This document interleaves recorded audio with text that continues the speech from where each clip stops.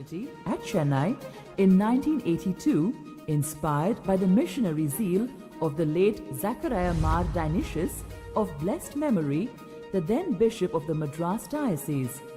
We are one of the pioneering healthcare organizations providing cardiac healthcare services and the training of allied healthcare professionals in India.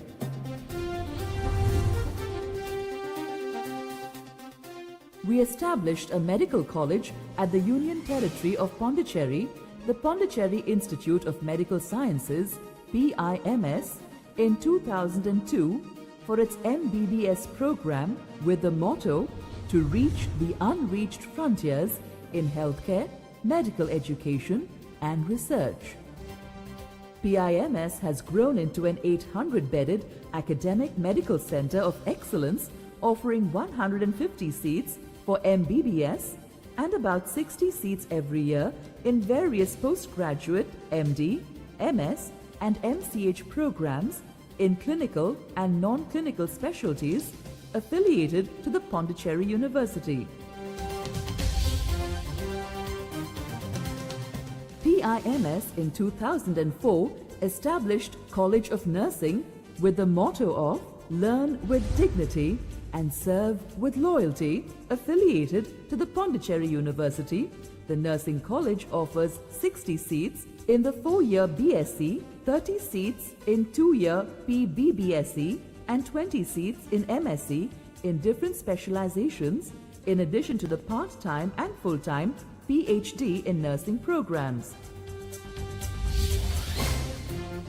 MMM College of Health Sciences was established in 1987 at Mogapur, Chennai, affiliated to the Tamil Nadu Dr. MGR Medical University. Today, the college prepares its students to pursue careers in allied health sciences that include BSc in Physician Assistant, BSc Operation Theatre and Anesthesia Technology, BSc Cardiopulmonary and Perfusion Care Technology, BSc Dialysis Technology, BSc Medical Laboratory Technology, BSc Medical Sociology, BSc Cardiac Technology, and offers 120 seats, and MSc Clinical Nutrition, MSc Medical Laboratory Technology, and MSc Medical Sociology.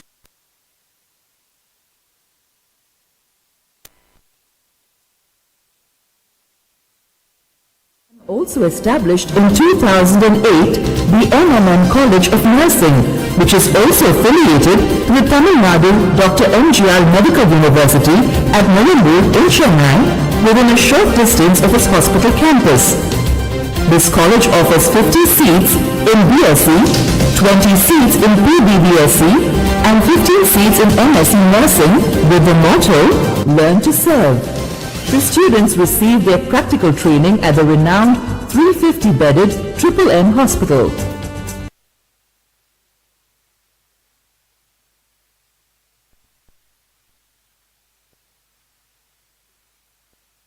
Every effort is made by the organization to provide its students with the most conducive environment for learning, combining both theory and practice, supported by state-of-the-art infrastructure and accomplished faculty, recreational facilities, men and women's hostels, cafeterias, multi-cuisine restaurants, banks, chapel, and all kinds of extracurricular activities for their all-round development as professionals of the future, committed and compassionate.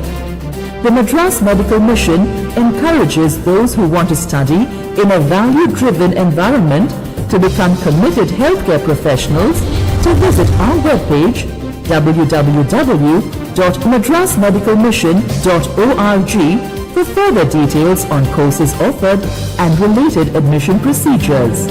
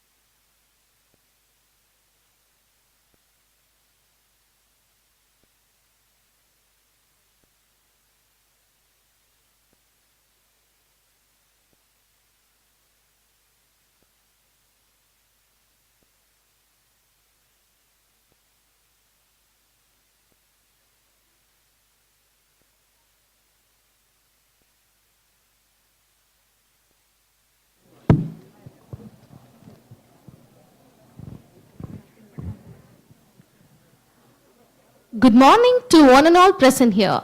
Requesting everyone to kindly please put your mobile phones on silent mode. We kindly request everyone to maintain silence as we are in the hospital premises. Photographs are not allowed. Delegates will be given the link for the pre and post evaluation Google Forms and are requested to fill the forms. The program schedule will be sent through the WhatsApp group.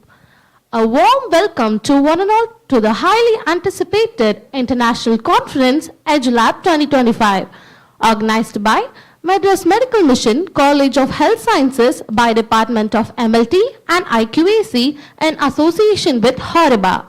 This is Hanina of 2nd MSc Clinical Nutrition and Annette of 3rd BSc Medical Laboratory Technology, your host for today. We are gathered here where brilliant minds around various colleges exchange ideas to inspire each other and shape the future.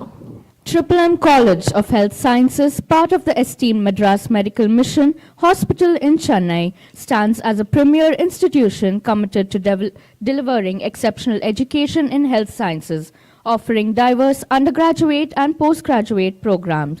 It emphasizes excellence in medical and allied health fields through state-of-the-art facilities, innovative research, and experienced faculty. The college empowers students with the expertise and skill essential for success in a rapidly evolving healthcare landscape, shaping the next generation of healthcare leaders.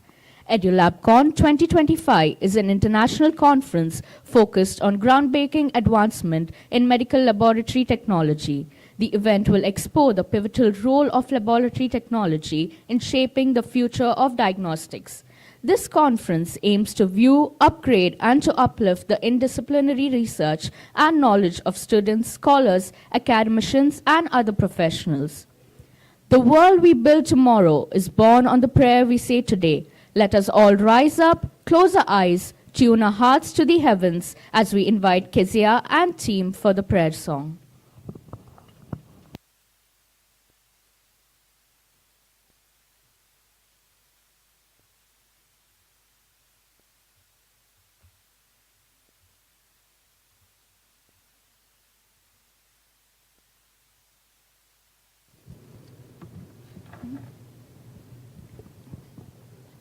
You are my strength when I am weak. You are the treasure that I seek. You are my all in all. Seeking you as a precious well, Lord, I give all that I could give. You are my all in all. Jesus, Lamb of God, worthy is your name. Jesus, Lamb of God, worthy is your name. Taking my sin, my cross, my shame, rising again, I praise your name. You are my all in all. When I fall down, you pick me up. When I am dry, you fill my cup. You are my all in all.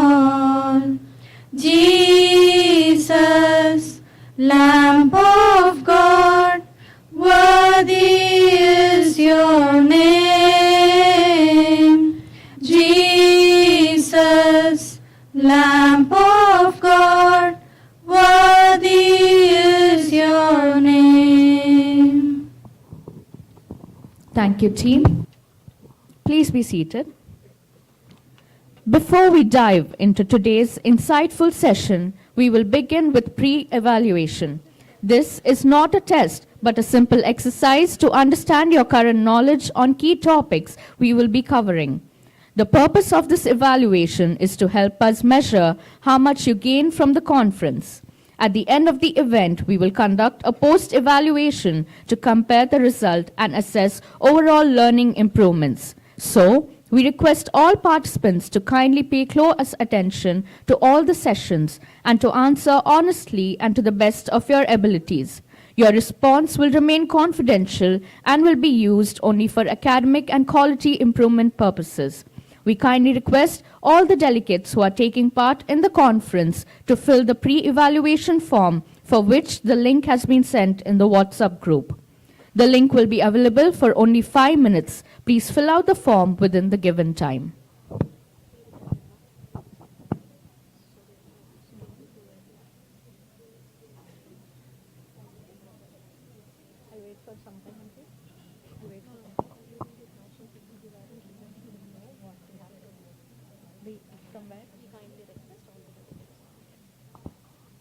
We kindly request all the delegates who are taking part in the conference to fill the pre-evaluation form, which the link has been sent in the WhatsApp group. The link will only be available for 5 minutes. Please fill out the form within the given time.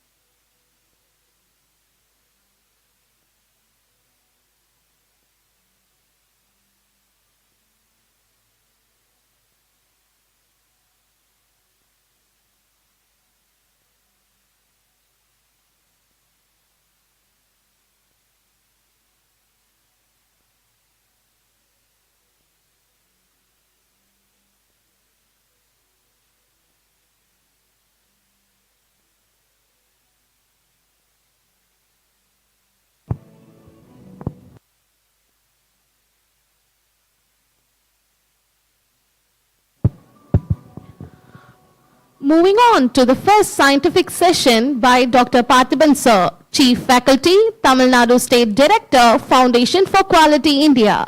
Sir is a clinical biochemist. Sir worked as a head of biochemistry, Department of Rheumatology in Government General Hospital, Madras Medical College, Chennai. He joined Tamil Nadu Government Service at Tanjavur Medical College and served for around 40 years. Sir is working as Laboratory Director and HOD Biochemistry in different accredited laboratories in private sectors for the past 18 years.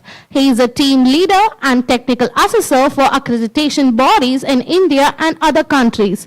He has conducted assessments in India and Nepal of medical laboratory as per ISO 15189 document. Sir has published 12 books related to 2500 years old Sangam Tamil literature, book of compilation of 2500 years history of Tanjavur in Tamil. Before we begin, let's take a moment to foster the spirit of gratitude and welcome Dr. Parthiban Sir. We welcome you, sir. Now we'll begin our first scientific session with Dr. Parthiban Sir. Am I audible? Vanakkam. Shall I talk in English or Tamil? Huh? English and Tamil. Huh? I will be casual. Okay.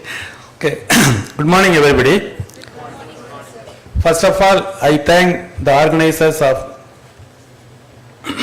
EDULAB conference organized by Diploma Paramedical Science Department, specifically for the Principal Madam Deepa, Bharati Madam, and our colleague Dr. Chitra Sri, Dr. Sunil Kumar. Okay. And also the Horiba person, Mr. Salo Kumar, who has recommended my name. Okay. Thanks for everybody. I need to thank you people because but for you the program would not have been successful, is it not? To accept your presence is required or not? Yeah, you are actually ultimatum. But for you nobody can be, I cannot talk against a wall, is it not?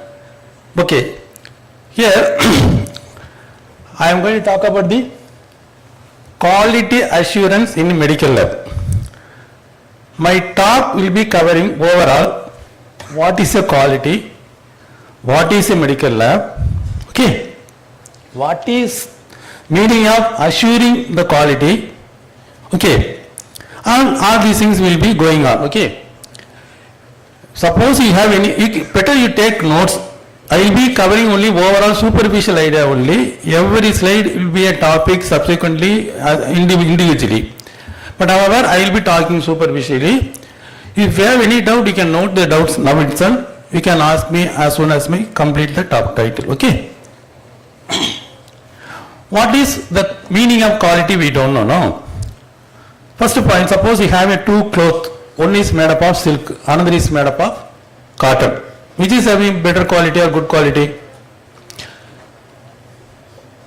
Each one has its own quality. Is it not? Silk shall be like that, cotton shall be like that. Okay. Therefore, first of all, the quality varies with the product. Okay. Then comes, suppose you are having a cotton material, you have a saree, you have a carpet. Okay. Saree need to be fine, is it not? Because then only it can be used. Suppose it is a carpet, it needs to be thick, is it not? Therefore, the quality is based on the purpose also. Okay. Then comes the cost. Cost means cheaper is less quality, having less quality, or costlier is having less quality. It cannot be so. But it should be at affordable cost. Okay. Therefore, quality does not have a single aspect. It is having many aspects, many attributes. Is it not? Therefore, quality is a collection of properties, collection of attribute. Okay. That depends upon the product, something like that. Okay. I will go through the slide with this introduction. Okay. எப்பொருள் யார்வாராய் கேட்பினும் அப்பொருள் மெய்ப்பொருள் காண்பது அறிவு. I think everybody knows Tamil, therefore I need not explain it. However, what I am going to talk is only science, therefore it will be reliable, but you analyze that, that's all. Okay. Okay. Here the topic given is quality assurance in medical lab testing. Okay. Then ensuring valid and accurate outcome. Actually, the word testing has become obsolete now. Because testing always refers to a chemical laboratory, a biochemical laboratory, something like that. But in a medical laboratory, we do examination of tissues, we do examination of sample, we do so many things. Therefore, now the coinage of word has become, instead of testing, it has become an examination. Understood my point? Okay. Therefore, this is, you need to understand that. Because I will be talking only based on the examination. And my talk will be covering more on the aspect of hematology and biochemistry, not more related to the histopathology or something like that. Okay. Because we in hematology and biochemistry, we are talking about the amount, number. Okay. Where it can be variable. Because depending upon the various situation, the number may be variable even for the same sample. But examination of histopathology, you cannot have, I cannot give different opinion. Okay. Therefore, this is what is the quality, what is a medical lab, what is testing, what are the quality attributes of a medical product, product of a medical lab, what is the product of the medical lab? What do you do actually? In a medical lab, you are doing examination of human sample.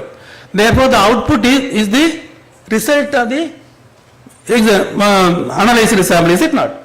Then how the quality attributes are imparted to the result? Because we want the product to be quality product. Therefore, result is the product. Therefore, we want to imbibe quality or we want to impart quality into the result, is it not? That is what.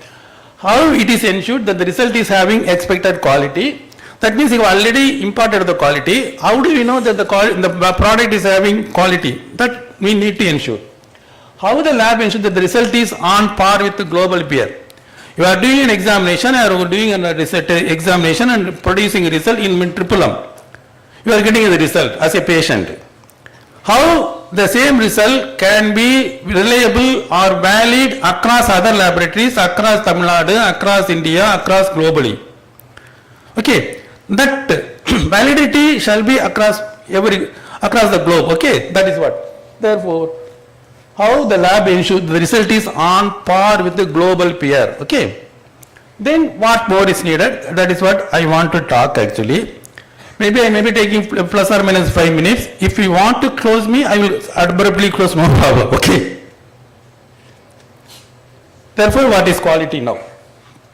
The definition as per ISO, it is not ISO, it is ISO. ISO means equal. Okay. But it is the document is produced by an international organization called ISO. But the nomenclature is only ISO. ISO means similar, equal to. That means everywhere across the globe it is same. Okay. Quality is the degree to which a set of inherent characteristics of an object fulfills requirement. That is what I have already explained with respect to cotton and silk, is it not? It is defined as being suitable for its intended purpose. Because I gave an example, only carpet is different from sari. That is the purpose is different. Okay. Therefore, the purpose should be served. That is one of the quality aspect. Okay. It is defined as being suitable for the intended purpose while satisfying the customer's expectation. Okay. There are so many people have given so much of definition. I will just go through. Quality does not mean necessarily high quality. Instead, it means a predictable degree of uniformity and dependability at low cost. Instead of low cost, you can have it as an affordable cost. Okay. With a quality suited to the market. And I want only this. Suppose you are going to A to B, I want dosa. That fellow says, no, sir, I only idli is there because everything is made of same flour.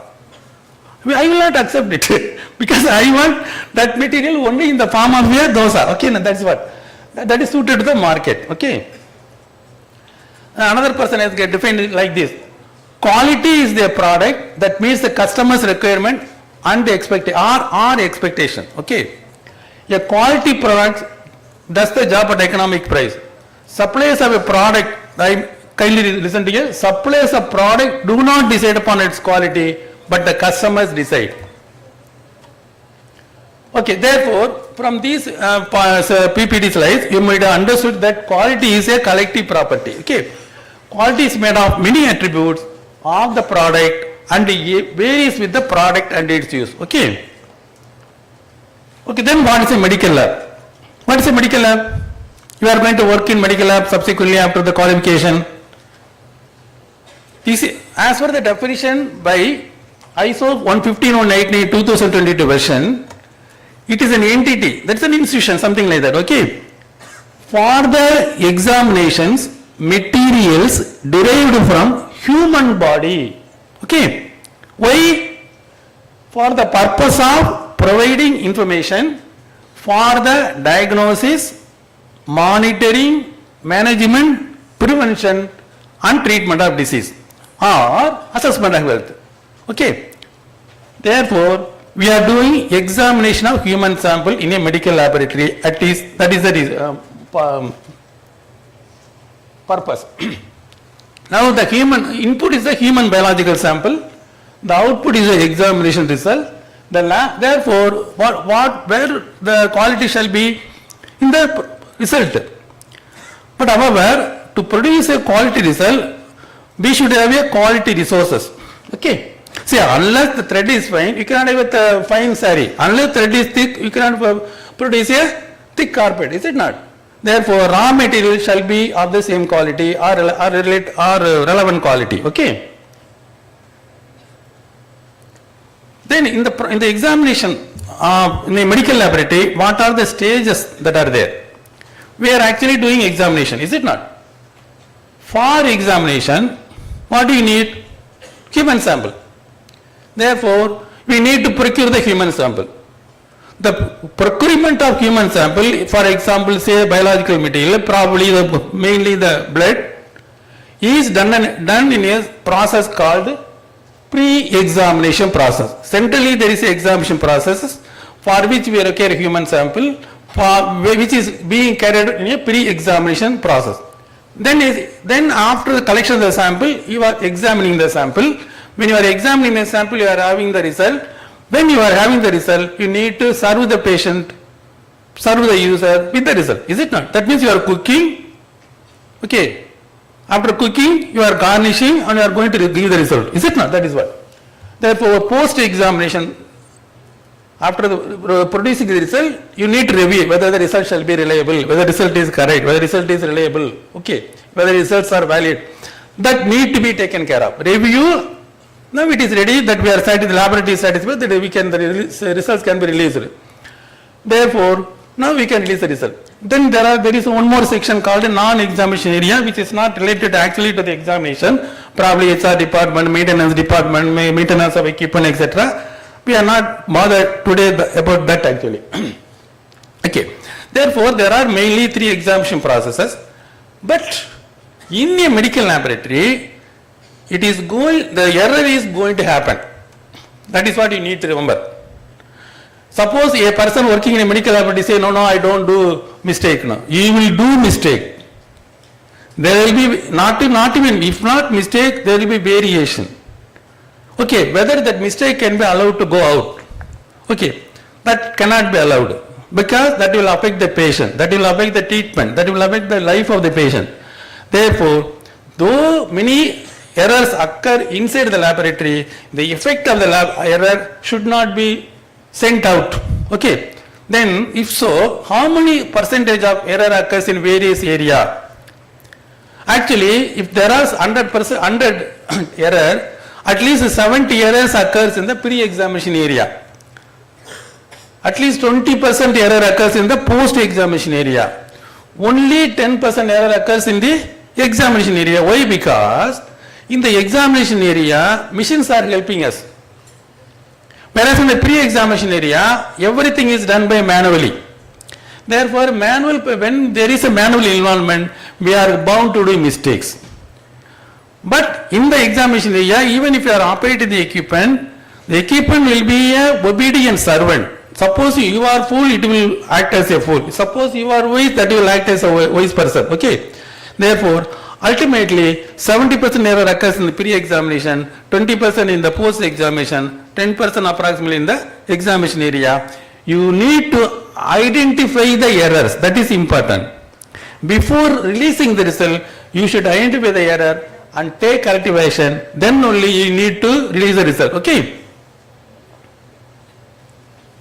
Okay. Therefore, now you need to identify the error.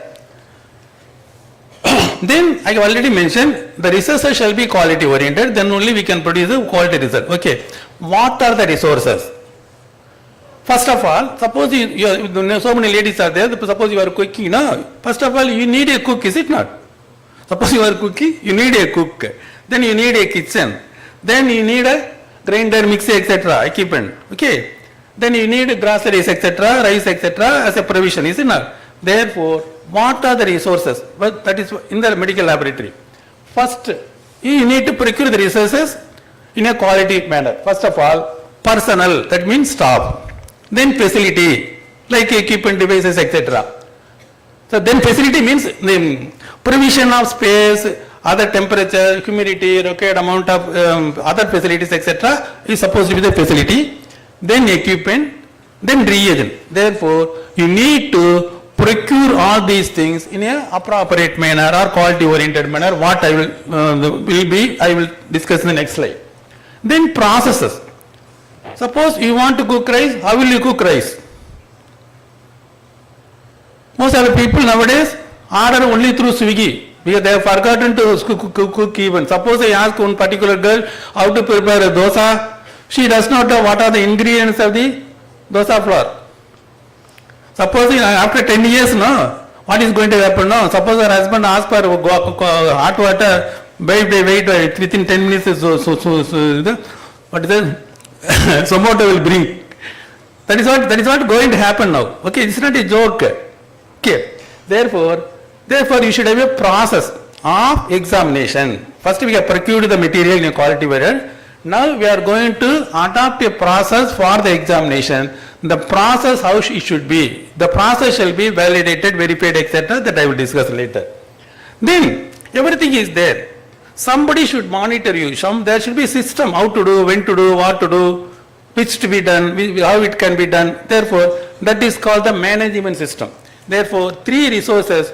One is the procure the resources, do processes, and implement the management system. Overall, these three needs to be there in the medical laboratory. Okay. Okay. Personnel means qualified.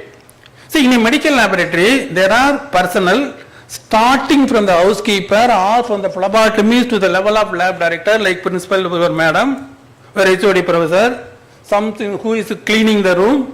Therefore, everybody there. Therefore, you need to define the qualification. A biochemist cannot do histopathology. A histopathology personnel cannot do microbiology, or microbiology cannot do biochemistry. Is it not? Therefore, for the appropriate personnel, appropriate work, the qualification shall be fixed. Then, though I am qualified, you should have training. Suppose you are going to operate an equipment, you are going to see it under the microscope. Therefore, you need to have training. Then I have training, I have qualification, but I should be competent. For example, I started learning driving by undergoing course in a driving school. I got license also, but I never took car. I have qualification, I have training, but I am not competent. Is it not? That is called a competence. Then experience. Suppose I have driven the vehicle for quite a number of years, I have become experienced. Therefore, the same thing applies to operation of the equipment, examining the sample, etc. in the medical laboratory. Okay. Equipment. Therefore, you are using equipment. Equipment shall be capable of achieving measurement accuracy, measurement uncertainty. This I will explain what is an accuracy, etc. afterwards. The equipment shall be calibrated. Okay. What do you mean by calibrated? For example, after long use or wear and tear, it may not weigh properly, it may not measure correctly. Therefore, periodically, at least once in a year, you need to calibrate it. Okay. Then reagent. Reagent shall be specific.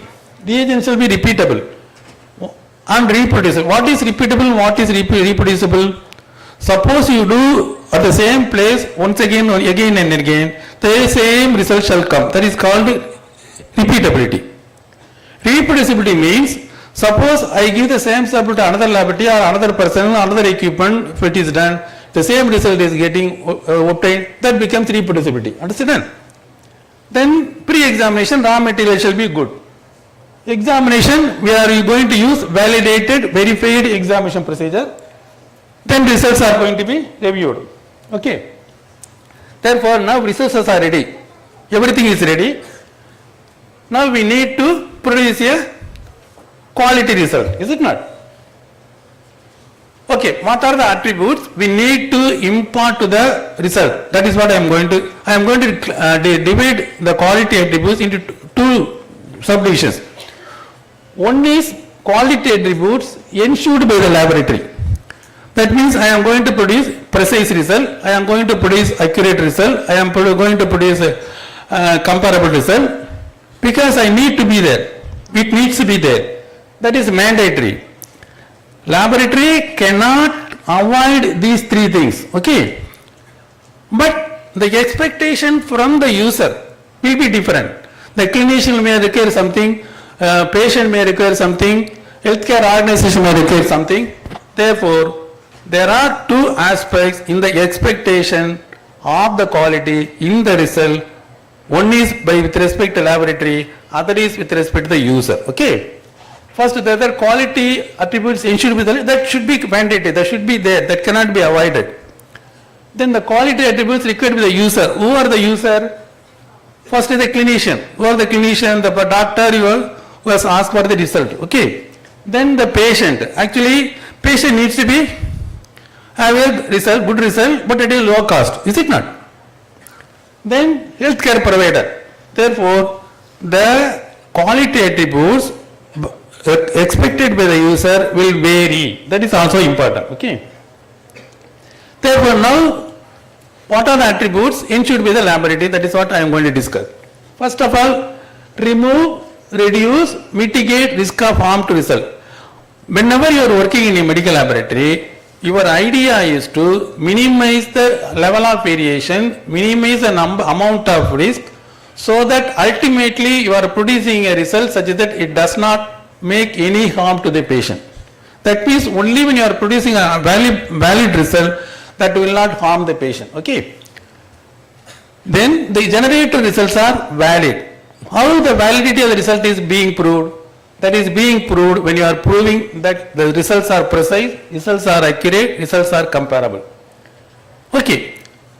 Then in a biological, when you are estimating analyzing a biological material, there is bound to be variation. Suppose you do first time, it will be 100 milligram. If you repeat it 98 milligram, if you repeat it 102 milligram, it is bound to happen.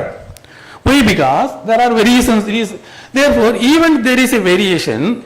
Supposing instead of giving 100 milligram, you can give 90 milligram or 101 milligram. Can you give 80 milligram? Therefore, that amount of variation cannot be allowed. Therefore, we should define up to what level of variation that can be acceptable. You need to define that variation. Okay. There are statistical applications. Okay. For that. Therefore, variation in the result is expected. So, they define the acceptable level of variation. That may vary from analyte to analyte. Okay. Sometimes we can allow 3 SD, sometimes we can allow 2 SD, sometimes we can allow 20%, sometimes we need to allow only 3%. So many issues are there. Based on the implication that is going to happen, the level of acceptance will also vary. Ensure generated results are ISO means similar with a global peer. That means I am giving a sample in Anna Nagar, I am giving a sample in America, the same result shall be there. Of course, with this amount, with the allowable or acceptable variation. Okay. Okay. That is all as far as the laboratory is concerned. However, these attributes shall be useful for the patient, user. Okay. Therefore, ensure generated results are fulfilling the requirement of the user. The requirement of the user may vary. Requirement of the user, not clinician. The clinician will always think for the valid result, so that it serves the purpose of diagnosis and management. And shall be reduced turnaround time. What do you mean by turnaround time? How soon you will be able to give the result to the patient? Patient, generally,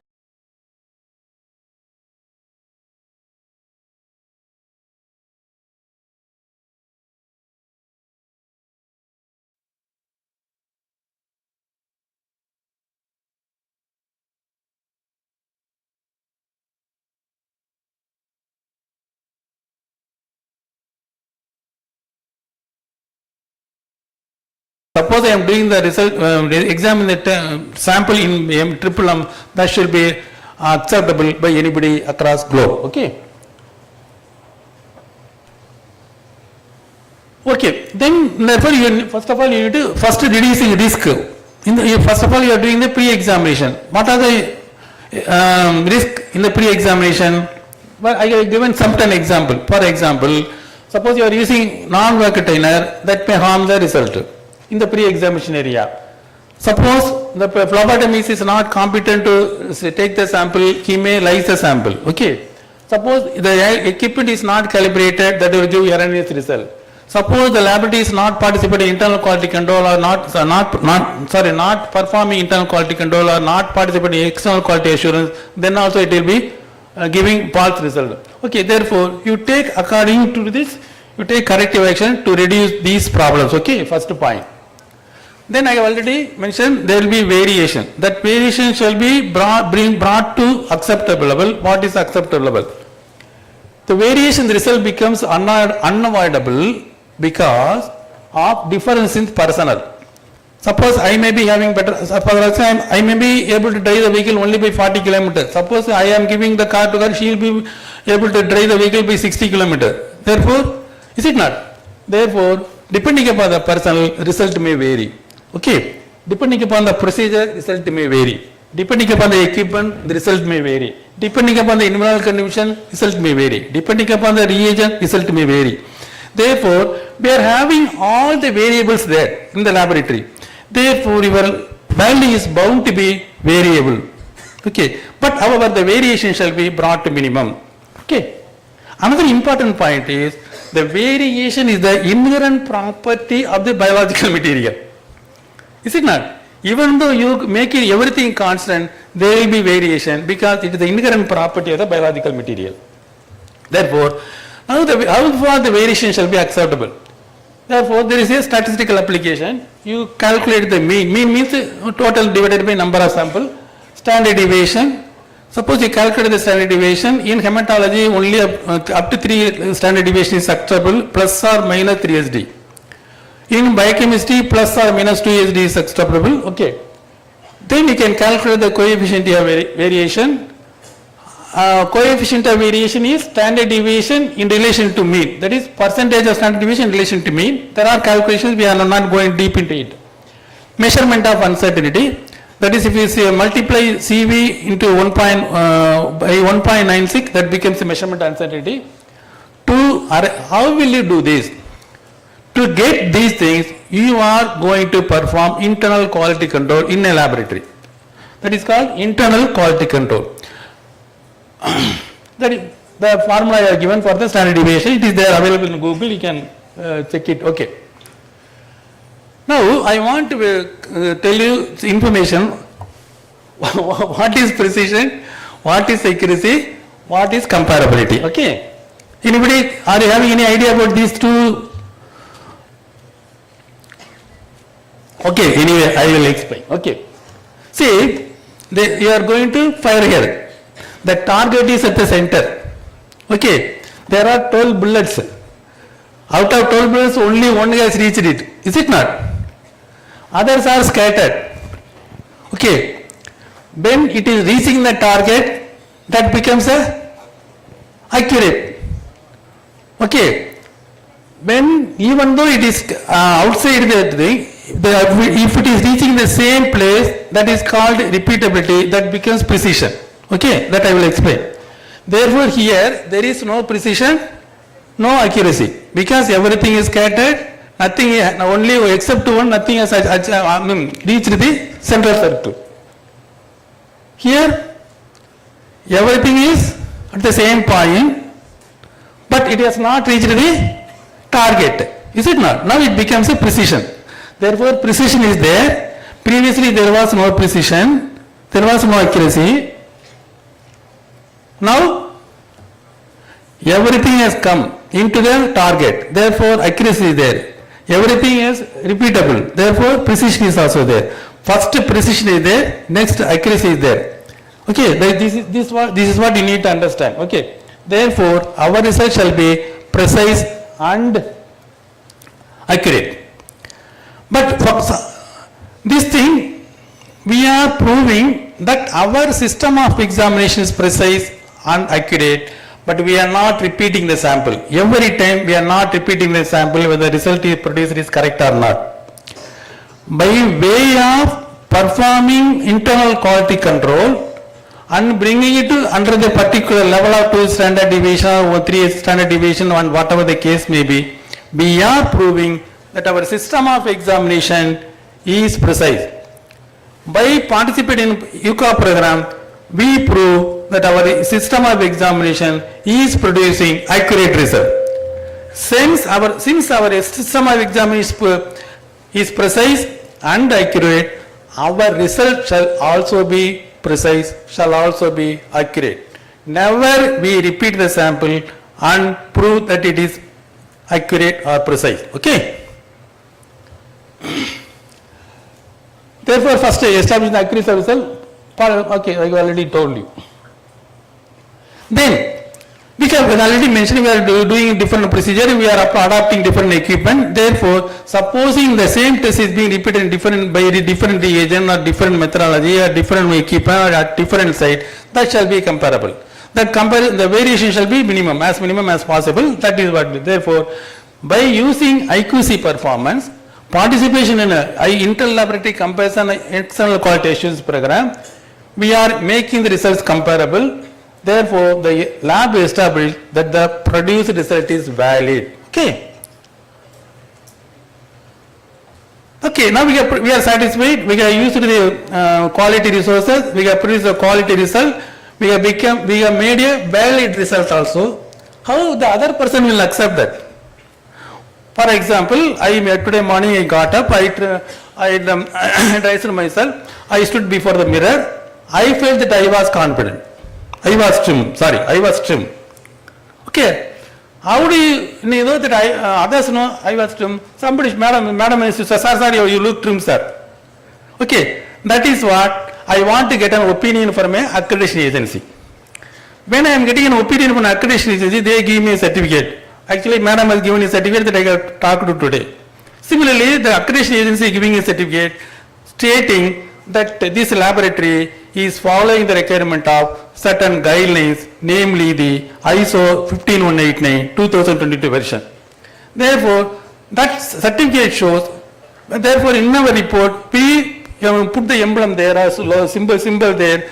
Therefore, that indicates this result is produced based on certain facts, certain guidelines. Therefore, this result will be valid across globe. Okay. Therefore, how the lab is, the result is on par with global peer. You go get accreditation. Okay. As per 15189, currently the 2022 version is available. The name of the guideline is Requirements of Quality and Competence. Okay, the lab gets accreditation from accreditation body as per ISO 15189 2022. I already mentioned it is not ISO, it is ISO, but produced by International Organization for Standardization. Presence of this accreditation symbol conveys that the lab has ensured the validity of result, because it is a mandatory requirement in actually 7.3.7. You need to have performed IQC, you need to have performed ECA program. Okay, therefore it is valid. If the accreditation body is in turn accredited as per ISO 17011 by a regional body like Asia Pacific Accreditation Corporation called APAC, which is working under an apex body named as International Laboratory Accreditation Corporation called ILAC, then the result generated by the lab is comparable with all the member accreditation agreement. Okay. Ultimately, the result is valid across the global members. Okay. Therefore, CAB is our laboratory, conformity assessment body, each lab that is getting accreditation by ISO 15189. Okay, who gives accreditation? The accreditation body, namely in India there is an NABL, there is a QA, there is IQS, in a neighboring country there is ARSSA, in Western country there is a CAP, JC, etc. Therefore, your lab can get accreditation in any of the accreditation body, but the criteria shall be 15189. It is not necessarily you need to get accreditation only from a particular accreditation body or not. Okay, but you should have got accreditation as per 15189. Okay, therefore how the accreditation body is reliable, because they themselves are getting accreditation from a regional body that is called Asia Pacific Accreditation Corporation. Okay, but everything is coming under a single roof that is called International Accreditation Corporation. It is going to become global in another 2 years. And there is going to be a reclassification of name. What are the accreditation bodies in India? There is an NABL, there is Quality Assurance Institute. There recently 2 months back also another accreditation body has come. It has got APEC accreditation. All the 3 are accredited by APEC. Other international bodies I have already told you, JCA, CAP, etc. But however, the criteria shall be ISO 15189 2022. Okay. Therefore, for us APEC is a regional body. Across globe there are about 6 accreditation body. All come under the APEC body. This one. Okay. Therefore, when you are getting accreditation from any of the AB accreditation body, which is accredited by any of the 6 regional body, can put the symbol of ILAC. Therefore, whenever your report format has accreditation body's symbol as well as ILAC symbol, that result is valid across globe. Okay. Then therefore, these are the things the laboratory imparts the quality to the results. Okay. I have given what are the quality attributes needed for a result. Then what the patient expects, what the user expects. Naturally, lesser turnaround time, but that cannot be defined. Okay, it varies from analyte to analyte, varies from laboratory to laboratory, varies from person to person, that I cannot define. But you need to take steps. For example, previously you were giving for turnaround time of 4 hours, you reduce it to 3.5 hours. Something like that you can only do. Okay. Then affordability variable. Suppose if it is a smaller laboratory, it may be cheaper. If it is a corporate laboratory, it may be costlier. Even for a OP patient, and there is a difference between outpatient and a inpatient. Okay, we cannot. It is not under our control, but patient will expect that. Okay. When then nearness of the availability of the result. Okay. When the user is aware that the result is valid, the user wants that all the above requirements are also be to fulfill the lab, but the lab may or may not be able to fulfill. Okay. But however, the first point, the laboratory needs to impart that all the quality criteria should have been imparted to that. Global acceptability, that is what we have already mentioned. These requirements satisfy the user, clinician, patient, healthcare providers, organization, etc. But how far it will be successful, how far it will be possible, how far it is being materialized, I cannot assure you now. It depends upon you only. Okay, therefore, now almost I discussed. Then what more is needed now? I have already mentioned 70% of error occurs in pre-examination area, because I told you that there is a more amount of human intervention. Therefore, logically, we need to remove the human intervention from the pre-examination stage itself. Okay. Actually, I started my career about 55-60 years ago. When we started the laboratory, we had syringes, needles, asphalt pipette. Asphalt pipette, we will blow the things there. We used to wash the pencil vials, colorimeters, lab preparedness, etc., etc. But appropriate collection devices are available, backgrounds are available, micropipette available, probe and analyzers are available. So many improvements are there. But still, there is an opportunity for improvement. What are the opportunities for improvement? App-based home collection may be arranged. It is available but not to the fullest extent. Collection of sample by robotic system. For example, I can enter the laboratory, a robot can come and collect the sample so that I can go without the knowledge of the laboratory personnel. Okay, these are all expectations, but it is possible. Probably it is a dream today, it may materialize for 10 years, even after 5 years. Okay, risk reduction. Therefore, automation is important in the pre-examination area itself. Okay. Because I already mentioned the 70% error. Incorporation of sample preparation devices in the analyzers. Now we have many type of analyzers. All the analyzers simply only when you put the sample it will analyze. It will not automatically separate the sample. It will not automatically prepare the serum. It will not automatically send you the sample to get plasma. Therefore, there will be incorporation of the preparation of the sample.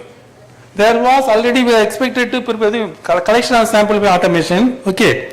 Then what is preparation of sample is incorporated into the system itself. It also reduces the amount of error. Okay. Then identification of compromised sample. What do you mean by compromised sample? For example, if the sample is lice, if the sample is tricky, sample is lipemic, that cannot be subjected for investigation. Therefore, the system is being able to understand that. But it is available now. But it is not it is sporadic now, it is not universal now. Therefore, these components should have been incorporated into the analysis system. Use of pneumatic sample transportation system without loss of interpretation. It is also available. What do you mean pneumatic sample? That is, I am collecting the sample here, it should reach the examination area. Okay. But even there are problems. How do it is not ensure that the sample is not getting lysed. Okay, that should be taken into account. Therefore, there are very many expectations, very many ways of improvement. There are opportunities for improvement that should be there. And then post-examination, automated selection, review of result. Every time I verify whether it is okay with the last result, whether it is sugar and urea, urea and creatinine is comparing, whether electrolyte and other ABG is comparable, whether fasting sugar and PP sugar is comparable, whether sugar and A1C is comparable, I am doing. That should be done by the system. It is available, but it is a minimum level. Okay. Then after the examination is over, there should be provision of storing the sample. Okay. Then it can be argued that fields are available now itself, but it is not for small volume sample. Only when I have 10,000 sample in CMC, you can have all the facilities, but not in every laboratory. Okay, that is what. Then only whole system, including small and standard level, will survive. Okay, there is a critical wording here. Sharks are eating the small fishes. Okay. Then last slide. What innovations are needed? Ultimate. The medical laboratory is switching over to point of care examination. At present, there are point of care testing. Even in government setup in Tamil Nadu, point of care testing is available for at least 14 parameters. So that every village people is being tested for like HIV, etc., etc. That system of POCT should be extended to all type of examinations, okay, all type of testing, okay. Then you automatically the turnaround time will get reduced. The infrastructure loss will be getting reduced, okay. Therefore, the medical laboratory switching on to point of care exam methodology shall be made available for all examination. Use of artificial intelligence at all level. Definitely it is going to come, okay. Results are delivered by use of electronic means, including live result. I was told that our talk CME is being telecast or uploaded. Similarly, whenever the result is read, that should be available to the patient or the user, okay, whoever it is. Then, suppose I want a hard copy. I should be able to get the hard copy in ATM. Like in ATM, we should have ATR, anytime report, kiosk. Is it not? These are not possible, madam. Today you may be thinking that it is not possible. It is possible. Okay. QR code usage is also emerging into use of different stages of laboratory activities. In fact, during COVID, we were doing this actually, QR code. The minimum turnaround time, point of care testing. Okay. I think that completes, okay. Ultimate. Demand of the time, integration of all the processes. Analysis shall have the integrated facilities of centrifugation, processing of sample, automated selection, review and reporting of result, post-examination storage of sample, availability of results, electronics or hard format, anytime report, cost cutting, for all the resources except the personnel we are importing. But we are having very number of good competent personnel here. Therefore, how can you cut the cost? Only by making indigenous production of equipment, reagents and other resources. Okay. Therefore, cost cutting is important. Indigenous production of resources including equipment, reagent, etc. Thank you.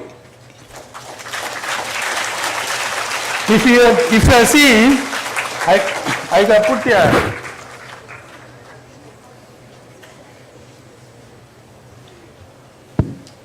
Thank you, sir, for that enlightening thought. We have a quick question and answer session. Delegates, feel free to ask your queries. There cannot be, they will not have doubt on two aspects. One, you might not have understood, or you might have understood better. Which I don't know. No, don't bother. Even after the class is, museum is over, I will be available. You can ask me questions, so that we can save time. You don't have doubt at all? That means very hard to understand, huh? Okay, madam. If it is so, shall I take leave, ma'am? You ask once again, call. If you have any queries, please ask, sir. Do anybody have any questions or any doubts? Thank you then.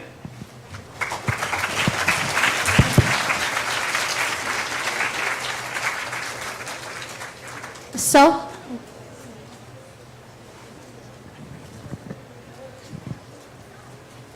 I kindly request Principal Ma'am to felicitate Dr. Parthiban sir with a memento.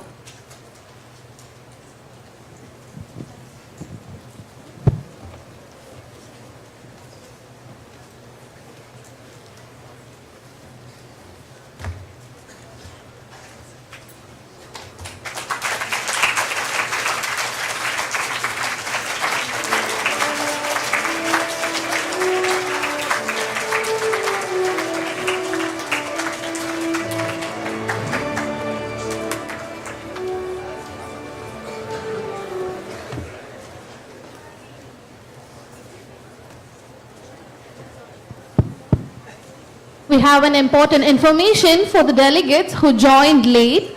We had a pre-evaluation before the scientific session. As few delegates have joined late, I'll repeat the instruction.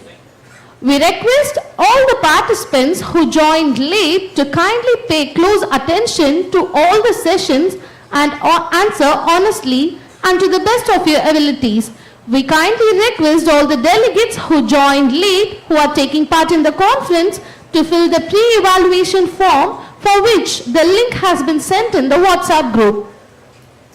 The link for the pre-evaluation test has been sent in the WhatsApp group. We request all the delegates who joined late to kindly fill the form.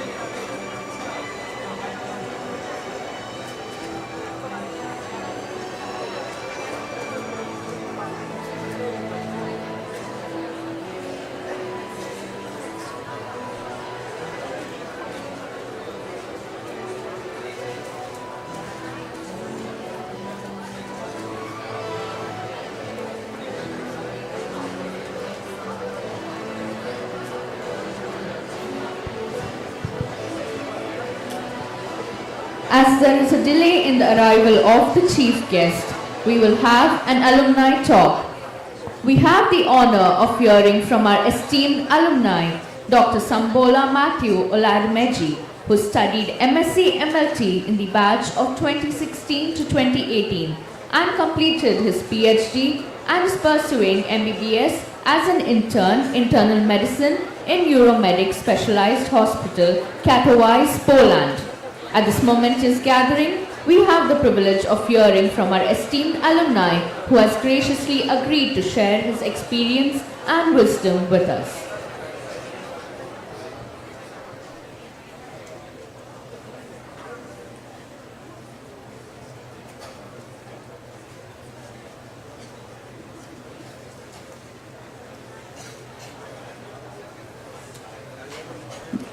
Good afternoon, good morning.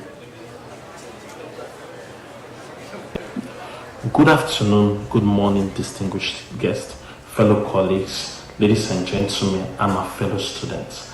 My name is Sambola Matthew Oladimeji. I'm a Nigerian that studied in India, and I'm so passionate about education. I'm so passionate about research, and I'm so passionate about exploring a lot of things in medicine. I finished my bachelor's in medical laboratory technology, and I finished my master's also in the same field. And also, I moved down to Italy to do my PhD when it comes to medical biochemistry, but I was more focused on thyroid diseases and polycystic ovarian syndrome for the 3 years during my research in Italy. I want to tell you, during my college days, 3 things stood out. I was so determined to be more inquisitive beyond medical laboratory technology. And I was also determined. I was disciplined, and I was committed to what I was doing. I want to tell you something today. No matter what you're doing, try to study hard. Try to put in effort. Look beyond your present state. Don't look down on yourself. Don't feel, oh, I'm just a lab technologist. No, you're beyond a lab technologist. I grew so much interest in medical laboratory technology that even after my master's, I had to pursue a research in that. And I want to tell you, the sky is not your limit. The sky is your starting point. This is an encouraging word to everyone. I want you to know that there is a lot invested in you at College of Health Sciences. I did my master's there, and we had great lecturers. I remember Dr. Gokila being a biochemistry lecturer, Dr. Bharati being my microbiology lecturer. I remember the principal man, Dr. Deepa Philip. They all assisted me in college back then. And I remember in the hospital, several doctors were there. I can't mention their names. I can't really phantom into how deep their names are or how committed they are still to the hospital. But I want to tell you, move with people that help you grow. I remember all my lecturers then, they encouraged me to participate in 1 or 2 things. 2 things I picked from College of Health Sciences was 1, discipline. You tend to be disciplined, you tend to be punctual in everything you do in school. Because of that, I earned myself a very good allotted time when it comes to devoting time to my studies and my research. And also, second thing is consistency. When it comes to doing what you love doing, you are definitely consistent. If you fail, you try again. If you fail, you keep on pushing on. I want to encourage you out there. Put in everything you have. I remember when I finished my PhD, I had to go into the medical field, which appears to be a very, very tough section. And when I picked up the scholarship form, I looked at myself and I said, is this what I want to get into? Because I know that they said it's an accelerated medicine. You start from your 3rd year down to your final year. I picked it up, I got my transcript, and I made sure that I put in effort to get the best grades while I finished my medicine. And I finished my medical studies last year straight up because of researches I've involved, because of seminars I've gotten myself involved. I tend to pursue my further studies in internal medicine, in which we work on gastroenterology, which is more like the stomach and the intestine. Let me tell you something. While I was in Madras College of Health Sciences, Madras Medical Mission College of Health Sciences, I was very, very consistent with presentation.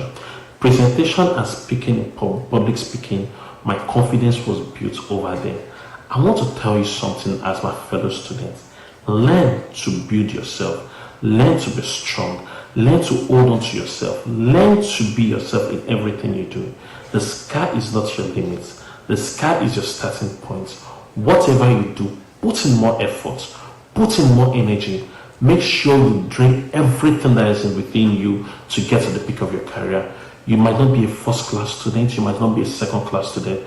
But in everything you do, try to be consistent. I want to encourage you, look beyond technology.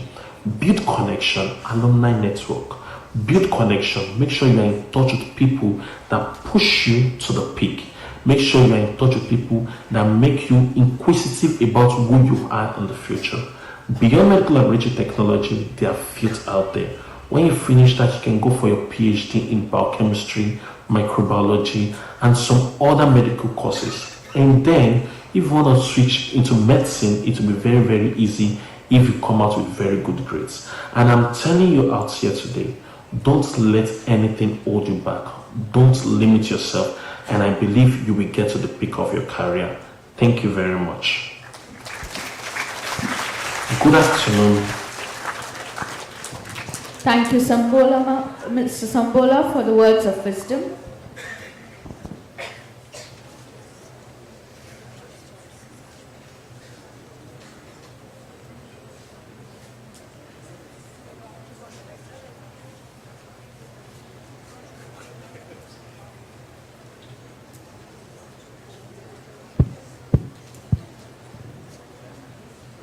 Everything begins with measurement.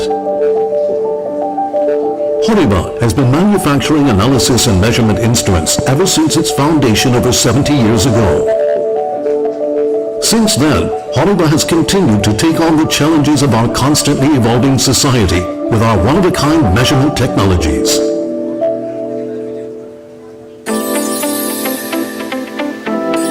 We are offering a broad range of solutions in 3 fields that are indispensable to the future of our society.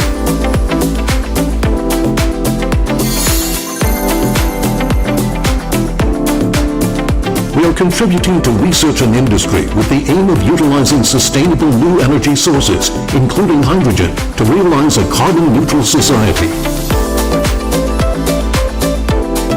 We are developing innovative technologies in the mobility field, such as electric and connected vehicles.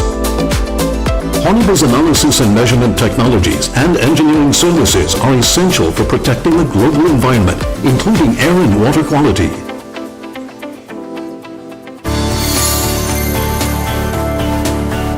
To ensure a safe and secure living environment, Horiba provides inspection equipment and regions for medical diagnosis and treatment in the healthcare field. Horiba's solutions are at the very heart of the future of healthcare in the life sciences field, such as pharmaceutical research and development and manufacturing, as well as cell and gene analysis.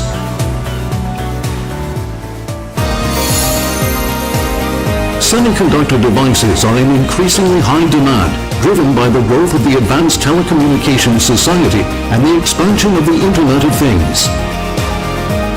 There is also a wide range of needs for measurement in this ever-advancing sector. We support the foundations of society with advanced analysis and measurement solutions that contribute to the research and development of cutting-edge technologies, such as semiconductor manufacturing processes that require high precision and high quality, as well as the development of new materials. Horiba's Hommamon technologies and solutions have been supporting the future development of society, lifestyles and technologies, and meeting the needs of manufacturers. Through these business activities, the Horiba Group is contributing to finding solutions to various issues and is also working hard to ensure sustainability in the supply chain. We are conducting initiatives to train the next generation of workers by providing workshops at schools and supporting educational institutions. By promoting collaboration with academia and supporting young researchers, Horiba aims to realize a sustainable society by leveraging its analysis and measurement technologies. As part of our strategy for nurturing the people who conduct these activities, the entire Horiba Group is creating a stage where each and every Horibarian can embody our philosophy of joy and fun for all to maximize their potential in their pursuit of Hommamon.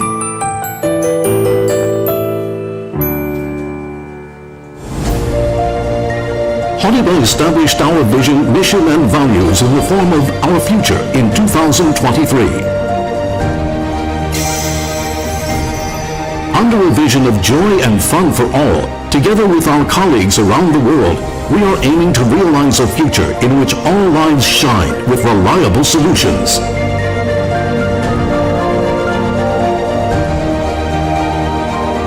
As a solution provider for analysis and measurement instruments, Horiba will continue working to build the society of the future with our unique technologies.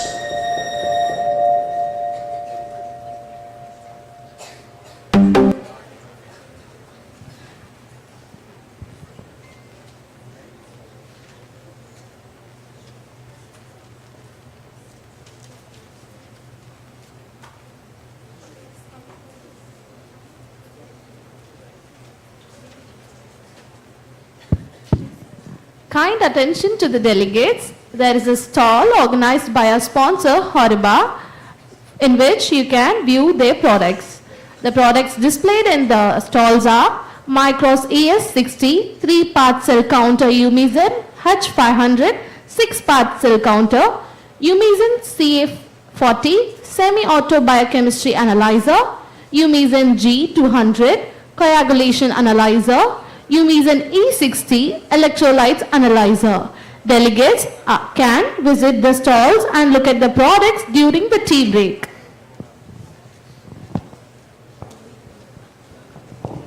We now move on to the inauguration of EDULABCON 2025. This moment marks the formal beginning of our collective journey in education and research.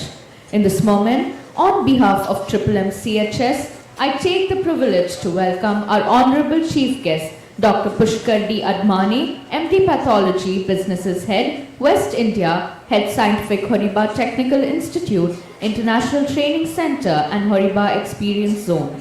Our guest of honor, Dr. C. Ananda Vairavel, Professor and Principal, Sri Venkateshwara College of Paramedical Sciences, Ariyur, Puducherry. Dr. Christopher Roy, Director, Administration, M. Dr. Chitrashri, Senior Consultant and HOD, Department of Biochemistry and Hematology, M. Our respected Principal, Dr. Deepa C. Philip, M CHS, Head of the Departments of M and all delegates, esteemed guests, faculties and participants of various institutes. I now invite Reverend Father Ebi M. Chako, Senior Chaplain, M for the prayer, requesting everyone to kindly rise up.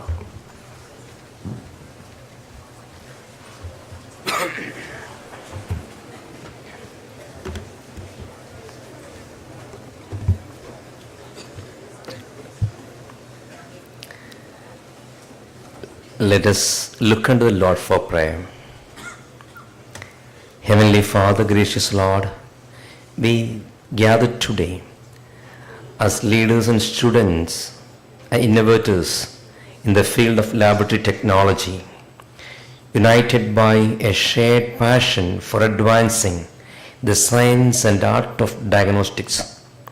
As we come together to explore the latest breakthroughs and innovations in lab technology, we pray for your guidance, wisdom and blessing. Lord God, we pray for the gift of knowledge and understanding that we may uncover new insights and discoveries that will transform the field of diagnostics and improve human health. We pray for the spirit of collaboration and cooperation that we may work together to overcome the challenges and complexities of lab technology and create a brighter future for all. We pray for all the patients and communities we serve, that they may benefit from the advancements and innovations we discuss and develop during the conference. Lord God, we pray for all the scientists, researchers and clinicians who have dedicated their lives to the pursuit of medical knowledge and innovation. that they may be inspired and motivated to continue their vital work. May the light of your wisdom and guidance shine upon us as we navigate the complexities and opportunities of LabTech revolution. May we be pioneers of a brighter future where diagnostics are more accurate, accessible and effective, and where human health and well-being are prioritized above all.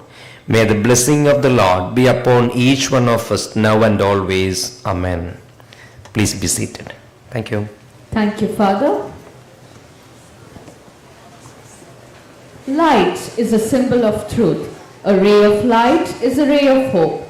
Let us start this wonderful ceremony with the lighting of the lamp, symbolizing hope, positivity, and resilience. I warmly invite the dignitaries, our chief guest, Dr. Pushkar D. Admane, MD Pathology, Businesses, Head West India, Head Scientific Horiba Technical Institute, International Training Center and Horiba Experience Zone, Dr. Christopher Roy, Director, Administration, MMM, Dr. Deepa C. Philip, Principal, MMM CHS, Dr. Chitrashri, Senior Consultant and HOD, Department of Biochemistry and Hematology, MMM, Dr. Bharati, Associate Professor and Organizing Secretary, and Ms. Akila, Senior Lecturer and Co-Organizing Secretary of EDULABCON 2025 to light the lamp.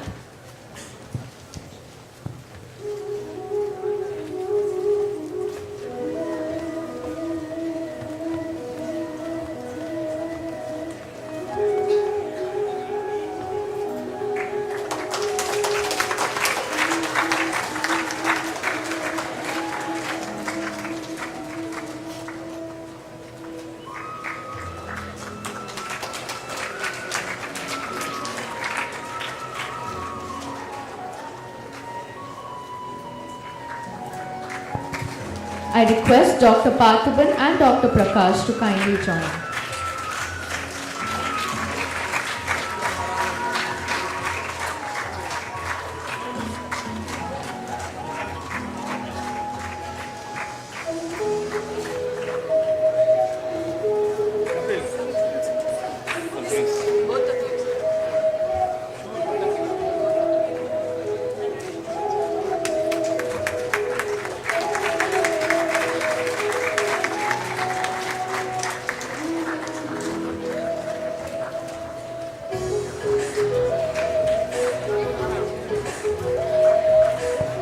Thank you, dignitaries. We request the dignitaries to be seated on the dais.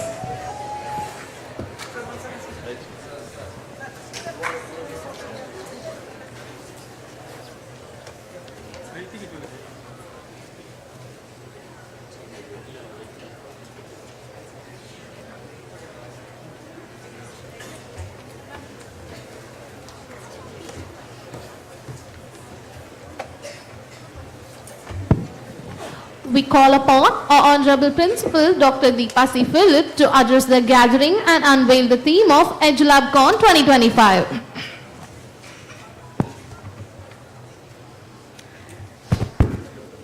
Ladies and gentlemen, a warm good morning to all present here for the International Conference, EDULABCON 2025, in association with Horiba.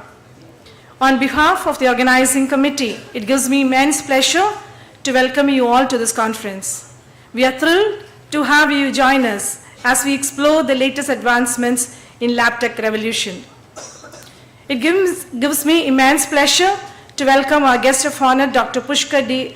Admane, Business Head, West India, Head Scientific Horiba, Nagpur.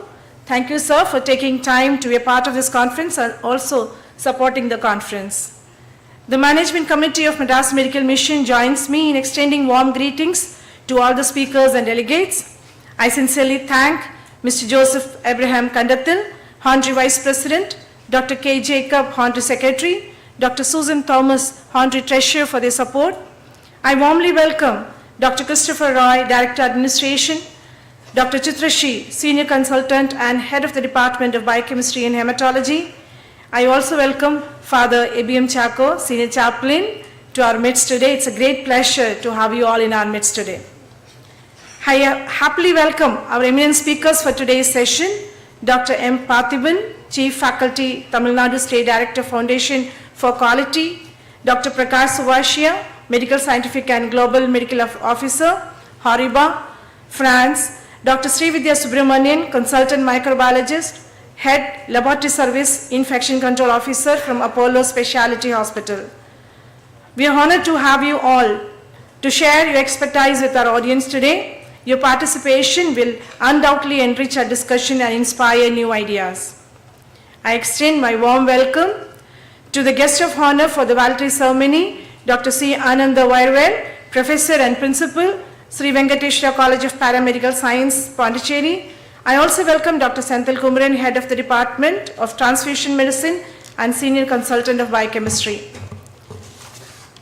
I warmly welcome Mr. Selvakumar and Mr. Shivakumar from Hariba. Thank you for supporting us and joining us today. I welcome all the alumni of Medical Lab Technology, Dr. Sanbola Matthew, alumni of 2016, Euromedical Specialized Hospital, Poland, Mr. Muzamil, alumni of 2017, Research Scholar from VIT, Ms. Madhumita, alumni of 2019, and Assistant Professor of AHS Hindu Mission Hospital, BSc Medical Lab Technology, alumni of 2017, Mr. Jesu Newton, who will join us online and give you insight about the college. I welcome and thank our sponsors, Hariba, Quidral Ortho Diagnostic, ASA Diagnostic, for their contribution towards the successful conduct of this conference. I welcome Dr. Gajalakshmi, Principal from Vijaya, and all the faculties, the students from all over Tamil Nadu and other states. We have delegates attending online from Poland, Kuwait, who have registered for this conference. I welcome all the doctors, head of the departments, and medical lab technologists for being part of this conference today. I am excited to unravel the theme of the conference. The theme is LabTech Revolution, Pioneering the Future of Diagnostics. Encapsulates the transformative advancements in laboratory technology and their profound impact on the future of diagnostics. The conference aims at sharing insight on high-performance analytical methods and state-of-the-art lab technology, which performs the basis of detecting diseases at early stage and ensuring patients receive treatment tailored to their needs. Digital tools and artificial intelligence are making vital contribution in medical diagnostics. We have prepared a comprehensive program that promises to be engaging and thought-provoking. Our team has worked diligently to ensure a seamless and enjoyable experience for all attendees with some breakout sessions. During breaks, try to connect with other delegates and enjoy the hospitality. Thank you everyone once again for your participation. We look forward to a beautiful learning experience. God bless you all. Thank you. Thank you, ma'am. I now request Principal ma'am to welcome our chief guest, Dr. Pushkar Diadmani, with a bouquet.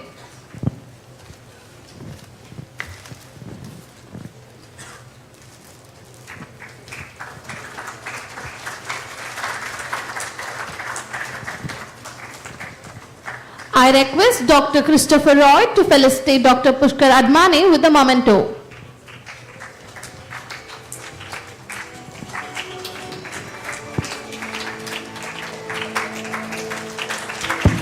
Give a big round of applause, guys. Thank you, sir. Thank you, ma'am. We are pleased to invite Dr. Christopher Roy, Director Administration, M, to address the gathering and to impart his knowledge for EDULABCON 2025.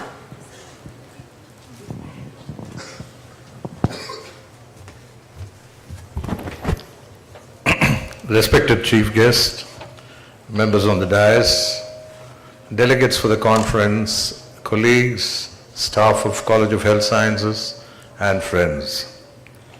I'm not going to impart much knowledge, but I came here basically to greet all of you.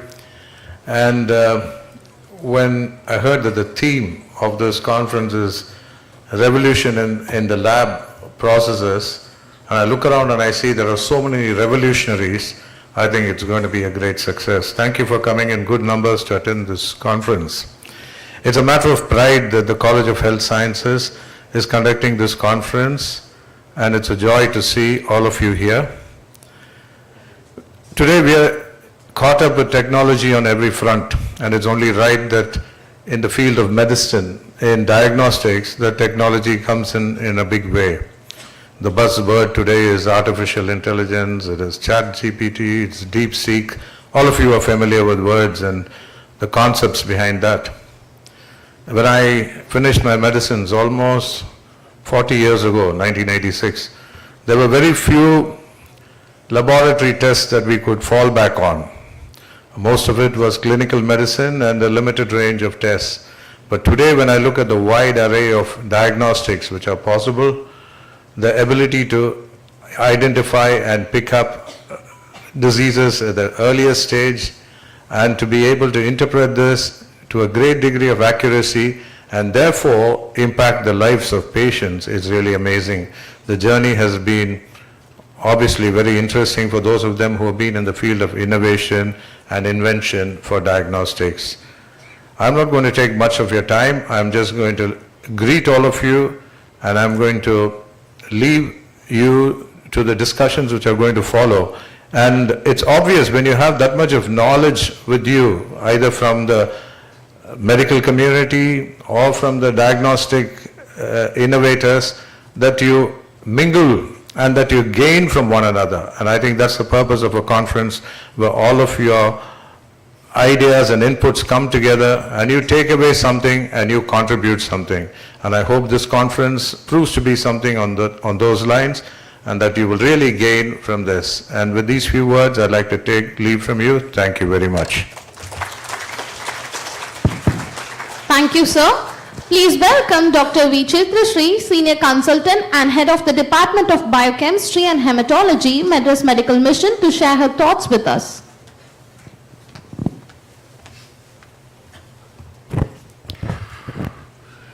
Distinguished dignitaries on stage and off the stage, and respectful faculty members, and my very dear students, a very good morning to one and all.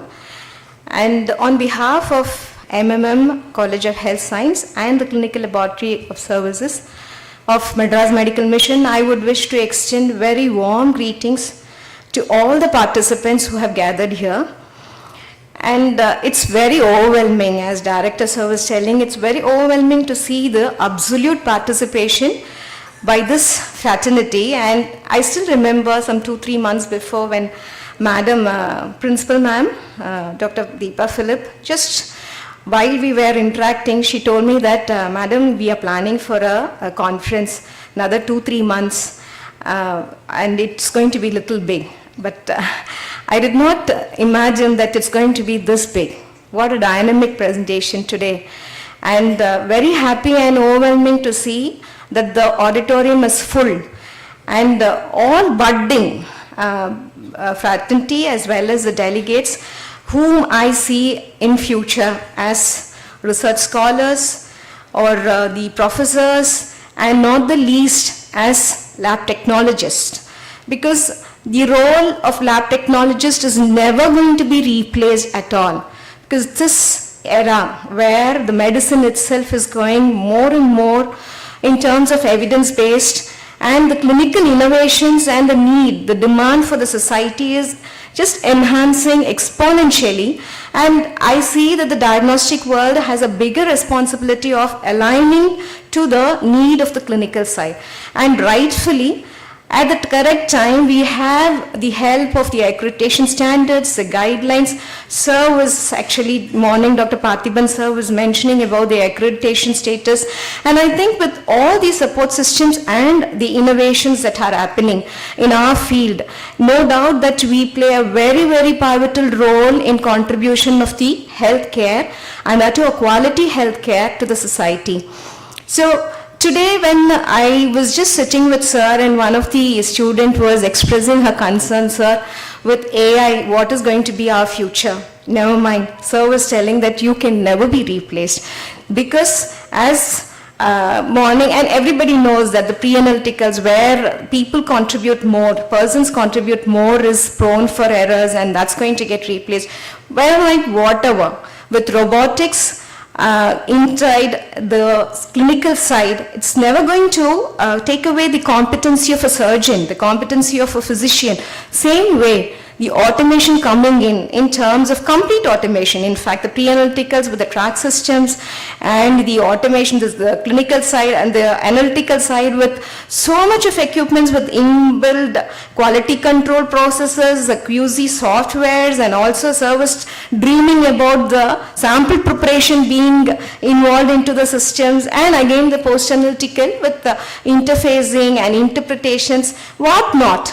But I would humbly request that as lab technicians, please, we have to ascertain ourselves that seek the correct knowledge. Director of Service telling, and I could see that the way that you all have turned up, itself says that the goal of you all, the idea to seek the correct knowledge at the right time and impart it towards your profession, such that not one small test, even if the diagnostic world is moving towards the innovative future is going to be on the genetics, it's going to be on the molecular biology, but even now, a stool examination of an alkal blood has its own clinical significance. The semen count has its own clinical significance, and a smear review with schistocytes has its own clinical significance. So every small activity that's going to happen in the lab, as every small process, be it pre-analytical, analytical, or post-analytical, wherever you play a role, please be committed.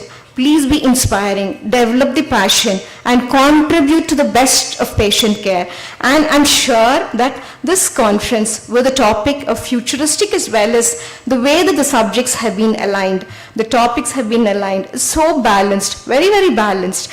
And talking about the academy, the way that they have organized this, I had an opportunity of peeping in between at different stages. I was really happy the way it was shaping up, and I was sure that it is going to be a beautiful day today, where all of us have gathered with so much of scope of knowledge sharing and taking back a lot of insights into the future world of diagnosis.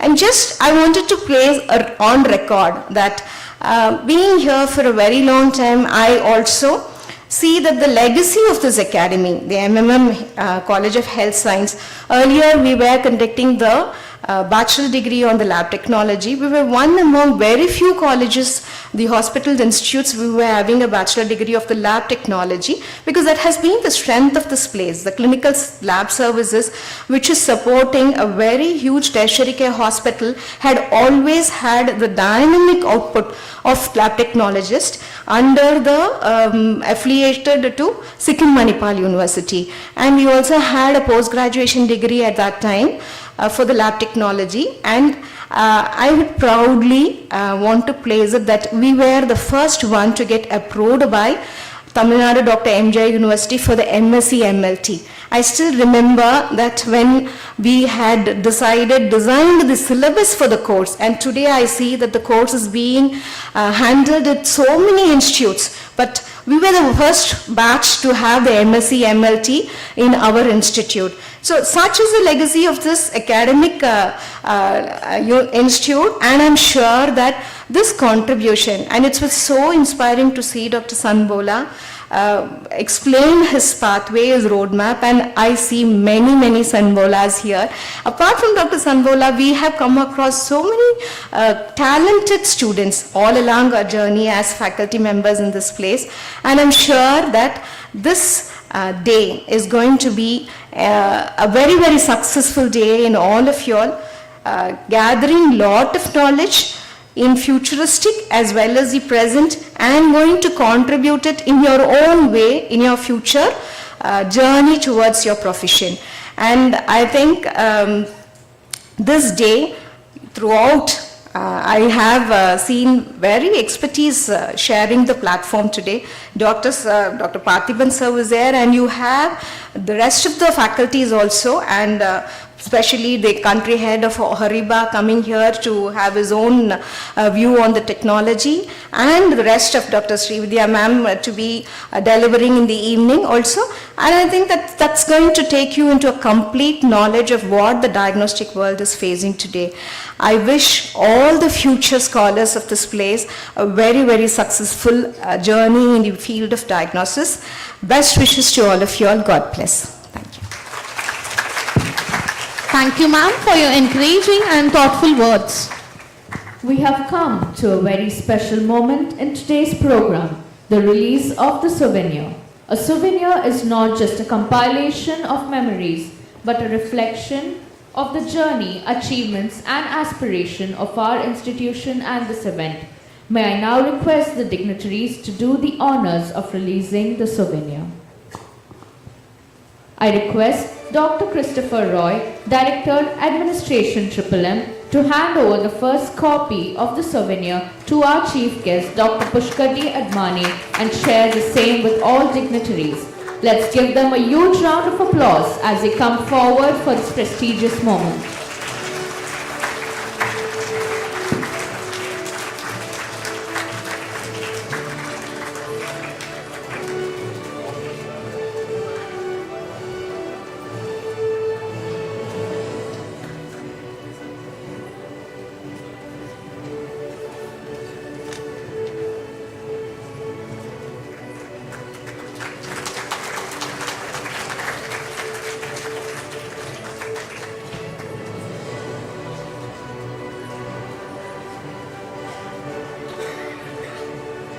Thank you, esteemed dignitaries, for gracing this moment.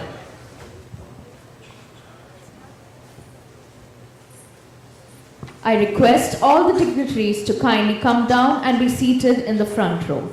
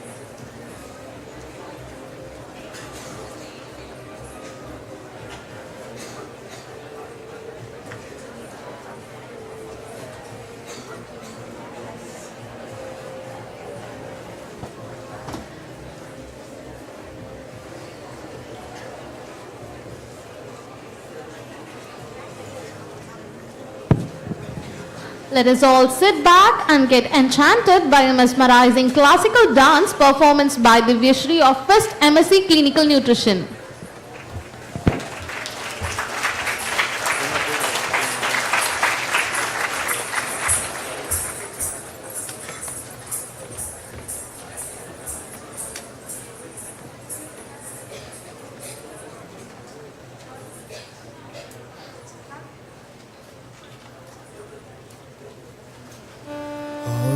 ആനന്ദ നടമാടുവാക്കില്ലേ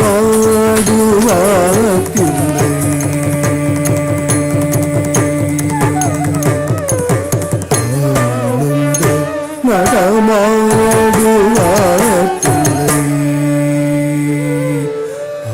ആനന്ദ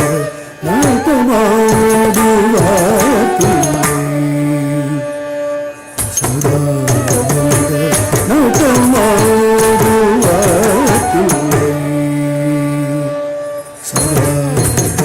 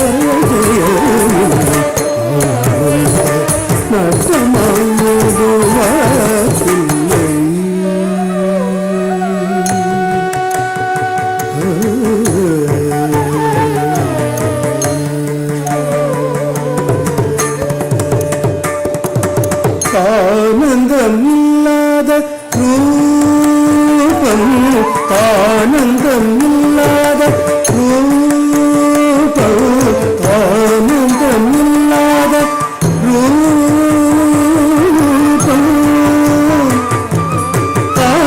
ஆனந்தமில்லாத ரூபம், ஆனந்தமில்லாத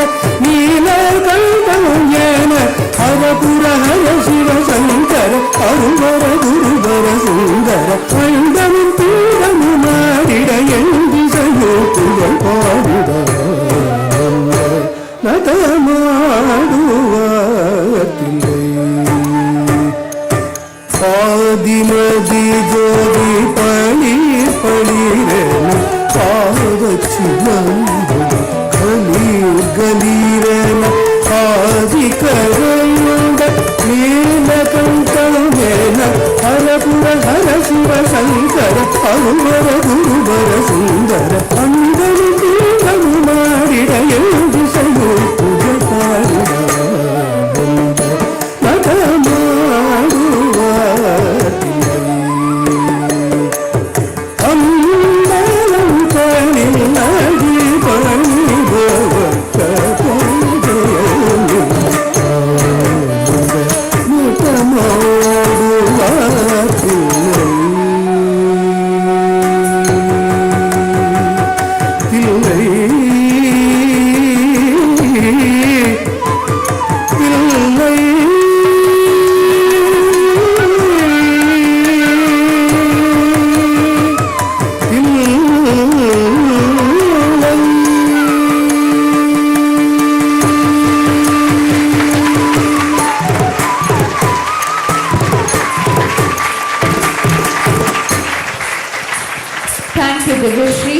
Spectacular performance. We are privileged to have an esteemed guest with us today to deliver the keynote address. We welcome Dr. Pushkar D. Admani, Business Head West India and Head Scientific Manager, Horiba, India Technical Institute, Nagpur. It is an honor to introduce an exceptional medical professional who has dedicated over 12 years to the field of pathology and diagnostic, a registered MD in pathology. Our esteemed guest is a passionate and knowledgeable medical scientific liaison with expertise spanning hematology, biochemistry, coagulation, immunology, molecular diagnostic, and much more. Sir is currently serving as the head of scientific ITC, HEZ, and HITI at Horiba India Private Limited. He has pioneered clinical studies on AI-based diagnostic, delivered high-impact presentations, and led training programs worldwide. Previously, he contributed significantly as a consultant pathologist at Alexis Multi-Speciality Hospital, improving diagnostic precision, leading accreditation processes, and optimizing laboratory operations.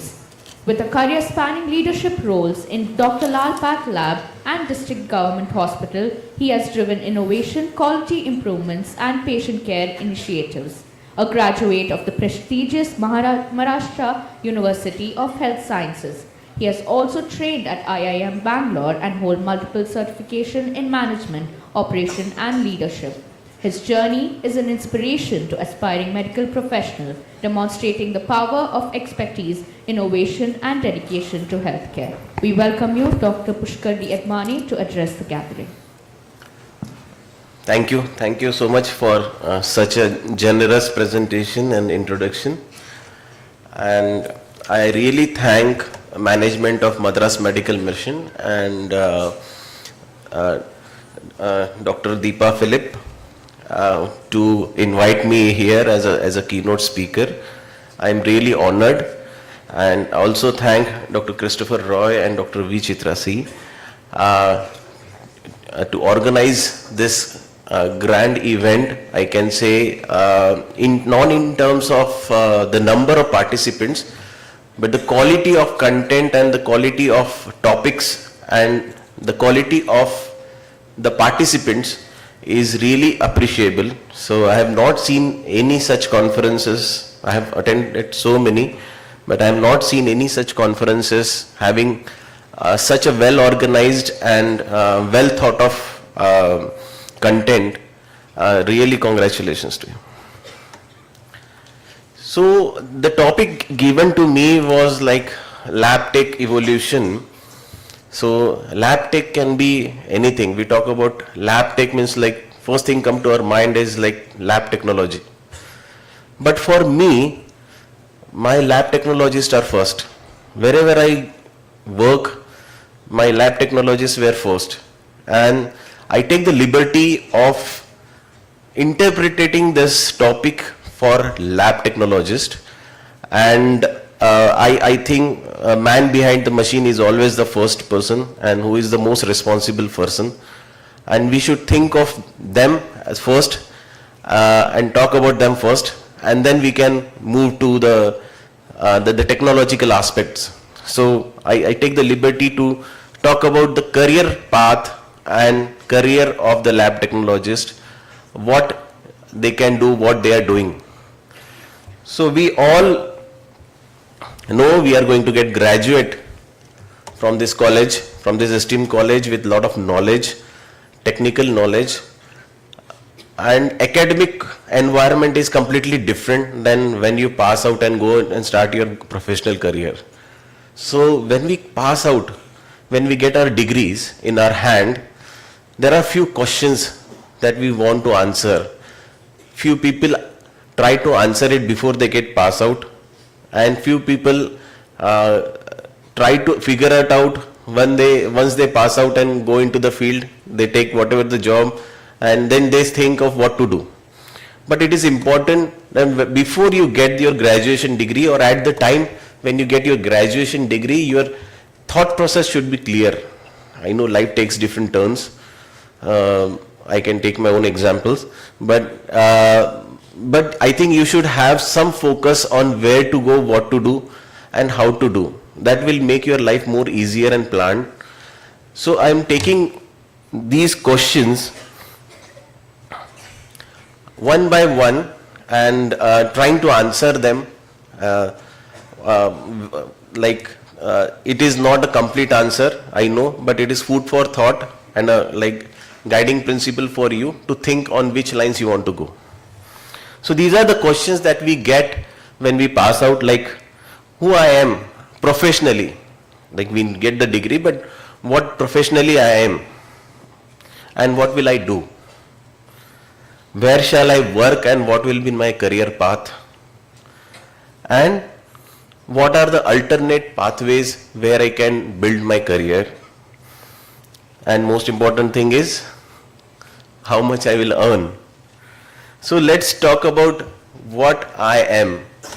So if you know the history of lab technology, this term laboratory technician was used first in 1896. So this is, you can say, 115 or 25 years old terminology, and lab technician word has been used, and laboratory work has been started way back. But in post, you can say, World War I era, around 1990s or 1920s, so this is the time when people feel the need that every hospital should have a side lab or a laboratory. So from there, the laboratory as a separate discipline has been recognized. Before that, a lot of physicians or practicing practitioners, they used to do their own tests. And in 1938, the American Society of Clinical Pathology come up with the word laboratory technologist, and the course curriculum and their roles and responsibility has been defined during this conference of the American Society of Clinical Pathology, and this is formalized as a separate individual course or stream. And in 1953, a National Committee for Career in Medical Laboratory Technology was formed. So it emerged in around 1950s. It has emerged as a separate career path. From the beginning, from the education background, from the beginning, it has become a separate career path in around 1950s. What about India? In India, post-independence, the government of India, with the help of WHO, you see, we are not very behind in terms of timeline. 1950s, it was formulated, and in 1957, in India adopted the laboratory training programs in India. So this was the history of the laboratory technologies in India worldwide. So nowadays the situation is like, you know all about the precision medicine or evidence-based medicine. Before that, the physician used to see the clinical symptoms and make his own diagnosis, clinical diagnosis, and used to treat patient. But since last 10 years, especially post-COVID, everything has come down to the evidence. So you see almost 70% of clinical decisions are based on the diagnostics. That is how it is very, very important to have the good foundation of diagnostics in each and every clinical setting, whether it is a small clinic or tertiary care hospital. So it is the most evolving field in the healthcare right now, apart from the therapeutics. The laboratory, you can say diagnostic field, which includes both laboratory and the radiology, the imaging. These two fields are rapidly evolving since last, you can say 5 to 7 years, and a lot of new innovations are coming up.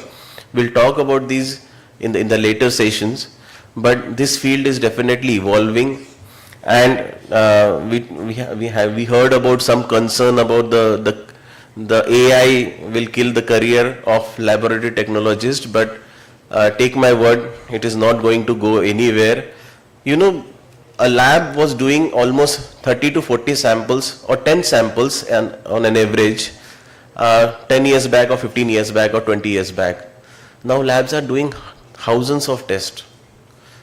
So with the automation is there, but the number of tests, number of individual tests, as well as the parameters, the type of tests have increased over the period of time, and it is increasing exponentially.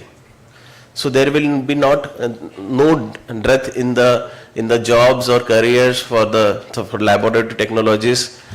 You can take it as a example of the biochemistry test. So few years back, I think 15 years back, everybody was doing manual biochemistry test. Technicians and the biochemists used to do it by their own hand. Then comes the semi-auto analyzers, same people were doing it. Then comes the fully auto analyzers, same people are doing it. So things are evoluting. Why? Because the number of samples, number of load, the demand for the precision has increased, but the man behind machine is the same, and it is going to be the same.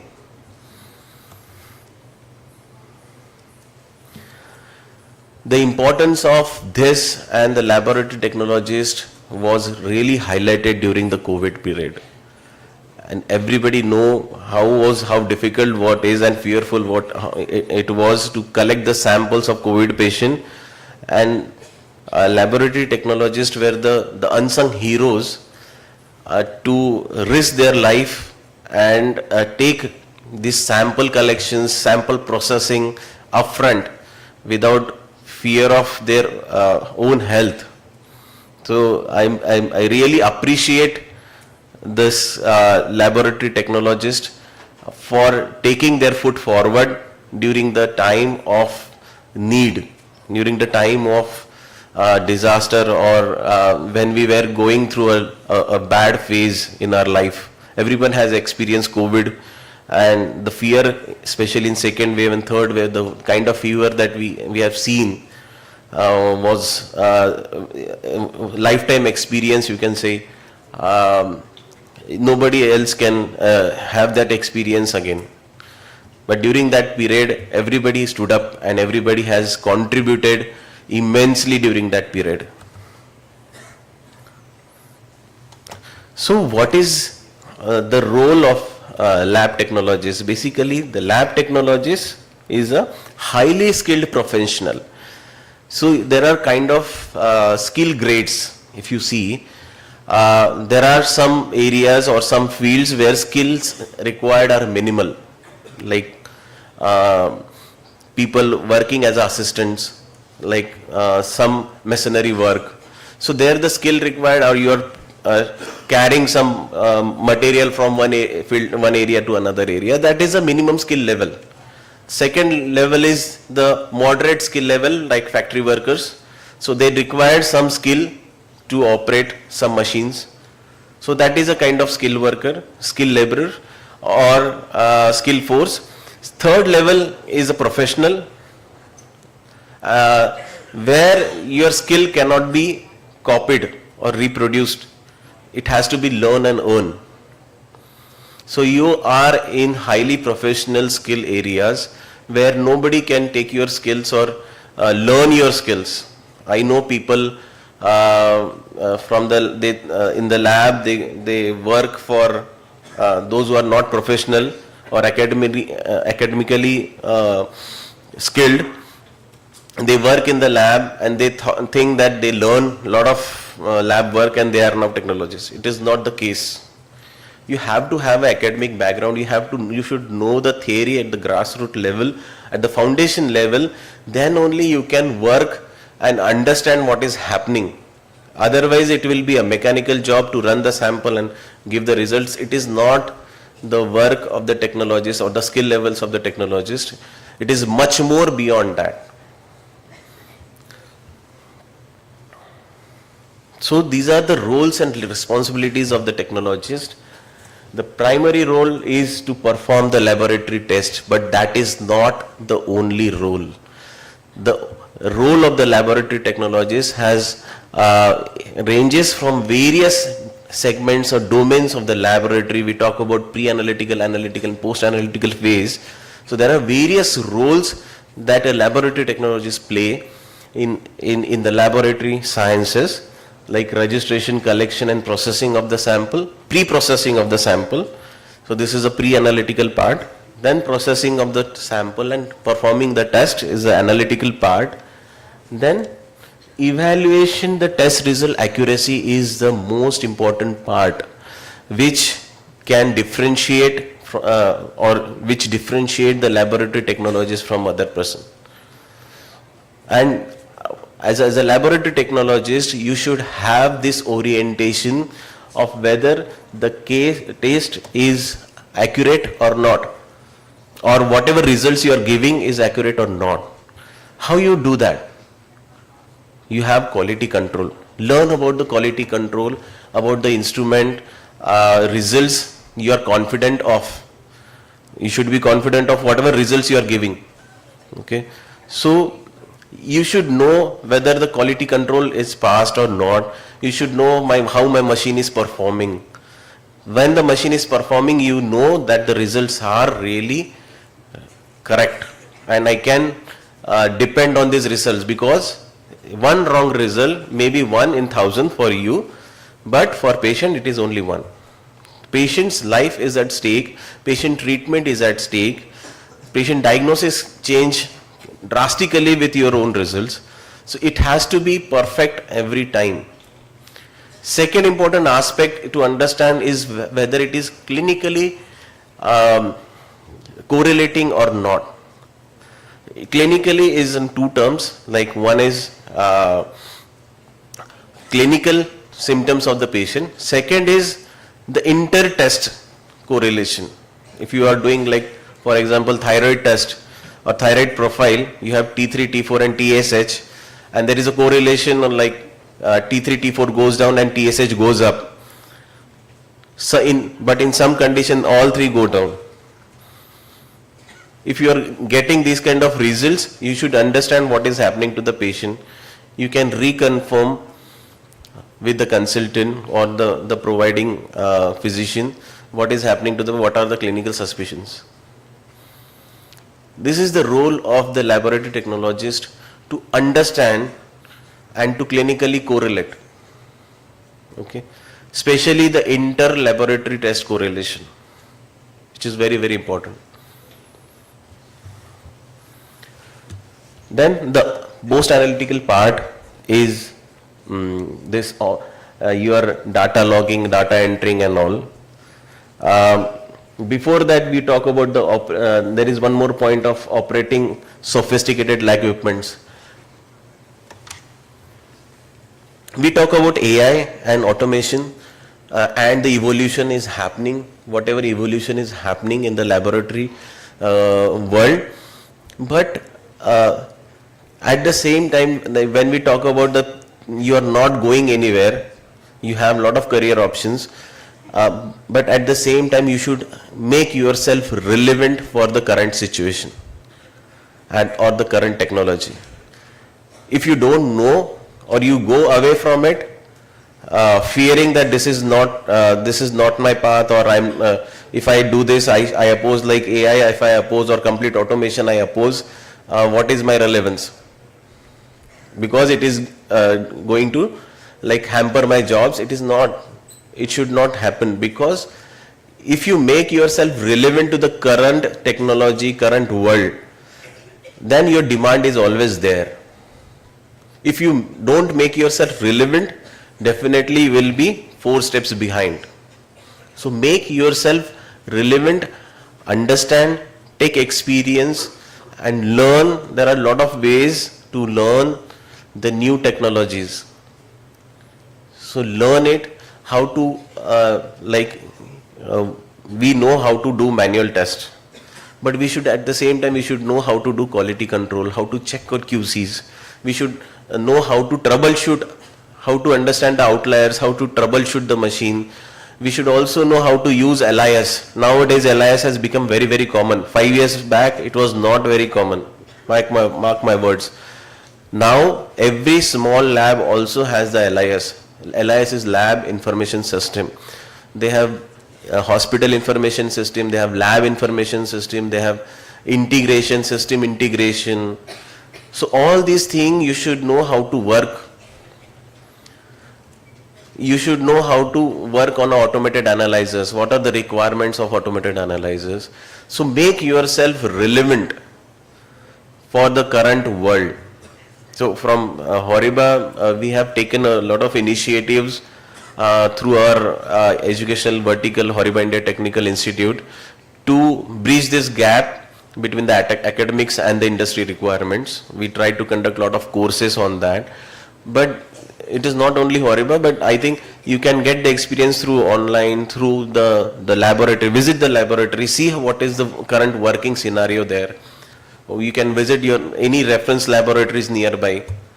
Just take the experience and see how the things working. So we know about the culture plates, but understand, see what are the new advancements coming, BACTEC, bacterial or automated culture methods.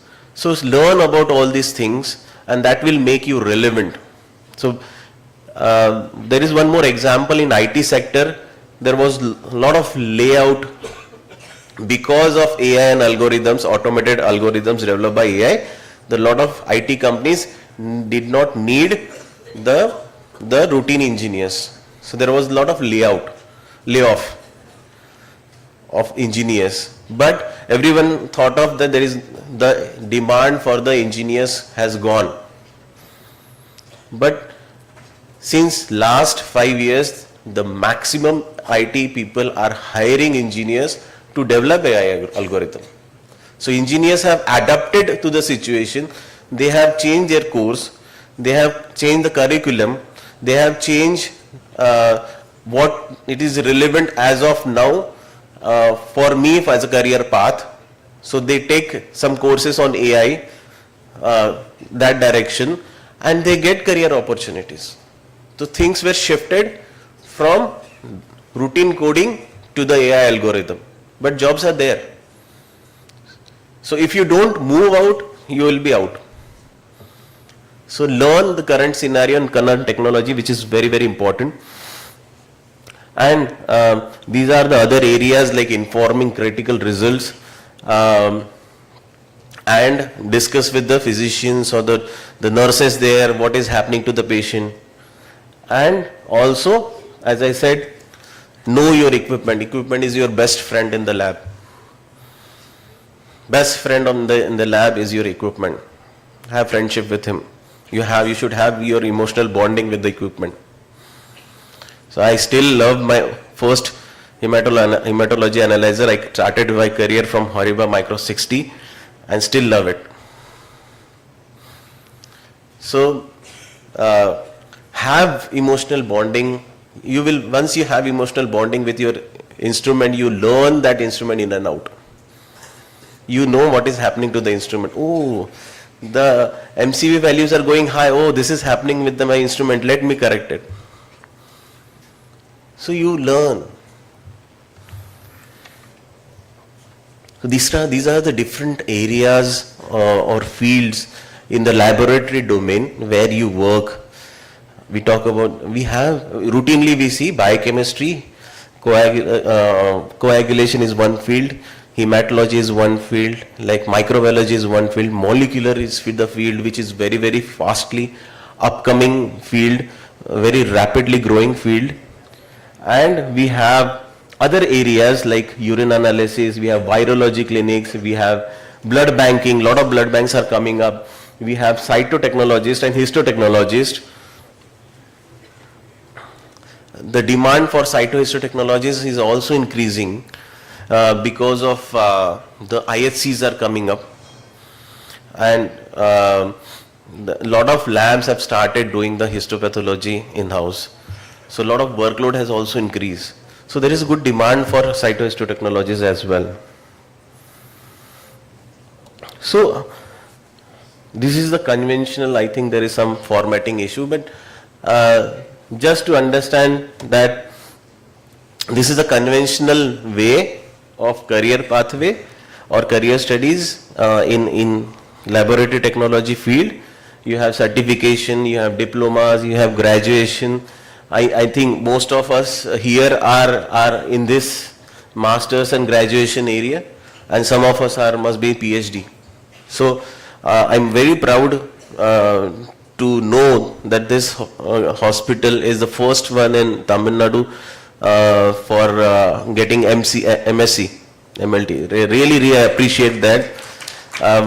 Where I am from, I belong to Nagpur. There is not a single college which is having MSc in MLT. I really appreciate your effort. Apart from this conventional courses, there are different other courses as well.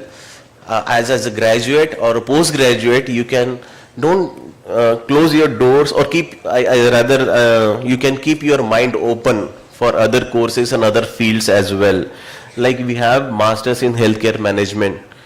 So one of my lab manager had done MSc MLT, and she was lab manager, and she know there is no career growth for me after this.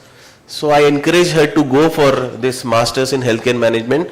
So just this year only last year only she completed her MBA in healthcare management. Now her new avenues of the career growth has started.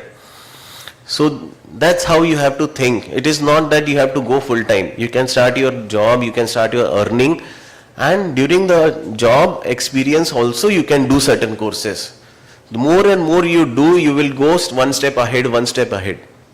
So think of other avenues as well, other areas of courses, areas of the career path and career and the education as well, like the healthcare management, hospital management, operations, sales and marketing.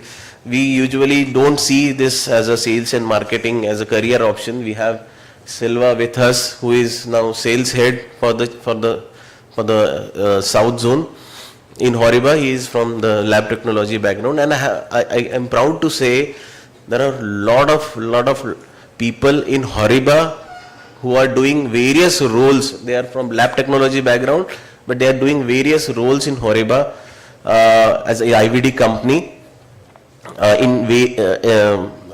which are ranging from like application to product management to marketing to sales. So there are various roles you can take. We talk about the courses, talk about the career courses or the degree courses, but at the same time you can take these kind of short duration courses to enhance your CV or career, to understand it better. We talk about quality. So you can do this quality management program. This is ISO 15189. NABL conducts these courses in India. You can do some research programs from ICMR. There are some programs which are free and online. You can just log into it and do it. some management programs you can do. This Six Sigma program is also very helpful when you show it as a career path or in your CV. You can do this program. These are also a lot of programs. Our green belt is usually online free. So you can at least start with that. You have some project management programs as well. So depending on your choice, you can take these kind of short duration programs. If you don't, if you are studying right now, you can do them online. Or some of the programs are 4 days, 5 days week, 5 days programs, 2 days programs. Do these programs, earn certificates. That will give you knowledge as well as that will give you the career leverage. So what are the career options? Okay. What are the career options that you have in various domains? So now this is not what I put, this is all a formatting issue, but there are different domains where you can see your career growth. As I said, most common pathway is the laboratory, whether it is government laboratory, standalone laboratory, hospital laboratory. Apart from that, you can work in blood banks. You can also work in pharmaceutical companies. You can work in IVD companies. You can start your own business. You can also work in biotechnology research companies or areas like ICMR is doing. You can start your own career in molecular labs. So there are various aspects and domains where you can see your career. See, I am not saying it will happen in 1 day or 1 year. Have some short-term goals and have some long-term goals where you want to go. Then only your career will progress in that direction. So maybe you can immediately start a job, but your career goal is to become an operations manager or quality manager. Start taking the courses in between. So that will enhance your knowledge and you can go to that part or goal as rapid as possible. So 3 years or 5 years down the line, you can reach your goal. This is the normal conventional career pathway. So there are different career pathways like laboratory technologists, lab managers, then you have operations manager. So different career pathways have their own, you can say,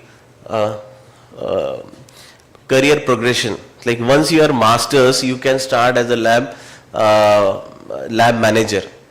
So the higher is your degree, you will step ahead. You are a step ahead. That's what my point is. In the conventional pathway as well. So usually if you see the certification and the diploma program, students, they start their career as a phlebotomist. Usually, I am not talking about all, but usually they start their career as a phlebotomist. They work almost 5 to 7 years as a phlebotomist till they reach the lab. So, but when you are graduate, you are already in the lab. Maybe for a few months or a year, they can keep you as a phlebotomist just to understand the laboratory environment and get you trained. But your career progression is better.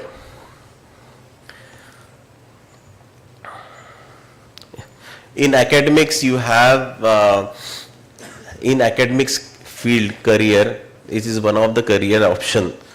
Teaching is a very noble profession and you can prefer having teaching depending on your choice.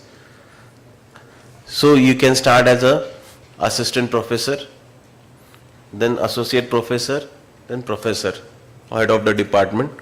So that is the career progression that you get in the academics. In research, you can join as a junior research fellow, then senior research fellow, and then there are some A, B, C grades for the scientist, research scientist.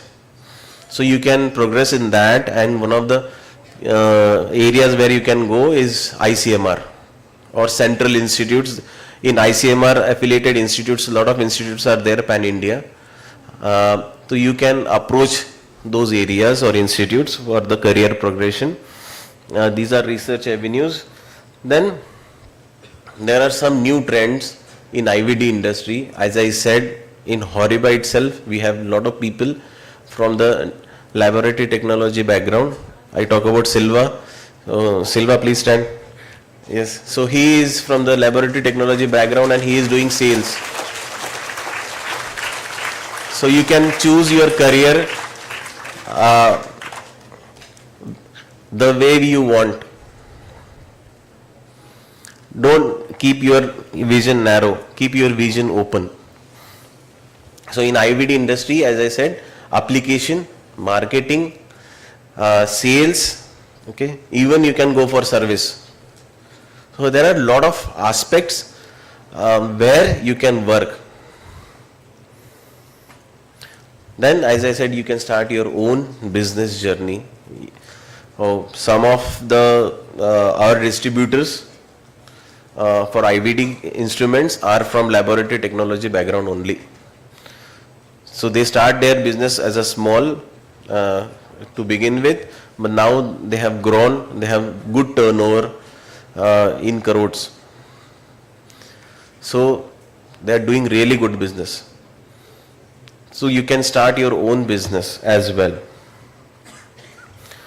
So these are some of the additional opportunities, like you can become a consultant for quality and setting up of the lab. There are a lot of consultants and the requirement for the consultant has increased, but that needs your expertise, your provenness for this in this field.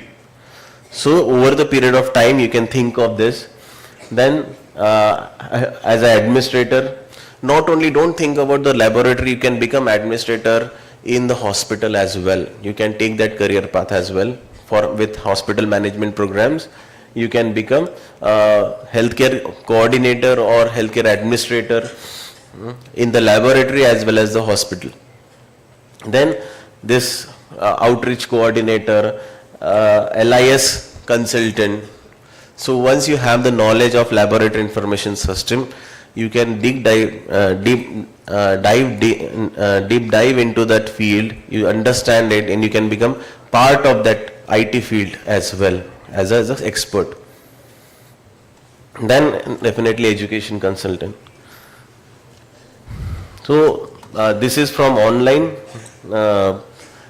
just to make you understand. Maybe this is not correct from Indian point of view, but these are the various highly paying jobs in various fields for the laboratory technologists in various domains. So one of the important aspect, like India has been, is the major source for the world for the skilled manpower. These are the top countries, 10 countries where the requirement of the laboratory technologist is there. So you are being a college with MSc here, your career options becomes much more wider globally as well, acceptable and wider globally. So you can approach these countries, but before that, like you can take Saudi, UAE, Qatar, all these Middle East countries as a stepping stone. You can take your career there and you can use it as a stepping stone to gain the experience, and you can move to the other areas. There is a survey done by the American Society of Clinical Laboratory Sciences, and as per them, and it was done in 1923. So as per them, because of the lack of skilled worker and the aging professional population, you know, aging professional is a very big factor in the world. China is struggling with it, Europe is struggling with it. A lot of countries are struggling, even Japan is now struggling with that. So a lot of countries are struggling with the aging population and aging professionals. So because of that and the demand, there will be 6 lakhs technicians job by 2030. So you can understand the demand is not going to come down, demand is increasing. Even though for the automation, for the everything and all, as I said, you can start your career here, gain some experience, gain some knowledge and certification, go to these countries, take it as a stepping stone, and you can go to your other countries where the demand and the career perspectives are good. So this is all from my side, just a guidance for you to understand where you can grow, how can you take your career path, just a framework or guideline. You can go deep into it and make your own choices. Thank you so much. That was truly wise, sir. Thank you for sharing your knowledge and thoughts with us. Dear participants, we have stalls arranged by Horiba outside the auditorium where the equipments will be advertised. The equipments available in the stalls are Micros ES60 3-part cell counter, Umizan H500 6-part cell counter, Umizan CA40 semi-auto biometry analyzer, Umizan G200 coagulation analyzer, Umizan E60 electrolytes analyzer. A cup of tea is a cup of peace. We now come to a brief tea break, a moment to relax and recharge. Enjoy this short break and come back ready. Requesting the first 3 rows to move out through the left side of the auditorium. Requesting everyone to kindly maintain silence as we are in the hospital premises.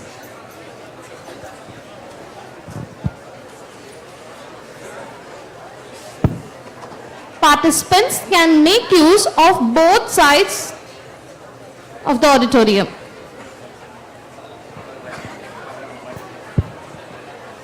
A kind reminder, please maintain silence as we are in the hospital premises.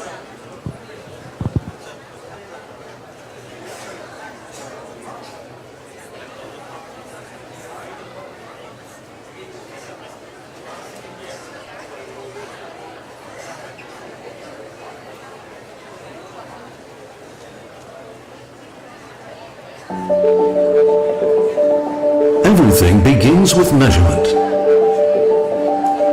Horiba has been manufacturing analysis and measurement instruments ever since its foundation over 70 years ago. Since then, Horiba has continued to take on the challenges of our constantly evolving society with our one-of-a-kind measurement technologies.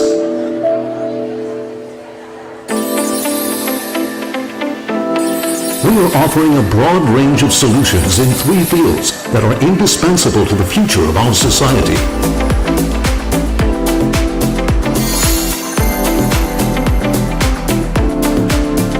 We are contributing to research and industry with the aim of utilizing sustainable new energy sources, including hydrogen, to realize a carbon-neutral society. We are developing innovative technologies in the mobility field, such as electric and connected vehicles. Horiba's analysis and measurement technologies and engineering services are essential for protecting the global environment, including air and water quality.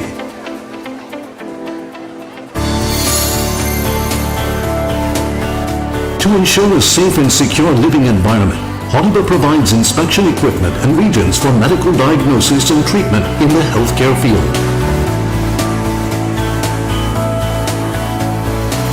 Horiba's solutions are at the very heart of the future of healthcare in the life sciences field, such as pharmaceutical research and development and manufacturing, as well as cell and gene analysis.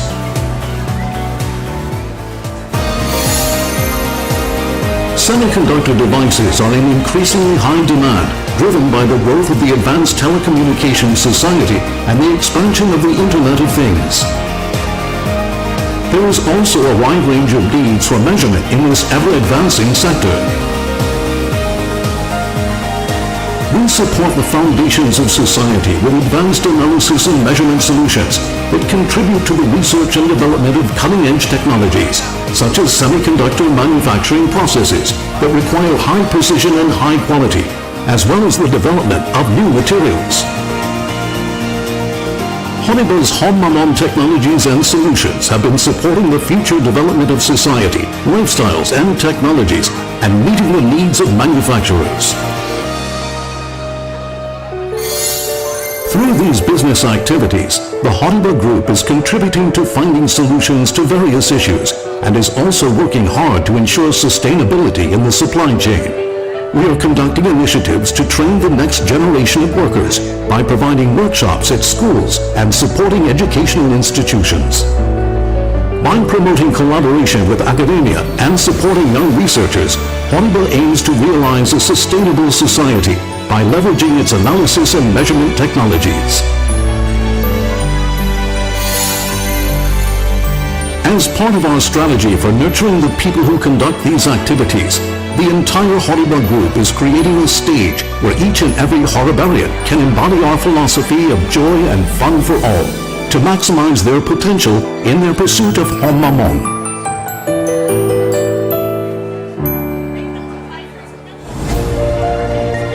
Honeywell established our vision, mission and values in the form of Our Future in 2023.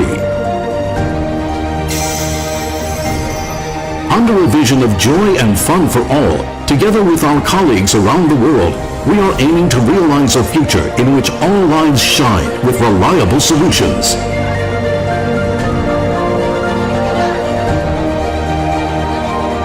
As a solution provider for analysis and measurement instruments, Honeywell will continue working to build the society of the future with our unique technologies.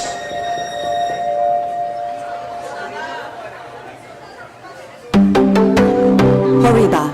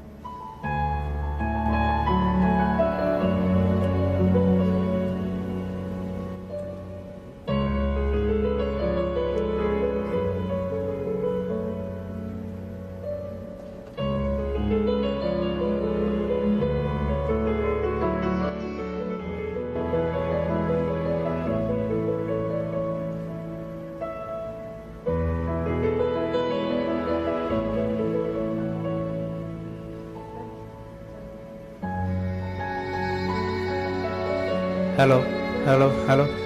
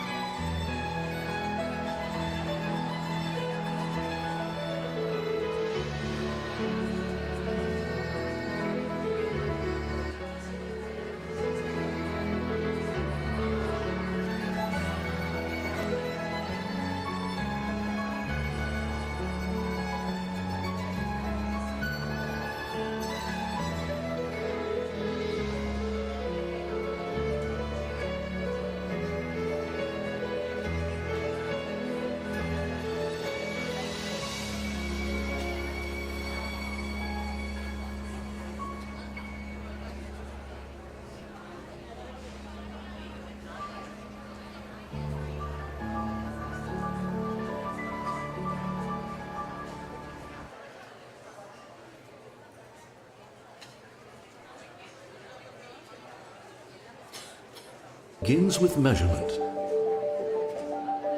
Horiba has been manufacturing analysis and measurement instruments ever since its foundation over 70 years ago. Since then, Horiba has continued to take on the challenges of our constantly evolving society with our one-of-a-kind measurement technologies.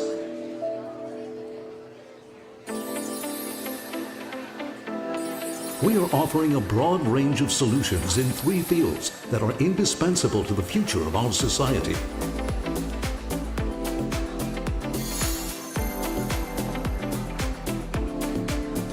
We are contributing to research and industry with the aim of utilizing sustainable new energy sources, including hydrogen, to realize a carbon-neutral society.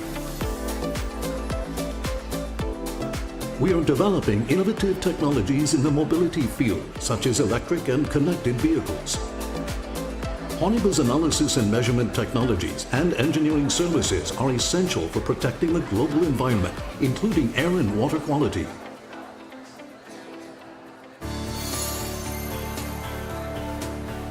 To ensure a safe and secure living environment, Horiba provides inspection equipment and reagents for medical diagnosis and treatment in the healthcare field. Horiba's solutions are at the very heart of the future of healthcare in the life sciences field, such as pharmaceutical research and development and manufacturing, as well as cell and gene analysis.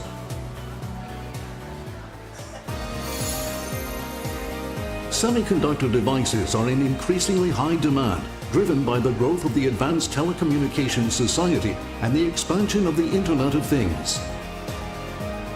There is also a wide range of needs for measurement in this ever-advancing sector.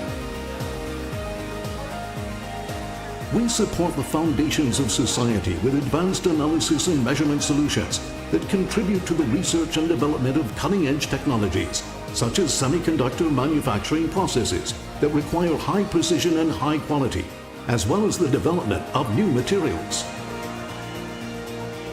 Horiba's Hommamon technologies and solutions have been supporting the future development of society, lifestyles and technologies, and meeting the needs of manufacturers. Through these business activities, the Horiba Group is contributing to finding solutions to various issues and is also working hard to ensure sustainability in the supply chain.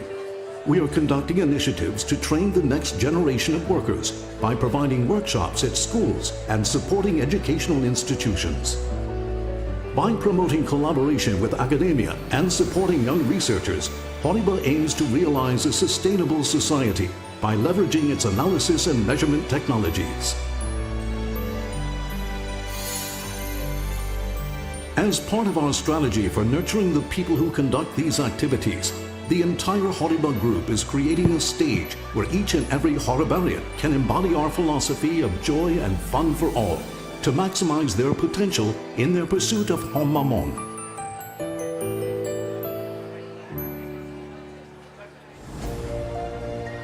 Horiba established our vision, mission and values in the form of our future in 2023. Under a vision of joy and fun for all, together with our colleagues around the world, we are aiming to realize a future in which all lives shine with reliable solutions.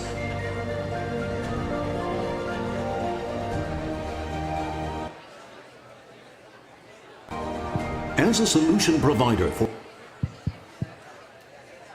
Delegates are kindly requested to assemble back into the auditorium as we step forward to our next session.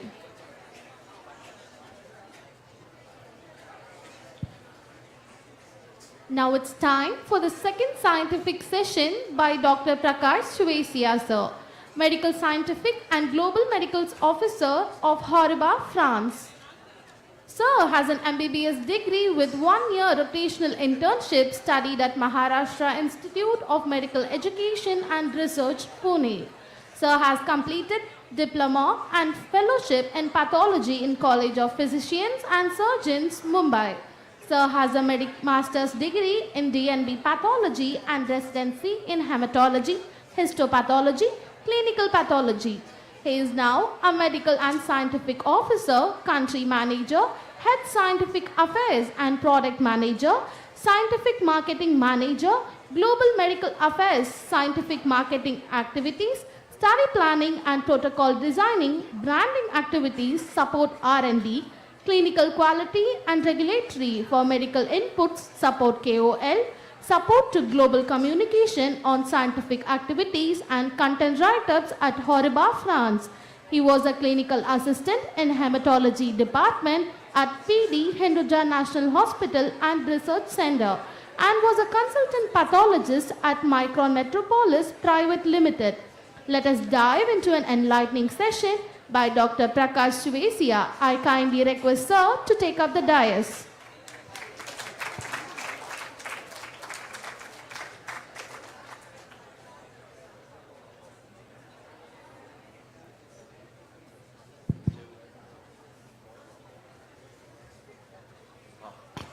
Sorry.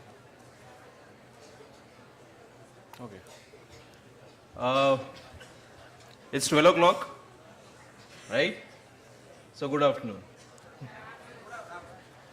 I know you have been listening to all of the speakers, the alumni sessions, and I don't like to stand on the dais because it restricts to speak to you people directly. And I'm of a person, I don't read the presentations. Okay. These are just to keep you engaged at some or the other level. Is everybody in the room? Because we are of an older generations, millennials, and I think I'm interacting with Gen Zs. Am I right? So, what is the speciality of a Gen Z? What is the speciality of a Gen Z?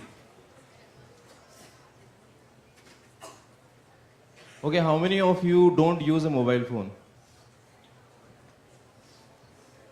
How many of you don't use a mobile phone? How many of you don't use a smartphone? Oh, nobody's raising a hand. Why it is so? Why so? Okay, how many of you have a telephone handset at home? I hope you remember what is a telephone. Who discovered it? Who discovered it? Huh? So it was a telephone or it's a telegraph? Okay. So the idea is when you were listening to the earlier presentations, one of my colleague, Dr. Pushkar, he has given you a career path.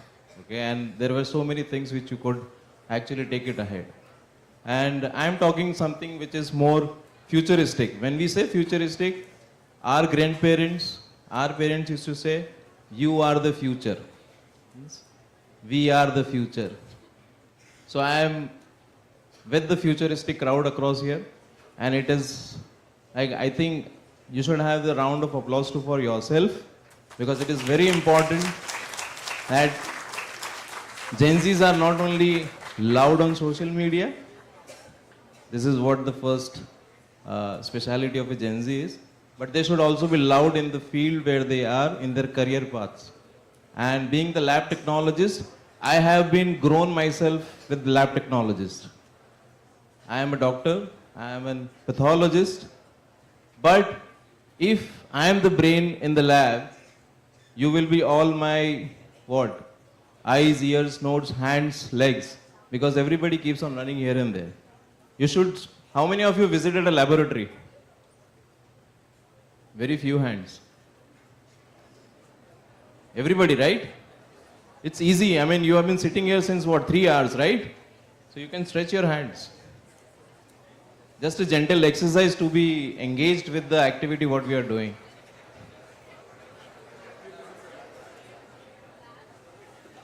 So just keep your mobile phone on silent for some time. Stop taking selfies.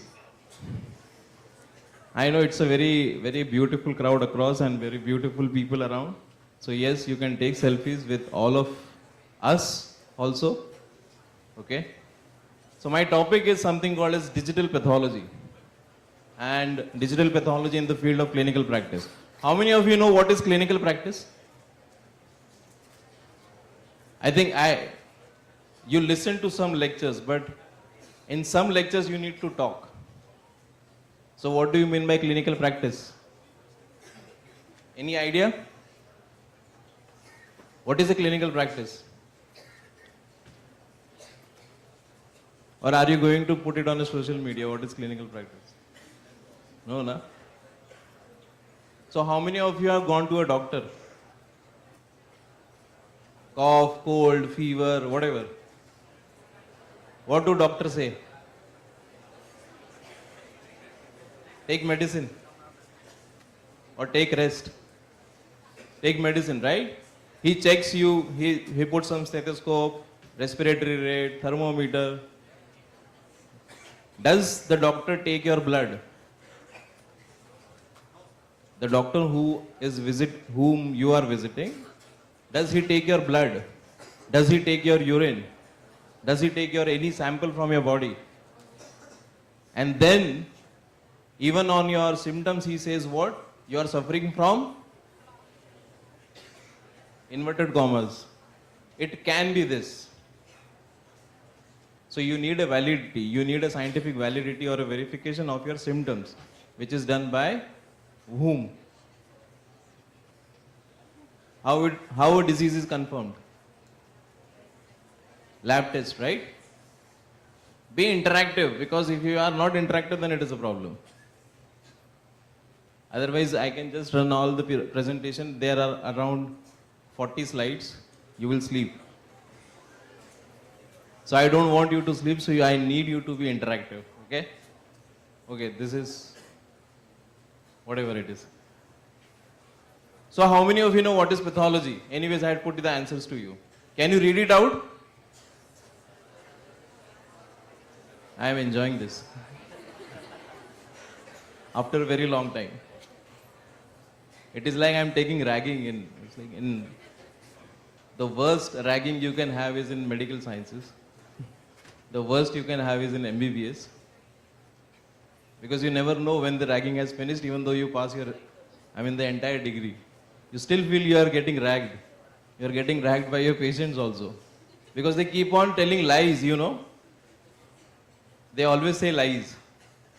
They will say fever, cough, and then they will add something, say, okay, I also have abdomen pain, I have this also. Then it is a problem for the doctor to decide what to do.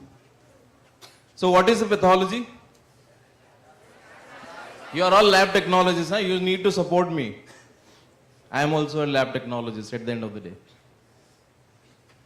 Yeah, you were telling something very loudly. I was like, breakfast is working. The tea is working. I heard somebody saying a cup of tea is a cup of peace. But I need you to be a little energetic. So pathology is nothing but a branch of medical science which concerns with the cause, origin and nature of disease. It is very horrible definition, right? Somewhere it says it is more confusing. It is good to write for exam. But in simple term, pathology is a branch where we confirm the problems of the patient, which are checked or understood by the doctors, okay? The clinical doctors. That doesn't mean pathologist is not a clinical doctor. Huh? We also know what happens. And for that matter, we keep on teaching our colleagues like you, who are our lab technologists, eyes, ears, nose, hands, everything, that how to address a clinical problem with the power of pathology.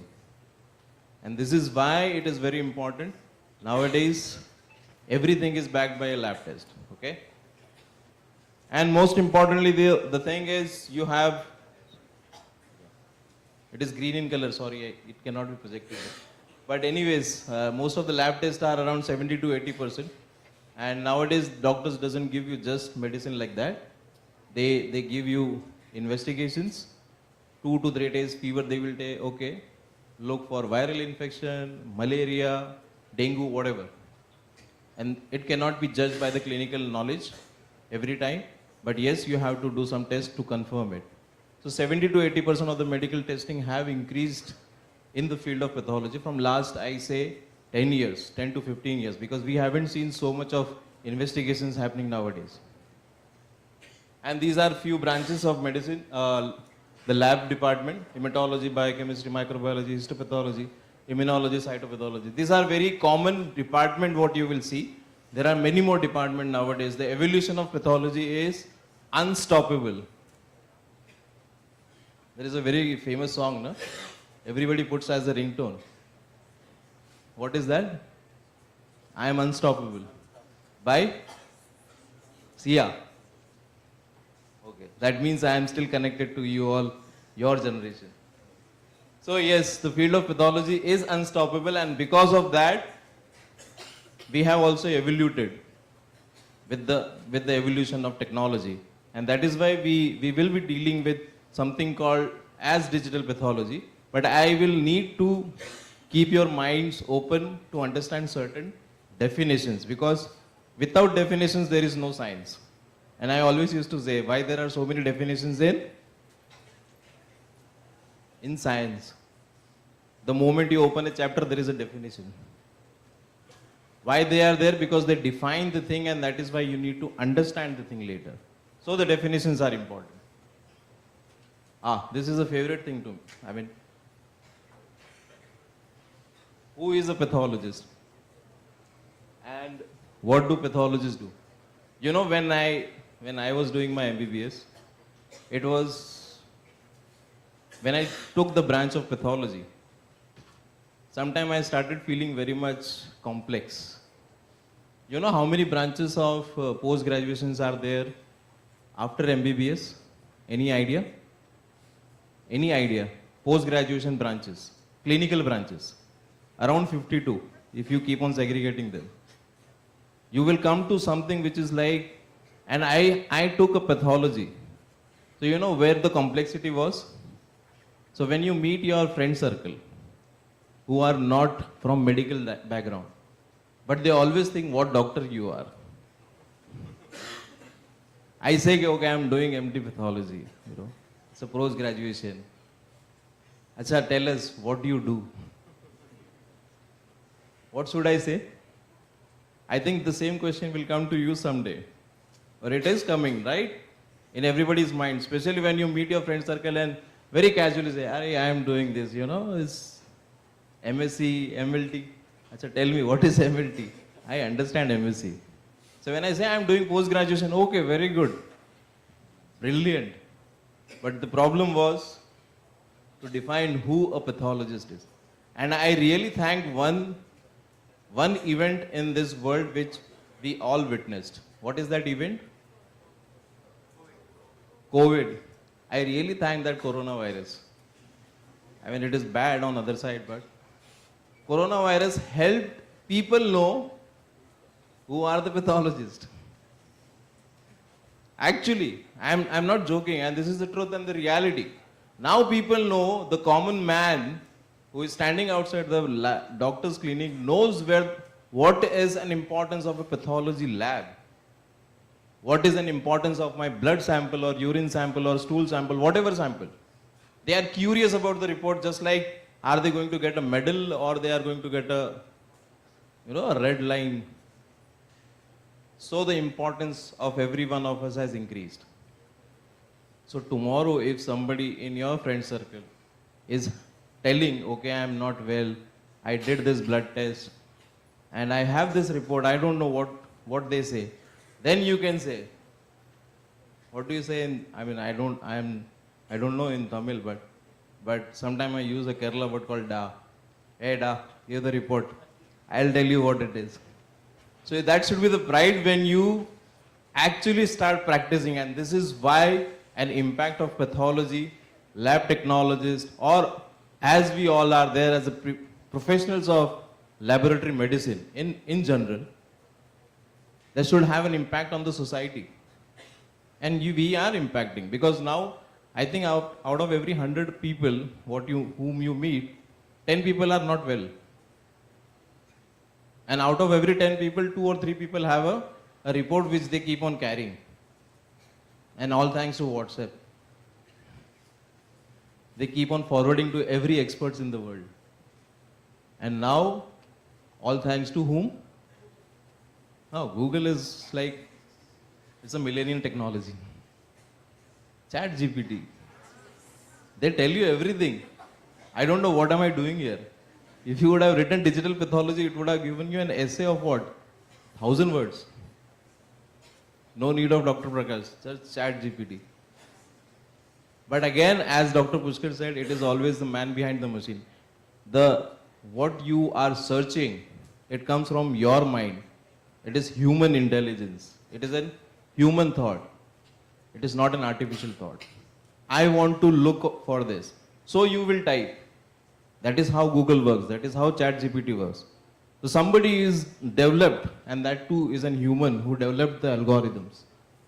So nothing is like replacing humans. I always have a debate on this. That's a separate story. Human intelligence versus artificial intelligence, whatever we say. Because humans are still evolving. And as we had seen what Darwin had showed, we came from monkeys, and I don't know, monkeys are still there, but what happened in between? Why every monkey didn't turn into a human? Did you ask this question to you? As a science student, it is a curiosity for me. Why some monkeys are still monkeys? Why they haven't evolved? So I say there are failed experiments which were done sometime earlier. Maybe that's a different thing, but do find it why monkeys are still monkey or why humans are still humans. So a job of a pathologist is what? To diagnose a disease, develop new treatments, create new laboratory parameters, and advise doctors. Very hectic job, right? And there are the sad part. Do you know the sad part of doing all this? Yes or no, please? Yes or no at least? No, no? Very less perks. So we still have to find our ways to be recognized, not only as impactful medical professional, but also good on the pockets. We are impacting people's life, okay? We are impacting and improving patients' health or healthcare system. So we should be paid well. And I always vouch for everybody in this field of pathology should be paid well, be it a pathologist or a technologist, because they all deserve all this. Because we do all this hectic job. And this is our favorite thing, the slide.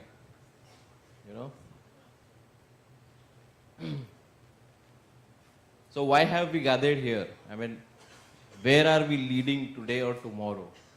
So what is the battle, Do you know this? What is this battle? Because now you will become responsible people who will have an impact on direct society. The moment you receive your graduation certificate or the degree. Hello? Yeah. Or when you receive your post-graduation degree, you will be asked all these questions. And this is what the changing dynamics are. There is an higher performance needs. When we say higher performance, we are sitting in a very big hospital, right?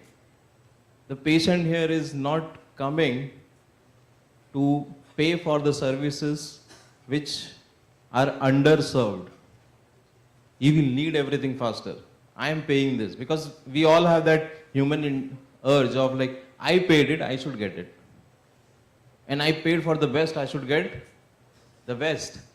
And this is what is happening. So from one society to another society, humans to healthcare system, everything is getting impacted, and this is what is happening. So the needs are, you need to have and clinicians with accurate results, improve the quality, and the problems. If you can see on the left hand side, these are the problems.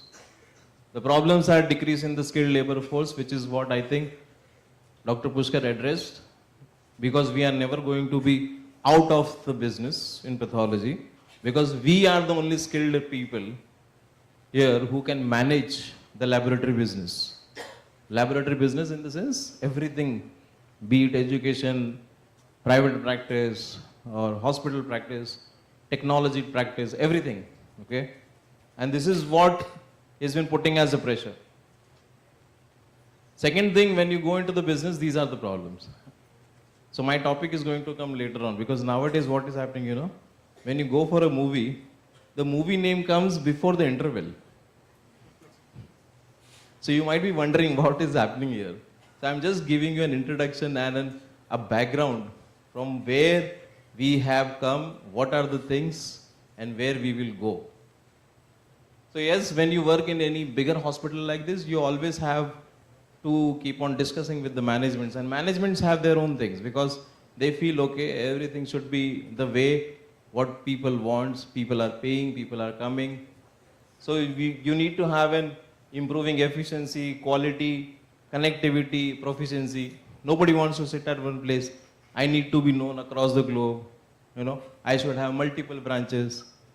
I cannot just sit in one place. So these are all the management needs. And these are the challenges. So what are these challenges? What is the first challenge? Have you ever felt this? From the parent side, right? Till the time you reach your 10th standard or metric, there was not much of pressure. That time you were very much happy. The moment you joined a professional college, the pressure has increased. So this pressure to do more with less. Okay, you become your expert, but please handle all other things. Second thing is, so when we are running these courses since a long time, and I saw the history, what was presented by Dr. Pushkar, the history is very impressive because the problem is you don't need every time the higher degree of education to perform your skill sets. But it has to go in hand. You need to have a basic education to support your skills. And this is why medical lab technologist or lab technologist came into picture. It is not only lab technologist of healthcare system, but it is also lab technologist of many more systems in engineering also, in research also. So this is a wide scope. And you need, if I say, okay, please do this. So I want your skills and knowledge to do this. And that is the skill. I can put anything from the brain. And that is where my debate starts. I'll come to that later, but just for a food for thought, artificial intelligence is not skilled. It is made by skilled people. It cannot outperform your skills. It can only think for you. And this is where the gap will be, and this is always going to be. Demands for shorter turnaround times. TATs meaning? I see. Okay. I did that. I could have done that in slow-mo also, right? This was the cinematic view anyways. So it depends, but as I am saying, management needs that. Even the patient needs have increased. I need the report in 2 hours. My relatives are critically ill. They are in the ICU. Give me in 1 hour. So from where all this is going to come? We are the same people. We are the same type of systems working, same instruments. So these have also increased, and because in India especially, we have do you know the ratio of patient is to doctor? Any idea? What is the ratio of patient is to doctor today in India? I think I am clear on this question. So one doctor is catering how many patients? That is what you see, brother, here. In general, what is our population? Let's play some maths. What is our population today? India population, huh? 140? 150 crores, okay. As an estimate, today. Very soon we will become beating China. So 150 crores. And how many medical seats today we have? You might have gone through that process. How many basic medical degree, in the sense, graduation I'm talking about? What? 1 lakh, 2 lakh, 3 lakh, 5 lakh? Even if you take 10 lakhs, 10 lakh and take the ratio out of it. The moment you say 10 lakh basic graduation degree, the post-graduation is 1/3 of it. Just imagine, there was a budget 2 days back presented. You should listen to this, and now you become responsible citizen to the society. The moment you earn, everything will be, then you will question, not now. So there was a budget which says they have increased post-graduation seats in India for medical science to 7,500. They have more addition to this. They will be opening around 20 more AIIMS in India. Why budget is important for us now? Because there is a lot of impact on healthcare, lot of make in India, lot of things which are going to be there in India and for which a skilled support will be required, be it healthcare, be it anything. But healthcare is the major concern. So we have needs for greater level of consistency, standardization, remote access. Nobody wants to go and work. I mean, everybody wants to go and work in the office. But if your office have increased to 100 offices, then what? You will go to 100 office? You will set everything at one place, right? Then you have the traceabilities and quality control. Whatever I do has to have an history to it. Wow, this is something very interesting. So how many of you have seen the pathologist in this state? Or your senior in this state? The person who has is pressing his own head. So this is because most of the places the pathologist's job is restricted to what? Looking into what? Slides. Right? Are you all awake? What do pathologists do most of the time? His head is under.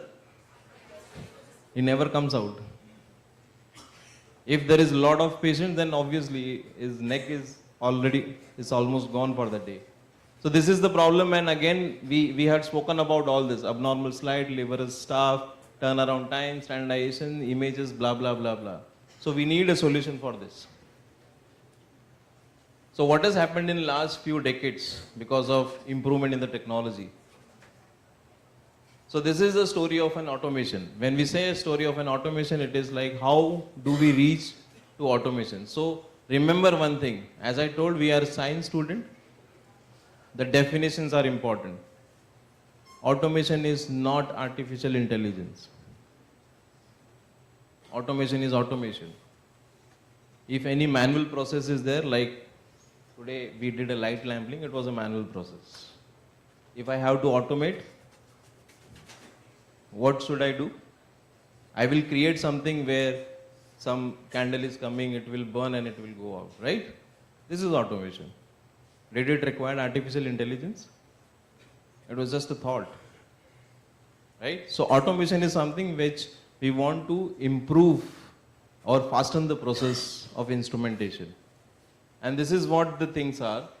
It is basically, if we consider lab or a pathology lab, it is more of a lab optimization. I will say optimization because I'm optimizing my work. I'm improving my work. So optimization is something which the term has to be used. And for this, you have three things: people, process, and product. So it cannot happen just, I get a very fancy machine, okay, and my automation is started.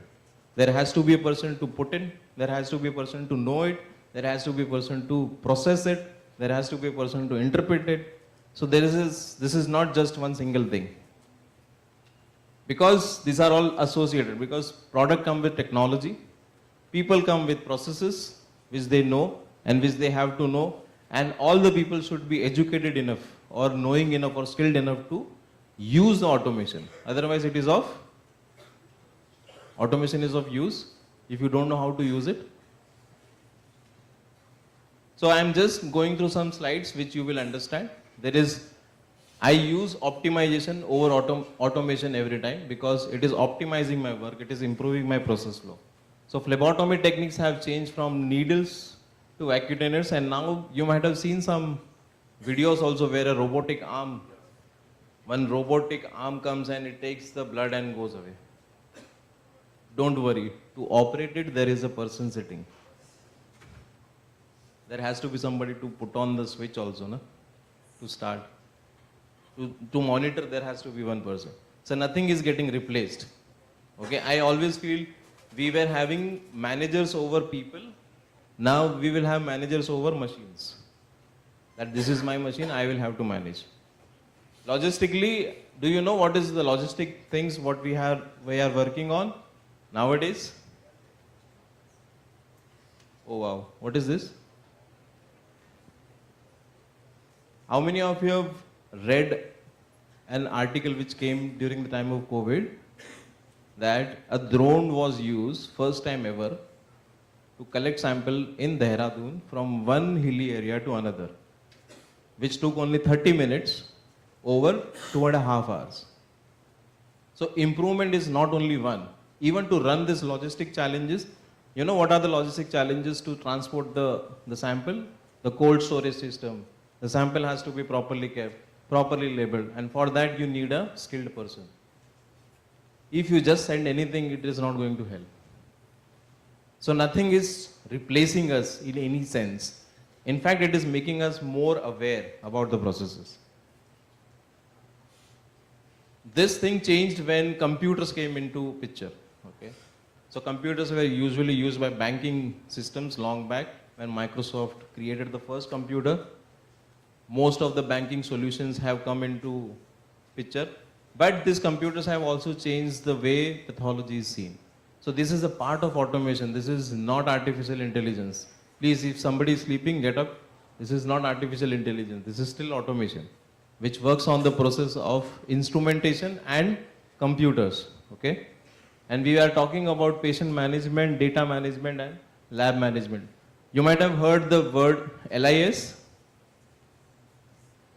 LIS, Lab Information Systems. Something similar it is also called as some places HIS. What is H? Very simple, right? 5 marks. Question over. So you may get this question every time, what is the use of computers in the lab field? So this is the very important use. You have a barcoded system. Some 20 years back, we used to write it on a tube or a bulb. So a lot of human error could have happened because humans get tired at some time. So we need somebody to assist us, support us. And this is why automation. So this is, when we say automation is not only at the computer level, but also analytical automation in the machines. Machines have become from small to big. First they were handling low load, now they are handling very high load. Something similar we have some, I'm not marketing my company, but every company have this, automations, okay. So from manual processes to auto loading process, because have you seen the manual process? Have you ever run a sample in the lab? How many of you run the sample in the lab? Oh, maximum, very good. So what do you do? Who will explain in short? You take a tube, or you just say yes and no to me. You take a tube, then you do shaking. Don't do shaking to the tubes, huh? This is gentle thing. Inversions. 7 to 8 inversions. This is how teacher teach, na? Do 7 to 8 inversions or your senior. Then you open the cap. Then you put it in the machine where the aspirator is coming.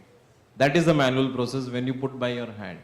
And what is auto loading system? Have you seen auto loaders? You just put the tube, machine will do its job. So this is the change. This is automation. This is not artificial intelligence. So we were already smart long back. And new parameters, sample throughput increasing. First only 60, 70 sample. Now you can do 100 samples in 1 hour because of improvement in turnaround time. People need faster processes. So these are few photographs. What you can see, this is manual process. And this is the auto loading where the machine, you just keep the tube, machine will do the job. And you have to just take out the printouts. It's not only stops here, but to improve the efficiency. Even the slide making. How many of you have made, this is the wrong question. How many of you have not made the slide? peripheral blood smear. Do you know this? Everybody has.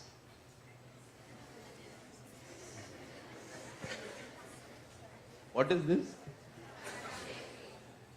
That everybody knows. That is how we learned. An ideal blood smear should look like. I learned it from my very senior technologist when I was working as a resident. And she used to always say, okay, this is not coming.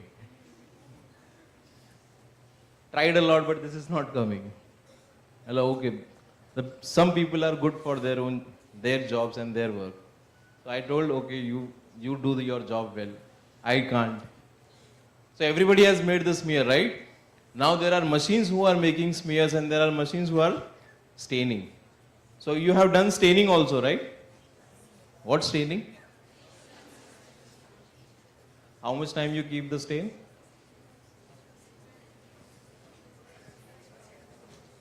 It is always good to go back to basics. How much time you keep the stain? How much time you keep the buffer? How do you wash the slide? And how do you dry it?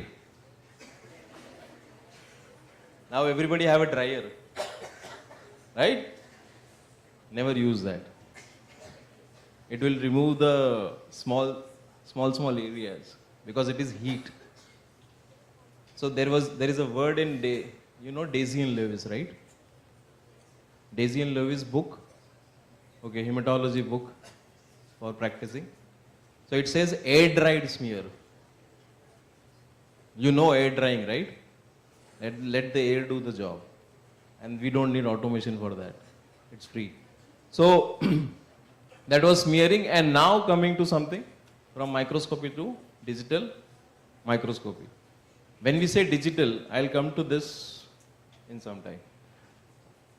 We have post-analytical. Nowadays, everybody is receiving reports on WhatsApp. So that is called as post-analytical. After everything has been done, report has been seen, processed, then they are sending it to you. And this is a very high level of automation. I'll say a technology change, because anybody can receive anything. You know what has happened with the WhatsApp reporting, sending it to you, or emails? What is the big thing which has happened? Any idea? Earlier lab used to be full of papers. There were papers. And during our time, we used to also write down total number of papers required for printouts. Because of this, the printing has stopped. Nowadays, we also write on email. Go green. Yeah, this is a very good thing because we are saving a lot of trees, in fact. And the technology should be used in a right manner, but at the same time also have an impact on the other right causes, like saving the trees. So this is what has happened due to technology and computers being there. Okay. So interval is coming near. Why the boom? Any idea why this boom?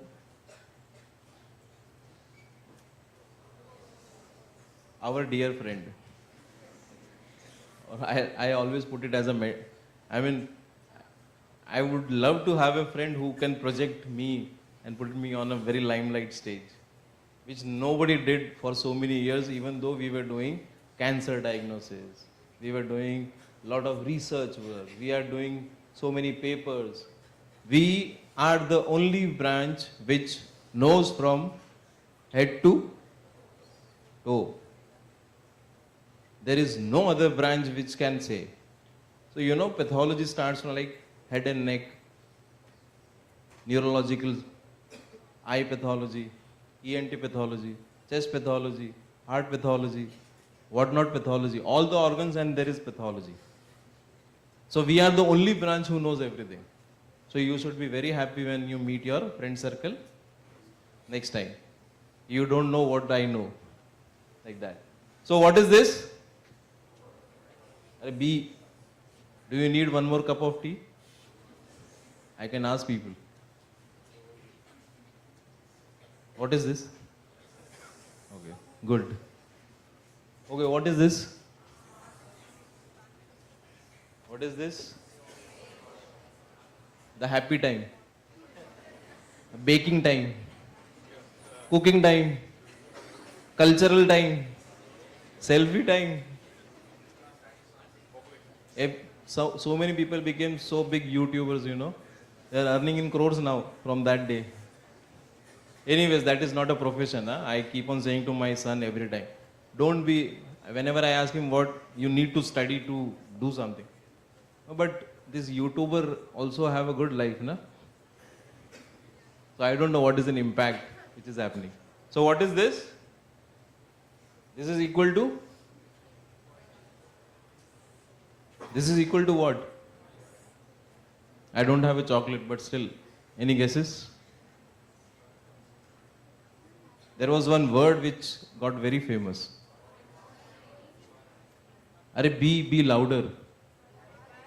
Huh? Either talk one or many. Huh? Lockdown has happened there. What is this? Work from home.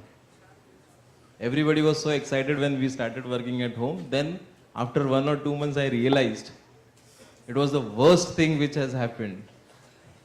Because there was no timelines. Office have a time. Start and stop. This never had a time. Now the problem with pathology. Because a pathologist is required not only to report microscopy, that is the primary job anyways, to look into the microscope out, in, because nobody else will do, but also to support on diagnostic challenges during pandemic. Everybody started doing what test? Oh, all thanks to WhatsApp University. What test?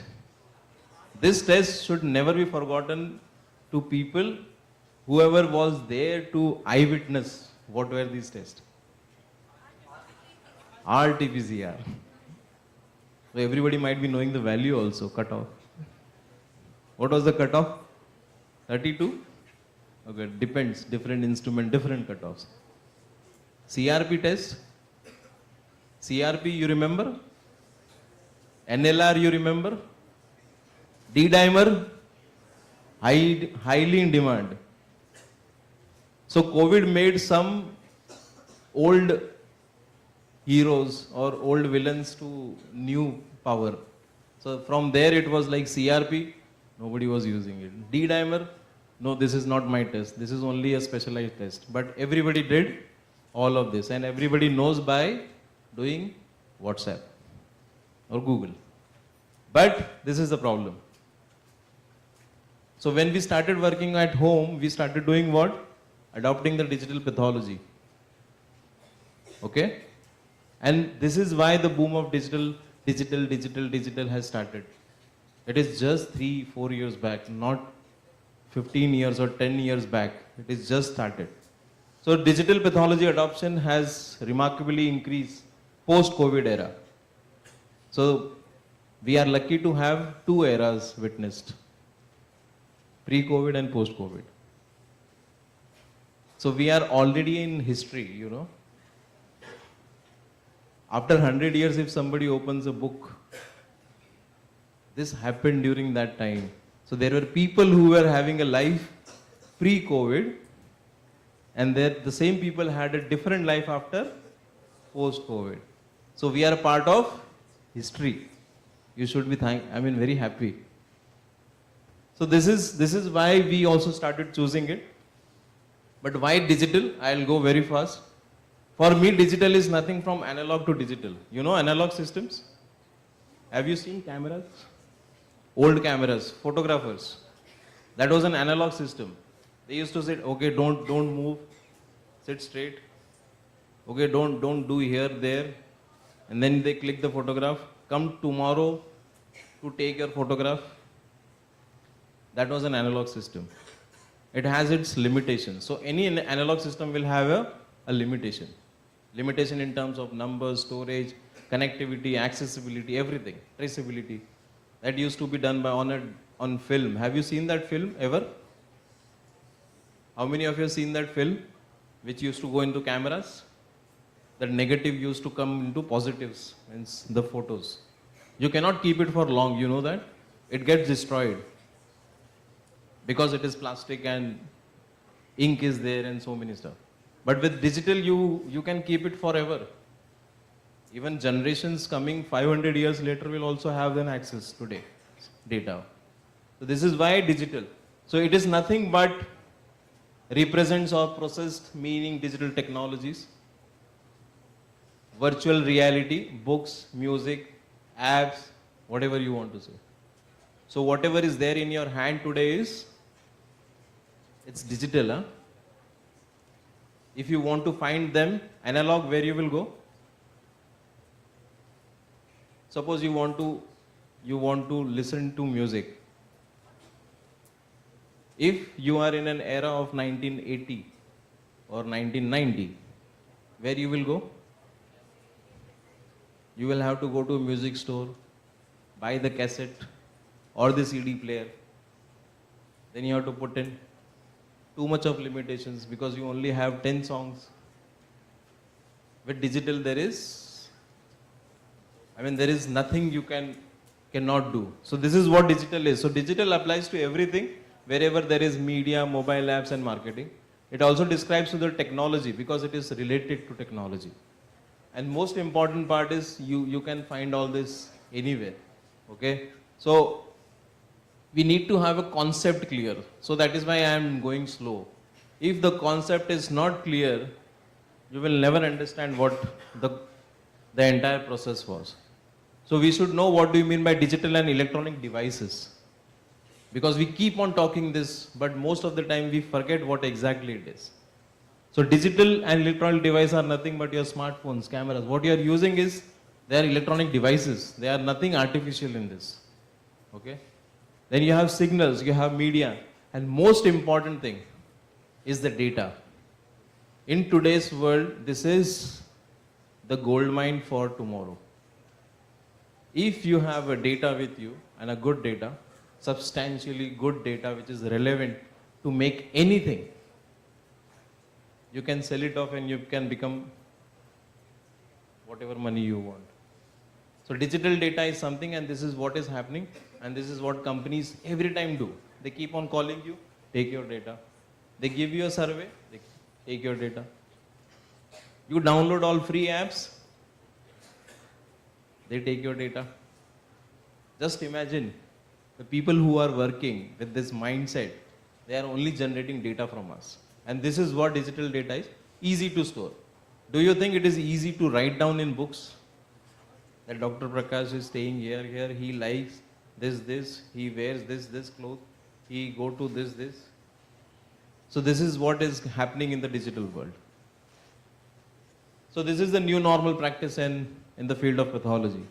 If you can see, we have started classifying ourselves as pre-COVID and post-COVID. So lockdown, finally it came to reporting. We already had computers, okay? So it was easy for us to adapt. Just imagine if there was no computer, then somebody has to first discover or invent a computer, then you adapt the technology and blah, blah thing. But this became easy because we already were working with automations, instruments, technologies and computers. So it is need of the hour because it is very easy. For me, it is always remote accesses. It can give me an access anywhere for whatever data I want to do, be it any part of the world. So traditional pathology is going through, this is just an example. So what is digital pathology at the end of the day? So can you read this definition? Because now we are in the second half of the movie.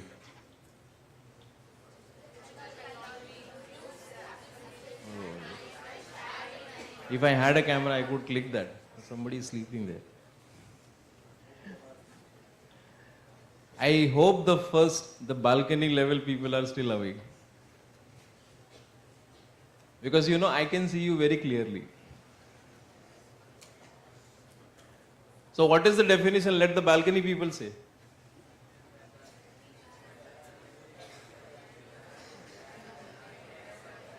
Are you getting anything? They're still half asleep.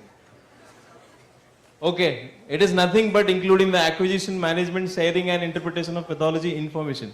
So we need to collect all the pathology information in all the type and put it to a digital content. So the first and the foremost thing and the challenging thing in pathology is the morphology. It is not AI. I'm still not talking about AI. I told you the primary job of pathologist or any skilled laboratory staff is to look into smears, microscopy. Who is going to do this job? You know, nobody in the world can do it except us, because we are trained that. And we are training with this new term, AI. So we are giving training to AI. Interestingly, AI is telling, it will tell someday, but not now, because you need to still clarify definitions of artificial intelligence. It is artificial, be it very clear. So what is AI? So it is basically nothing but improving the workflow, facilitating the centralized services. This is where the entire area is there, image analysis. Remember the term carefully. Image, it is not image capturing. I think you know the meaning of analysis. Analysis is, it will give the features of that particular thing. Just clicking a photograph is imaging. It is just capturing. Putting it to a process where identify male, female, color, type, clothes, ethnicity, everything. This is analysis. And this is where it is coming into picture. This is just a model of AI for you to understand how does it work. So it is not working on just one data. It is working on multiple thousands of data or billions of data. Then only you can train an AI. How can I trust? Okay. Our parents have trust issues with us. So our parents cannot trust. I mean, my parents still ask me, what do you do? So you can just imagine. So they have trust issues on us. How can I trust something which is not even an human? It is just a technology or just a part of a technology. Yeah. So we need to understand the ecosystem in pathology, or we say digital pathology. So most important thing is digital morphology. And this is just an example of hematology part where if I run 100 of CBCs, I will at least make 50 smears. For 50 smear, I need a pathologist. And that pathologist has to not only do smearing, but also other things of pathology. Reporting, administration, blah, blah thing, inventory, this, that. Somebody is fighting, solve that problem. Somebody is saying, I will not do this job, solve that problem. And on the top of it, the major important part is morphology. Okay? So this is the process, and this is the process everywhere. It is worldwide the same. So we started doing something with smearing, staining, because here the role of automation will come. Here the role of AI will not come. The role of AI will come in digital imaging. When you do imaging and image analysis, this is artificial intelligence. And when you start producing more information and more data, you will land up something called as, when I always say only imaging is enough, that means I can capture photograph and send it to you. But what is the use?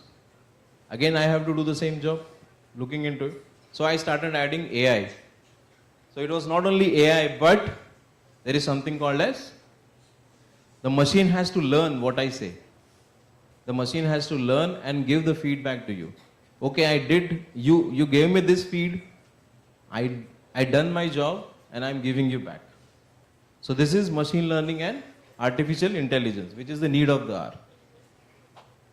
So this is very commonly now used in hematology, a section of pathology where you make a lot of peripheral blood smears. It is easy to add imaging in hematology. So that is why it all started with hematology. So it is digitalization. Digitalization meaning you capture the image, keep it. Plus AI. with my intelligence or everybody's intelligence, we give it to the system. And system learns it back. That is the machine learning. And then it gives you an answer. And that answer, whatever the AI and machine learning is giving, has to be, keep this in mind, has to be verified by the expert again. You cannot give power to machines when they are artificially intelligent. It has to come back. Yes, I say yes, go. I say no, stop. So this is the process of AI and digital imaging. So most important is explore to the power of machine learning in pathology. This is what is happening in not only in hematology, in all the fields of hematology. Because it is easy to get data, and data in pathology is more numerical, more numbers. You see reports, right? 90% of the reports are in numbers. So it is easy. You give numbers, they will start learning it, put a take, feed, give it to the machine, it will send you some results. So this is, we have the stall, you can inquire about it. We have a digital analyzer from Horiba, which is specially functional for hematology, imaging, not only imaging but analysis. Because that machine is backed by AI and machine learning. It is not only just clicking photograph and comparing. It is doing analysis. Okay? And analysis can only happen with machine learning. And then what has been changed, it is not only hematology but also urine. So when you have a urine sample, you also have to make a urine smear. Have you made it? Has anybody seen urine smearing? You take the urine sample, put it in the centrifuge, the sediments you put it on the slide, and then you see in microscope. So whatever can be seen under microscope can be clicked. Means image can be clicked and can be put to AI and machine learning to give you answers. This only fasten up the process. This is assistance to you. I cannot do 50 things, but this machine can do 100 more things. And I can do my job very well with other departments. Administration, operations, inventories, blah, blah thing. Any new test has to start, any new validation, verification. So this is just a sample flow which is happening. So you have a scan, image, WBC because it is peripheral blood smear. Then you do the cell classification because this is the most important job of a pathologist when they see in the microscope. So you do a cell classification, the machine is doing on its own. And then finally it gives you a pre-classified. For everybody's information, just keep your eyes and ears open. Any image analysis system in the world can only do a pre-classification. See, the definition here is very simple. When I say pre-classification, that means it has to be verified by a expert to final classification. So machines are restricted to only do that job. The pre-classification job is done so that my job or your job becomes easy to classify it faster with the other informations what you have. And then everything can be stored on cloud. So unlimited data is there, which can be stored anywhere and can be used for more machine learnings, because data is nothing but learning device. So this is the way we see the report. So this is a CBC report coming from the system. These are certain images because we also try to keep the images for our tutorials, for our research publications, sometime for the patient's evaluation. If patient is diagnosed in Chennai, he is going to US, Singapore, anywhere, so they can carry this. This is what the doctor has given to us and they can verify. They don't need to carry a blood sample. They don't need to carry a glass slide with them. They can just carry it on their email, not even a laptop. So this is the power of digital pathology today. Something similar, the urine report. These are the urine images which has been taken from the digital system. And it is not stopping anywhere because as we are a hematology company, I am basically a hematopathologist. My 13-14 years have only gone in hematology. But It is not restricting. So as I said, whatever you can click as an image can be used for digital pathology. And then there is a change in histopathology and immunology. So these are all the areas where the microscope is used. So wherever there is a microscope, I can click an image and I can put it to artificial intelligence or machine learning. So the impact, you can just see, I know I have overshooted the time, 2 more minutes. So when I'm sitting here, sorry.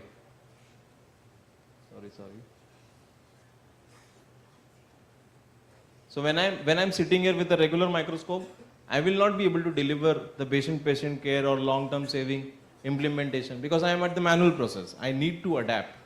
I need to adapt with the technology, automations, and then only I can adapt AI into my systems. And this is how the changes happen. With the digital pathology, it is more faster and it is actually impacting not only the clinical practice, but also the patient life somewhere.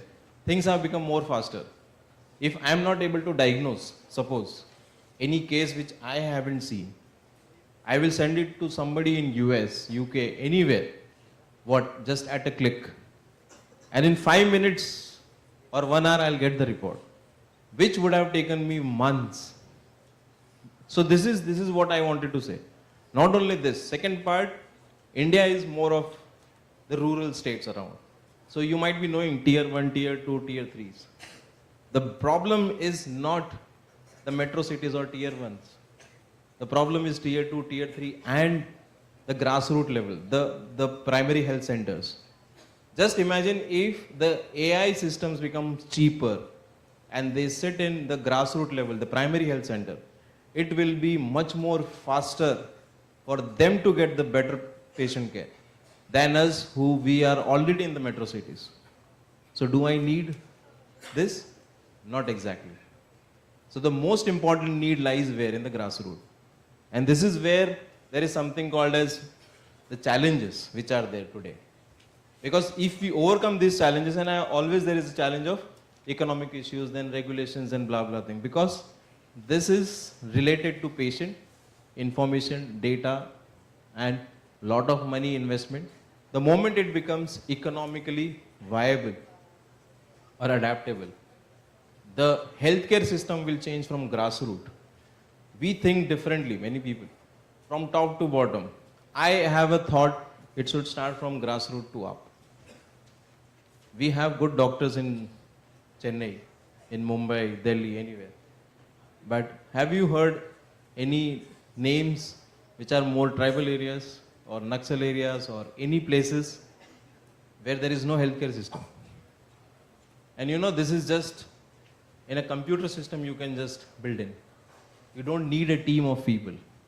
So resource management is what is going to happen in primary health centers with the use of digital pathology. So these are certain areas which we need to look, and there was the first lecture which I remember was more on quality aspect and pre-analytical, post-analytical. This all have to be taken care, and for this, our existence, everybody's existence of lab technologists, pathologists, biochemists, microbiologists will be there. Because AI is not going to handle your pre-analytical, analytical and post-analytical measurements.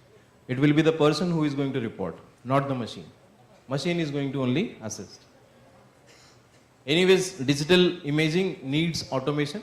So this is one of an area where automation has to be adapted to make your AI much more stronger and adaptable. If there is no automation at certain places or human or say errors of manual process, AI will not work.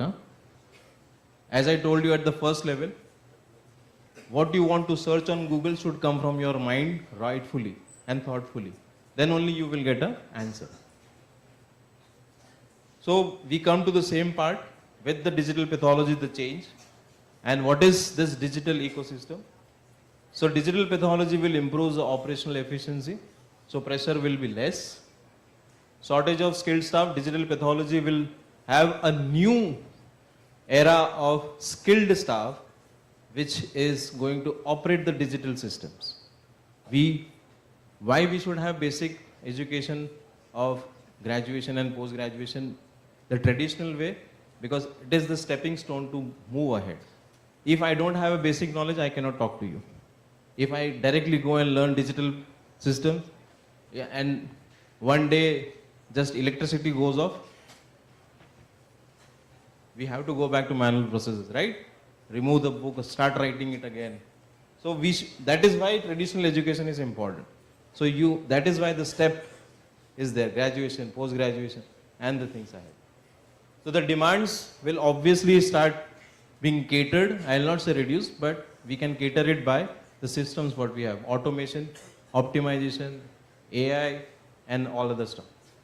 Standardization, obviously, because you are taking data from any part of the world.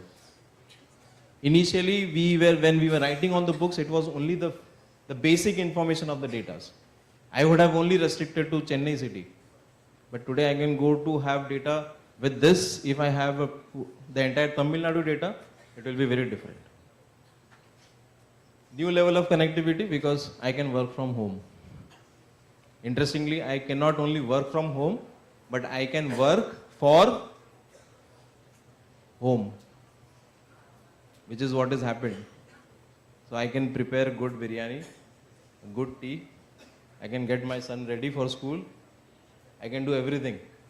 So all thanks to COVID. So two things at one time. So the life has not become easy. It has become more complex now. And digital pathology will have facility to supervise. So traceability, which is what, as I told, today I am here, 100 years later, I will not be there. Nobody, obviously there is an age limit to everyone. But still, whatever we say today, even this presentation can be given after 500 years because it is in the digital format. So this is the power what digital technology have today. So I always say work smarter and perform better. Not work smarter and chill more, but perform better. And the benefits, customer experience, automation, simplified storage, access, flexibility, versatility. And how does it impact on the patient care with the digital pathology? You have report standardization, you can improve the automation, you can image incorporation. Telepathology is the branch where all of you want to start working the day you finish your MSc. You will be required to handle the pathology report. Who is going to be there? It cannot be a commerce graduate, right? You are the person who understands what is CBC, what is glucose, what is blah blah thing, to communicate. So that is telepathology. And it is going to be the future branch, like teleradiology is there. So telepathology. Your traceability, improved turnaround time. And this goes on. Whatever said and done, it is always who drives the car? The man behind the machine. So this is my responsibility. The moment you have a system, don't get eased. I'll tell you the simple thing. How many of you have strongly holded your mobile phone in your hand? Everybody, right? Because you don't want to lose it. You become responsible to hold your mobile phone so that you cannot lose it because it has a lot of information, data, connectivity, accessibility. Just imagine it is the same with the patient from grassroots level to the tertiary care level. So digital processes, workflow adaptation, because it is not just any other thing I go and buy in a store. You need to understand, you need to learn, you need to get educated, and then only. And traditional education is the base or the pavement to whatever you do in the world later. Last slide. Oh, everybody is so relaxed. So I like this because I keep on performing this. I, being a pathologist, worked in the hospital and lab.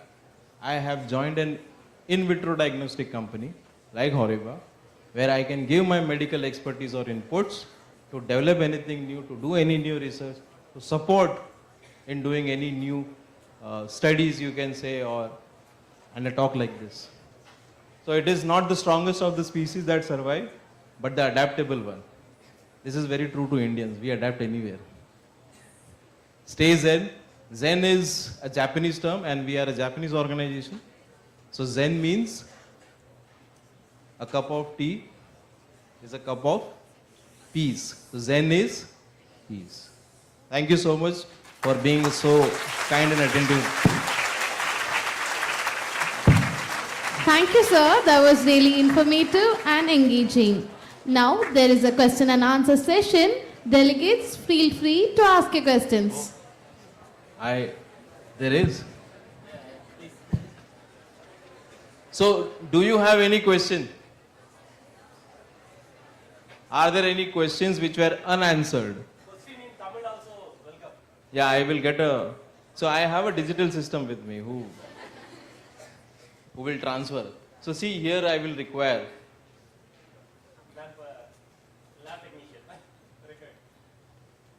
Any questions you have in your mind, any open question? I am here to help you. So there is no good question. There are always silly questions, and silly things have made bigger discoveries. I don't know. I mean, is the balcony alive? I mean, awake? Thank you so much. If there is nothing, so can I leave the dais? Or Thank you, sir. I kindly Thank you so request our principal ma'am to felicitate Dr. Prakash Suvesia, sir, with a memento. Maybe what you said, it's so clear, so they don't have any doubts. no.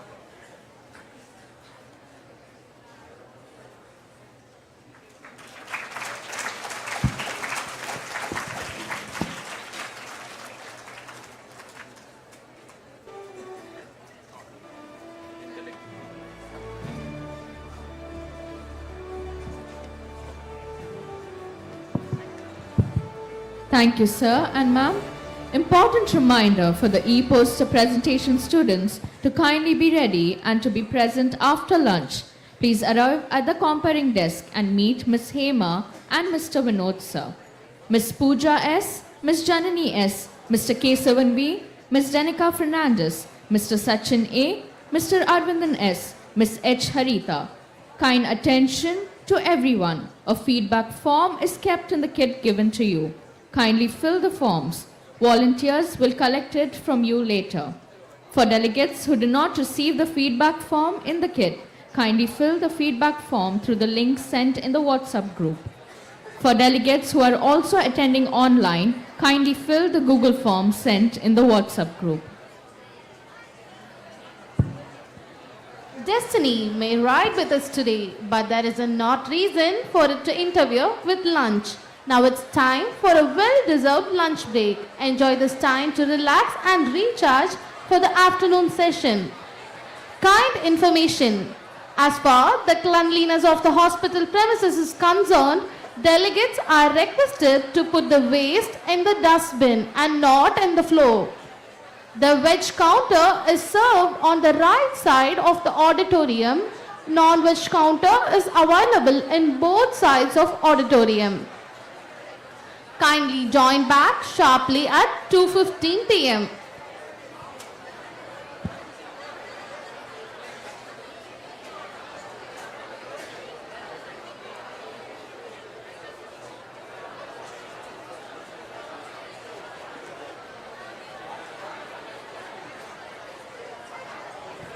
Requesting the e-poster presentation students to kindly assemble near the comparing desk.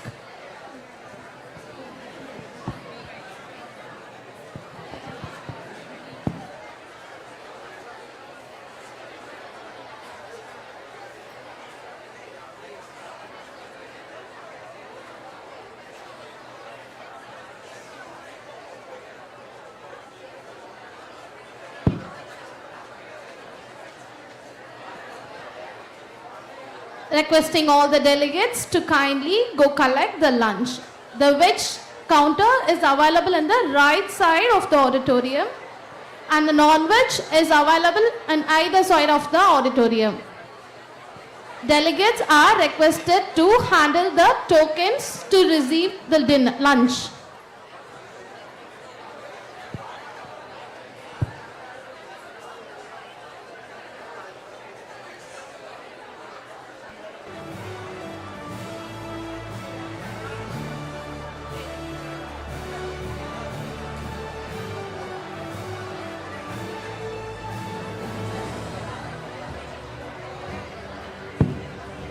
Delegates, kindly move out of the auditorium for your lunch. Kindly maintain silence as it is a hospital premises. Delegates are requested to put the waste in the dustbins and not on the floors. Kindly maintain cleanliness of the hospital premises.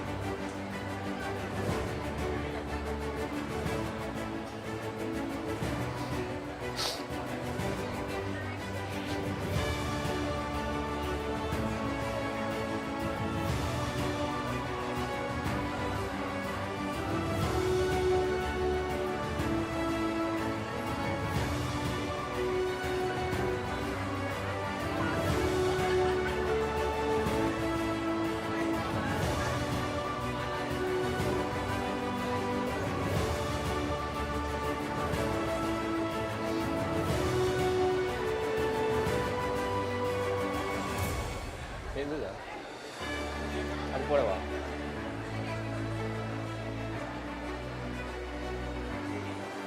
அது அங்க இருக்கு.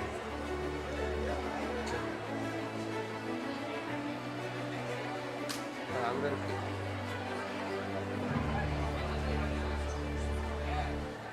Ma'am அமிச்சிட்டாரு.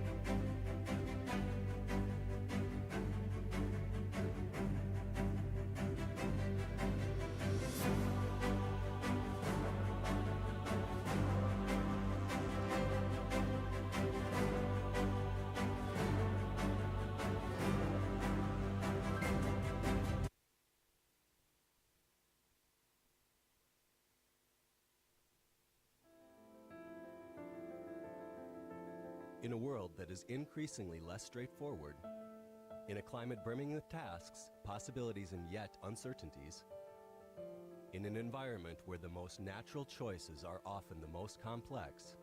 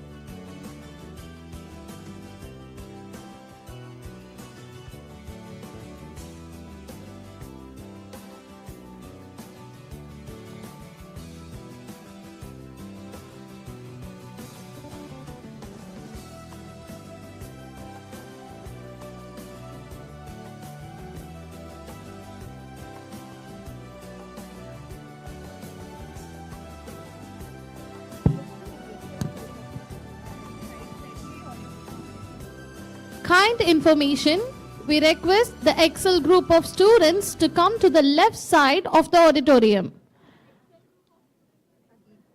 Excel group of students are requested to come to the left side of the auditorium.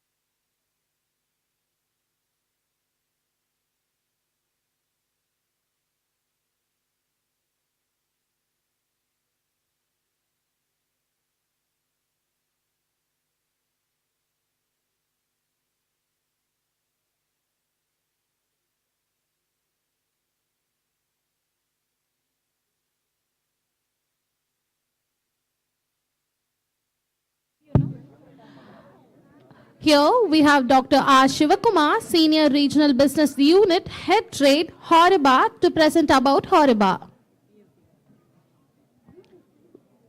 We welcome you, sir. The stage is all yours. Requesting all the delegates to be kindly seated and pay attention.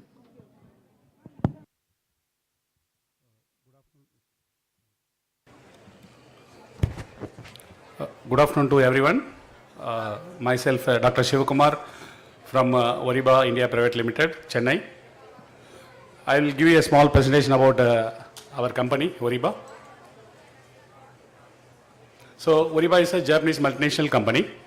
We are into line of businesses, research and development, manufacturing, sales and services of analysis and measurement equipments. Our head office is at Kyoto, Japan. The company is founded in 1945. The company is incorporated in 1953. Almost we have completed 73 years. Our net sales is 290 billion JPY turnover. Number of employees globally, more than 10,000 employees. Our chairman and group CEO, Mr. Asushi Horiba. Our fiscal year, December 31st. These are the Horiba facilities across the globe. We have globally, we have R&D and production centers in UK, Japan, France, Brazil, Spain, China, Taiwan, India, all the places we have our manufacturing units and production units. Horiba into three major business segments, energy and environment, bio and healthcare, materials and semiconductors. In energy and environmental, we are doing fully automobile industries. In bio and healthcare, IVD and medical segment. The materials and semiconductors, air quality, water quality and gas quality measurement systems. So in bio and healthcare, we support biological and life science research, protect health and safe and secure life. Our target customers are pharma production, drug discovery, cellular biology, genetics, vaccines and viruses, microorganisms, food industry, cosmetics, skin care, and clinical diagnostics. In bio and healthcare, we have hematology, clinical chemistry, and hemostatistics range. In life science, we have Raman spectroscopy, fluorescence spectroscopy, and particle character size analyzer. Horiba is in medical, we have more than 40 years experience and providing innovative products to the customer expectations. This is our global network, more than 150 countries and 100 distributors globally. Coming to Horiba India, in India 2006 we started our business. This is our growth in India. This is our Haridwar manufacture facility. We are doing clinical chemistry reagents manufacturing in Haridwar through this Make in India project, Atmanirbhar project. This is our Oriba India manufacturing facility at Nagpur. We have our reagent manufacturing and refurbishment, QC, warehouse, international training center, and Oriba India Technical Institute and Oriba Experience Zone. These are our healthcare footprints in lab chains and hospitals, the major Apollo, Medal, Newberg, Vijaya Diagnostics and hospitals, Fortis, Apollo.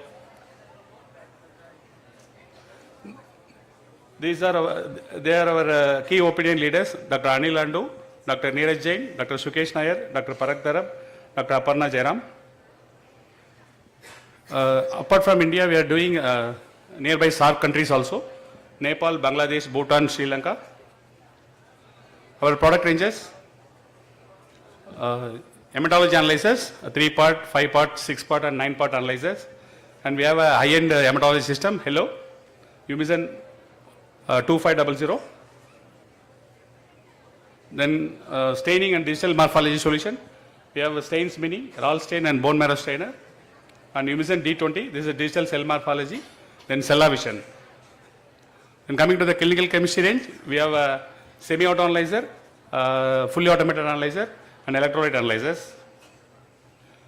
Then coagulation, we have a 2-channel, 4-channel, and fully automated coagulation analyzers. Coming to the life science, we have Raman particle characteristics analyzer and fluorescence analyzers. These are our target customers. We are into pharma, academics, biopharma, food and beverages, cosmetic industries. In life science, we have a center of excellence in USA, New Jersey, and France, and IASC Bangalore, and Kyoto, Japan. Thank you.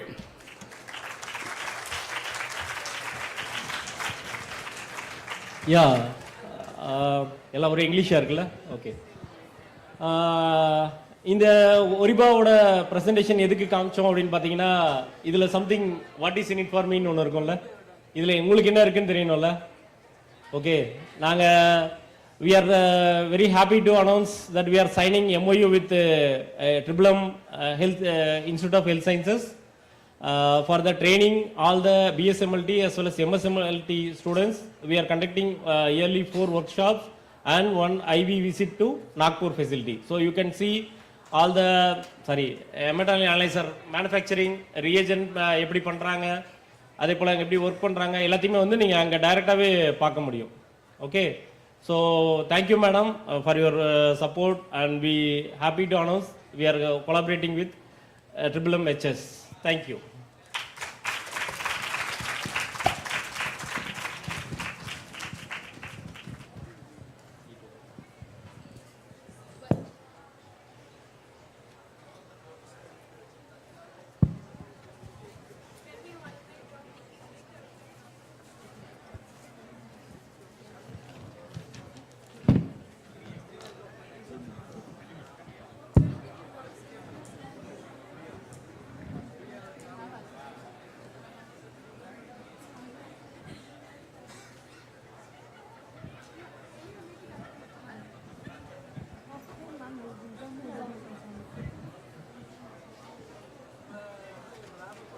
Today, we have the privilege of welcoming one of our renowned alumni, Mr. Mohammed Muzammil, who pursued his MSc in Medical Laboratory Technology from 2017 to 2019 in our college.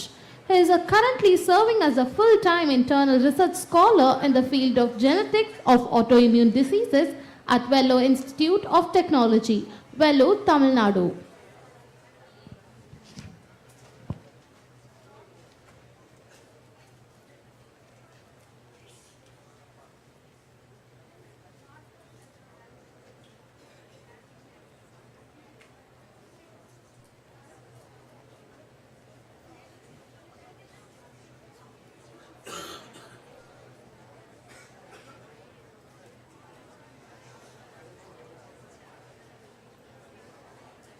Hello dear students and the faculty of Tribulum College. Myself Mohammed Muzammil, pursuing my PhD in VIT University, Vellore. and my topic of research is in genetics and molecular biology.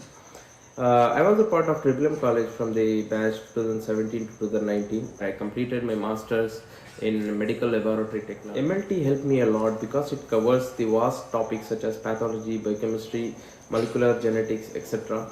In research, it is necessary to operate the instrument and at the same time dealing with the human samples. Actually, in Tribulum Hospital, easy for me to access these things because of in terms of teachings and academic gain. It really helped me a lot for my research work and framing the topics and objectives. There are a lot of opportunity for the allied science student for after completion of their masters in research field as a research assistant and a research scholar. Go and grab the opportunity, and my best wishes for your future. Thank you so much.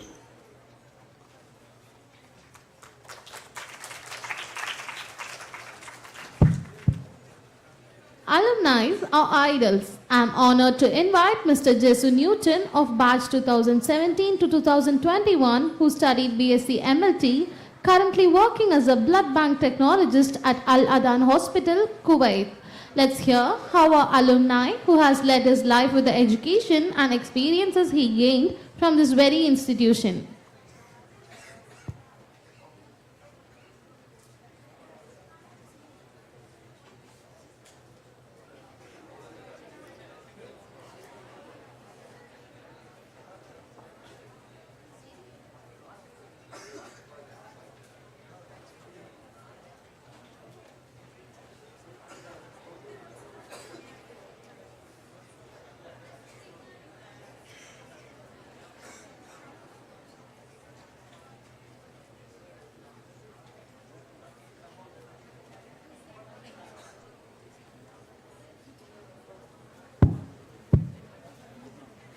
Can we have the video of Jesu Newton, please?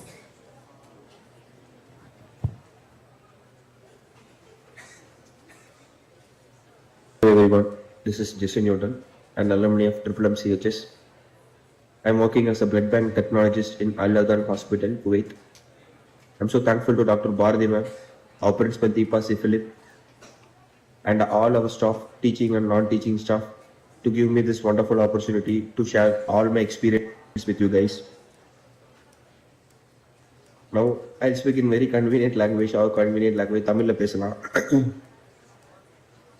So, இப்போ மெயினா என்ன அப்படின்னா அங்கே உட்காந்துருக்கிற students யார் யாரெல்லாம் அப்ராடுக்கு போய் work பண்ணணும், அங்கே செட்டில் ஆகணும் அப்படின்ட்டு ஏம் வச்சுருக்கீங்களோ அவங்களுக்கு தான் மெயினாக இந்த வீடியோ. ஸோ ஃபஸ்ட்டு என்ன ஸ்டெப் பண்ணணும், என்னென்னலாம் பண்ணணும், என்ன ப்ரொசீஜர்ஸ் இருக்குது, என்னென்ன சர்டிஃபிகேட்ஸ் வேணும், எல்லாமே நான் உங்களுக்கு ஷேர் பண்ணுறேன். I hope you will find this video so useful. First நீங்கள் கோர்ஸ் முடித்ததும் என்ன பண்ணுங்க அப்படின்னா, எவ்வளோ சீக்கிரம் ஒரு ஜாப்பில் போய் ஜாயின் பண்ண முடியுமோ சீக்கிரமாக ஜாயின் பண்ணுங்கள். 2 years எக்ஸ்பீரியன்ஸ் ரொம்ப அவசியம். அப்ராடில் போய் ஒர்க் பண்ணுறதுக்கு 2 years எக்ஸ்பீரியன்ஸ் மேண்டடரி. அது ஒரு பெரிய ஹாஸ்பிட்டலில் இருந்தாலும் சரி தான், கிளினிக்கில் ஒர்க் பண்ணாலும் சரி தான், ஆனால் 2 years எக்ஸ்பீரியன்ஸ் வாங்கியிருக்கணும். நீங்கள் ஜாப் ஒர்க் பண்ணிக்கிட்டு இருக்கும்போதே 1 yearல உங்களுக்கு என்ன ஆகிடும் அப்படின்னா, உங்கள் டிகிரி சர்டிஃபிகேட் நீங்கள் ரிசீவ் பண்ணிடுவீங்க. டிகிரி சர்டிஃபிகேட் வந்ததும் நீங்கள் என்ன பண்ணணும் அப்படின்னா ரிஜிஸ்ட்ரேஷன் பண்ணணும். ஏன்னா registration plays a very important role.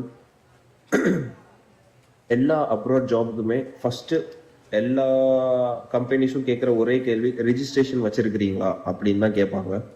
So registration is very important. நம்ம அலைடு ஹெல்த் சயின்ஸுக்குன்னு தனி ரிஜிஸ்ட்ரேஷனே இருக்குது. பேராமெடிக்கல் கவுன்சில் ஆஃப் இந்தியாவில் நீங்கள் ரிஜிஸ்ட்ரேஷன் பண்ணலாம். அப்படி இல்லைன்னா கிறிஸ்டியன் மெடிக்கல் அசோசியேஷன் ஆஃப் இந்தியாவில் நீங்கள் ரிஜிஸ்ட்ரேஷன் பண்ணிக்கலாம். இந்த ரிஜிஸ்ட்ரேஷன் உங்களுக்கு முடிஞ்சு கையில் வர்றதுக்கு கிட்டத்தட்ட ஒரு 3 monthsக்குள்ள உங்கள் சர்டிஃபிகேட்ஸ் எல்லாமே கையில் வந்துடும். ஸோ ஃபஸ்ட்டு எக்ஸ்பீரியன்ஸ் வாங்கியாச்சு, 2 years எக்ஸ்பீரியன்ஸ். அடுத்தது எக்ஸாம்ஸ் கிளியர் பண்ணணும், என்ட்ரன்ஸ் எக்ஸாம்ஸ் கிளியர் பண்ணணும்.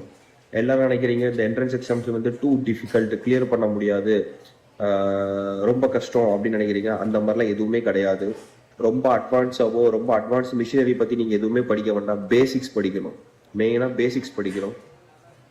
இந்த 2 years எக்ஸ்பீரியன்ஸில் எந்த அளவுக்கு நீங்கள் ஸ்கில் நாலேஜ் கெயின் பண்ணிக்கிறீங்களோ அதுதான் உங்களுக்கு எக்ஸாம்ஸில் வருமே தவிர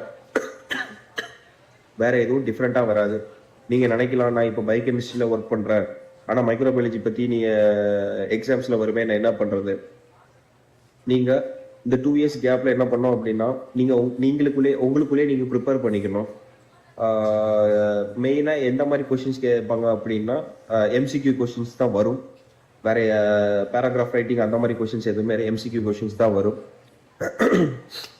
நீங்க எந்த எக்ஸாம்ஸ் கிளியர் பண்ணாலும் எல்லா எக்ஸாமும் ஒரே மாதிரி தான் இருக்கும். ப்ரோமெட்ரிக்கா இருக்கட்டும் சரி, டிஹெச்ஏவா இருக்கட்டும் சரி, எம்ஓஹெச்சா இருக்கட்டும் சரி, ஹார்டா இருக்கட்டும் சரி, எல்லா எக்ஸாம்ஸுமே பேசிக்ஸ் கொஸ்டின்ஸ் பத்தி தான் கேட்பாங்க, வேற எதுவுமே கிடையாது. ஸோ ப்ரோமெட்ரிக் எக்ஸாம் அப்படின்ட்டு நீங்கள் ஆன்லைனில் டைப் பண்ணி ஸ்டடி மெட்டீரியல் தேடினாலே உங்களுக்கு ஸ்டடி மெட்டீரியல் வரும். அந்த ஸ்டடி மெட்டீரியல் நீங்கள் எடுத்து படிக்கலாம். எம்சிக்யூ கொஸ்டின்ஸ் தான். டெய்லி ஒரு 10 எம்சிக்யூஸ் 15 எம்சிக்யூஸ் நீங்கள் பார்த்தாலே அது உங்களுக்கு வந்து ரிமெம்பர் பண்ணிக்கிட்டே இருக்கும் உங்களுக்கு.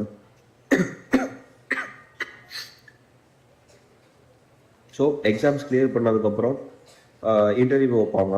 Communication is very important. So India தாண்டினதுக்கப்புறம் communication is very important. Communication இல்லாமல் உங்களால் எதுவுமே பண்ண முடியாது. என்னதான் நீங்கள் வந்து என்ட்ரன்ஸ் எக்ஸாம் கிளியர் பண்ணாலும் லாங்குவேஜ் இஸ் வெரி இம்பார்ட்டன்ட்.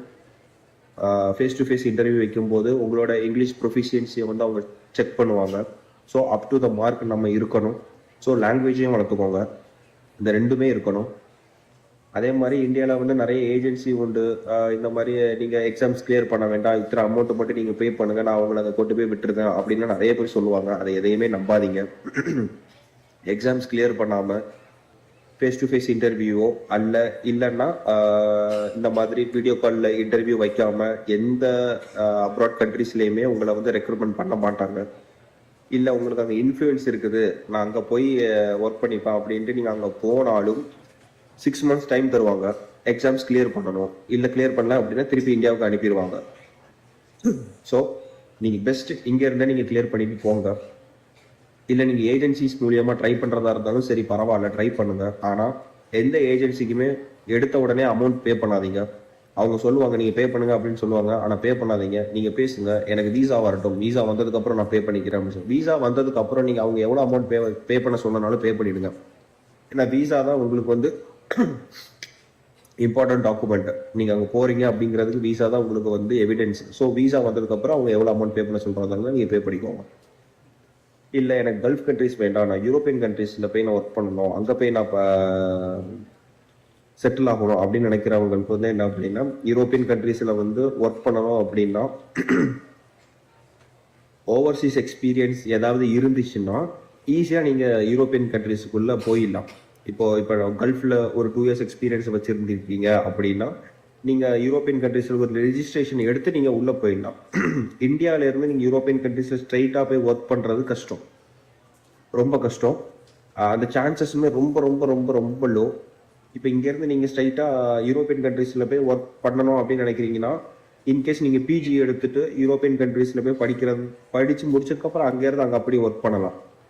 ஆனால் ஸ்ட்ரைட்டாக இங்கேருந்து யூரோப்பியன் கண்ட்ரீஸில் போய் ஒர்க் பண்ணுறது ரொம்ப கஷ்டம்.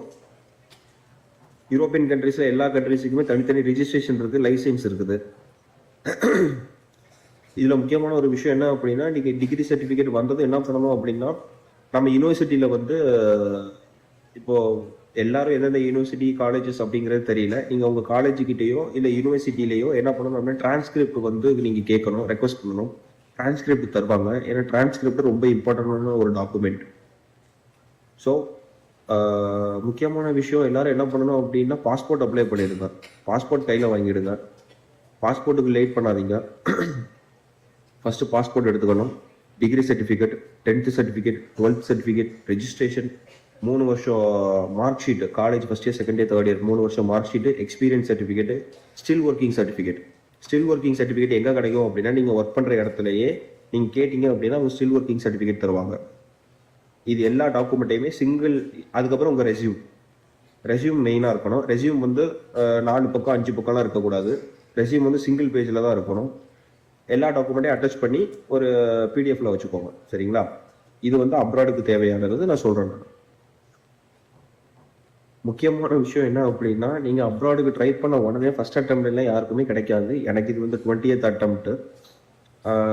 20th attempt நீங்கள் ஃபெயில் ஆனீங்களா அப்படின்னா அப்படி கிடையாது. எனக்கு வந்து 20th attempt எனக்கு வேலை கிடைச்சிது. ஆனால் இந்த மாதிரி டாக்குமெண்ட்ஸ் இல்லாமல், சர்டிஃபிகேட்ஸ் இல்லாமல், ரெஜிஸ்ட்ரேஷன் இல்லாமல் எனக்கு நிறைய ஜாப் என்னை விட்டு போச்சு.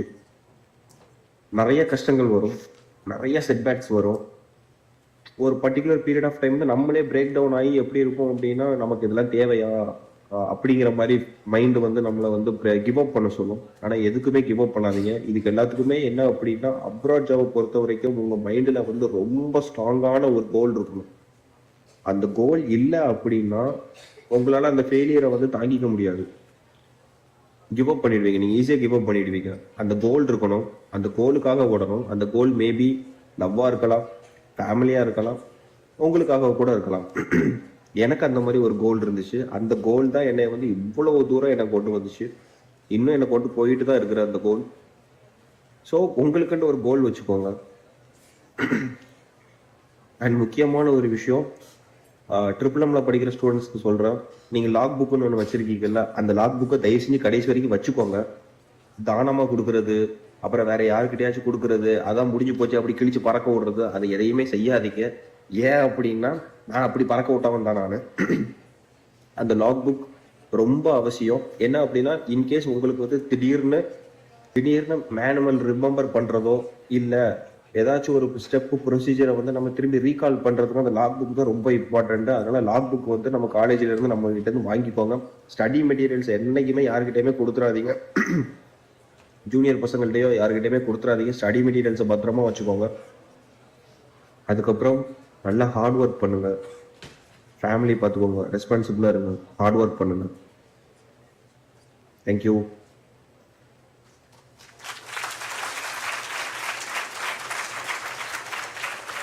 Thank you for sharing your experience. A picture is a secret about a secret. The more it tells you, the less you know. After our regenerating lunch break, we are now ready for the key poster presentations. Let's uncover the secrets of their research and ideas through this dynamic presentation. Out of 47 abstracts received, a total of 28 participants were screened from preliminary round, out of which 7 outstanding posters were selected for final presentation. The topics are innovative approaches to infectious disease testing, implementing digital pathology in clinical practice, challenges and solutions, the impact of rapid tests on patient care, advancement in blood bank technology and transfusion medicine, quality assurance and standardization in medical laboratories. The event will be judged based on the following criteria: clarity, organization, review, introspection, efficiency of the poster presentation. We now extend a warm welcome to Dr. Parthiban Sir, Chief Faculty, Tamil Nadu State Director Foundation for Quality India, and Dr. B. Chitrashri, Senior Consultant and Head of the Department of Biochemistry and Hematology, Madras Medical Mission, as we invite them to be the judge for the poster presentation. Instructions to be followed. Each participant's duration time is 3 minutes, and we request the students to strictly adhere to the given time. The buzzer sound will indicate the allocated time has come to an end. Now, I call upon the first participant, Ms. Pooja S., onto the dais for the presentation.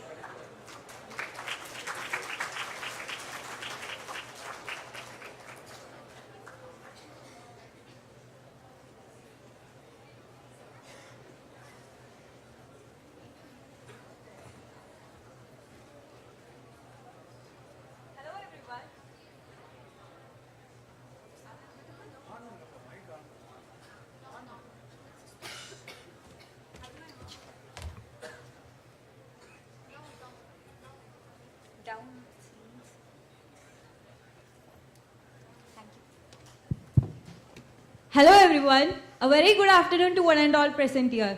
This is Pooja from JPI Engineering College and I am here to present my poster on RBC EQ, a next generation sequencing based tool for accurate and comprehensive genetic blood typing. Did you know that patients with anemia, sickle cell disease, thalassemia, they need frequent blood transfusions for their treatment? But what if I told you that a single tiny error in the blood typing could lead to serious, even life-threatening complications? Well, traditional methods can only detect the ABO and RH blood groups, but there are over additional 320 antigens all over the populations, which traditional methods lack to detect the rare and novel antigens. To tackle this problem, RBC-EQ have been produced, which is a novel web-based algorithm that uses the next generation sequencing data that predicts 36 blood groups with 99.07% accuracy. Now, I will explain the methods and components involved in the RBC-EQ. It's very simple. So, firstly, it uses a database called CATK4-based calibrator.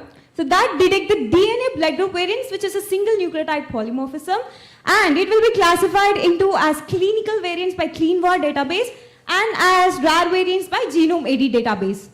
And it tests for the accuracy, the predicted one with the known one using a database called MedSequence. And as I said, it has the RBC-EQ have achieved the accuracy of 99.07% accuracy.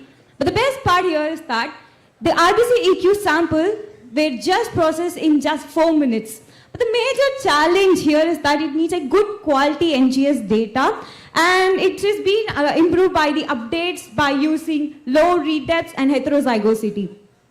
In short, RBC-EQ is a scalable, accurate genetic blood typing that reduces the alloimmunization risk like hemolytic reactions for transfusion-dependent patients. As we are moving forward with more personalized and accurate healthcare, RBC-EQ isn't just a new process. It is the future of blood typing. So on implementing RBC-EQ in all the blood banks, it will ensure the transfusion safety. Thank you so much for the opportunity, and I'm happy to answer any questions.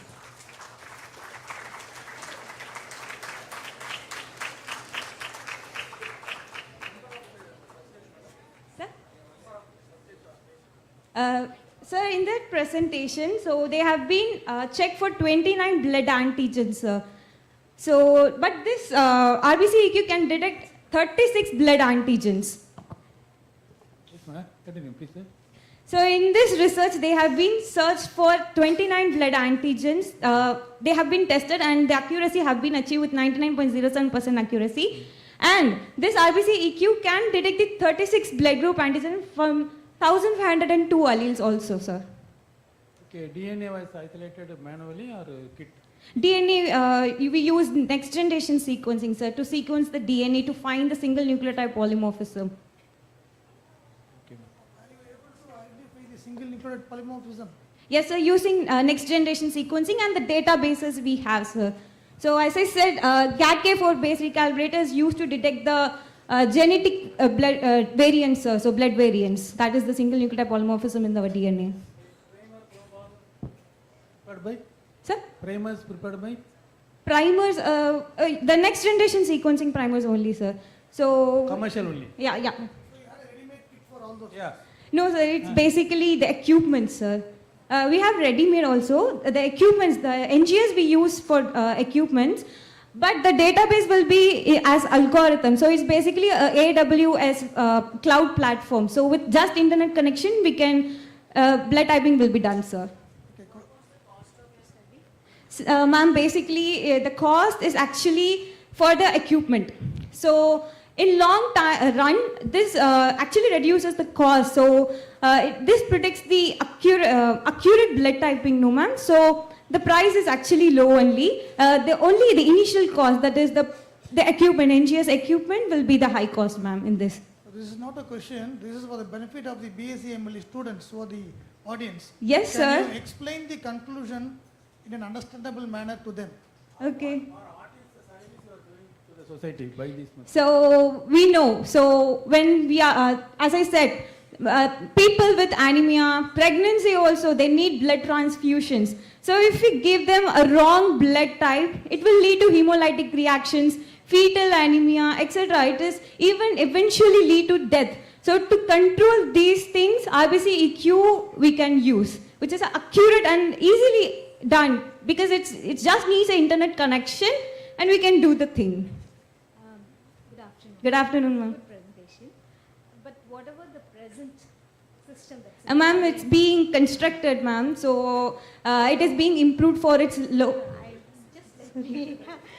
So whatever you are mentioning is a very, very gross error which we are not coming across. The existing system itself is actually, it has moved out from the manual ICT, DCT, cross-matching to the gel technology, column technology, and so.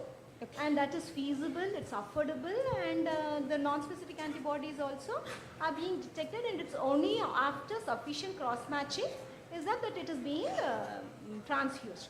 So transfusion happening following your clinical symptoms is a very normal thing, and we don't come across a kind of gross hemolytic Reactions. anemia and all reactions and all. And do you find that what is the edge of this with the existing versus the availability, the commercial part of it, and also the clinical application to it? Okay. Because you're going to say that it's going to be the future. So it sounds interesting, and no, we have to adopt to it. But is it really as promising as what you propose to it? Yes. So we know traditional methods like serology can only find the ABO and RH blood group, but there are over clinical variants and rare variants also. So clinical variants in the sense, I can give you example like RHD negative. So this is very important for the pregnancy. So that causes hemolytic reactions to the newborns. So we cannot find These things, you know, we have moved way away from it. It's all like 50 years old. We have crossed, we have enough technology that has been addressing all these things. In what way this existing is going to add an edge to the practice, whatever we follow? we have tools like Boogie, blood typer also. This also finds the variants only. But the thing is that have the limitations, like the main genes is not, the variance is not present on the main genes. But in this method, we do not have that much limitations on it all. So we can easily, using this technology, we can easily find the blood variants. That is the major advantage of this study. A large algorithm by I researchers. think you're not able to get the question what ma'am is trying to ask. See, whenever we do a study, it has to reach out to the community or it has to reach out to the healthcare. Okay, a study is not done just because we have to complete a study and complete our project, right? So what is the clinical implication? How will it reach to the mankind? That is what we are all trying to ask. You've done excellently. You also have a extreme level of confidence. You present very well. But what is the end result? Where would you want to take this forward? That is what we are all trying to do. Okay, my plan is that, as I said, the cost of putting the NGS equipment is really high. But we can put this technology in every regions. So the hospitals and laboratory can give their samples to that lab, and the lab will give you the results. So by this way, No, I think I'll speak for her. She is trying out a new method. Nowadays everywhere technology is being incorporated in the medical field. So now they are trying out with the blood grouping system. I hope so. Yeah. So the null hypothesis might be right or might be wrong. Okay. Okay, I think so. You're right. Thank you so much for the opportunity once again. Thank you for listening, guys. Thank you for the exceptional presentation. Now I call upon Ms. Janani S. onto the dais for the presentation.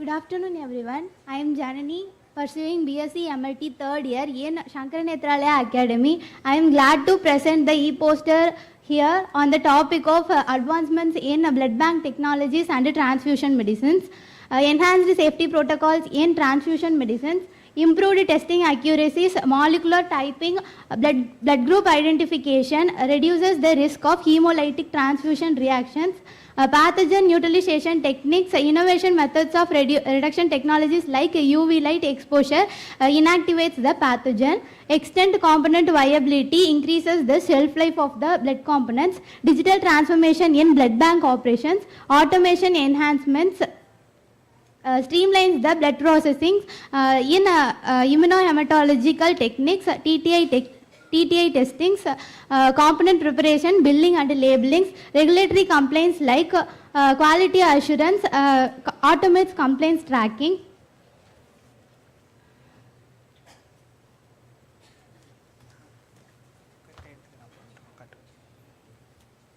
Innovation in blood components processing, advanced separation technologies like centrifugations separates the PRP, DLI and autologous stem cells also.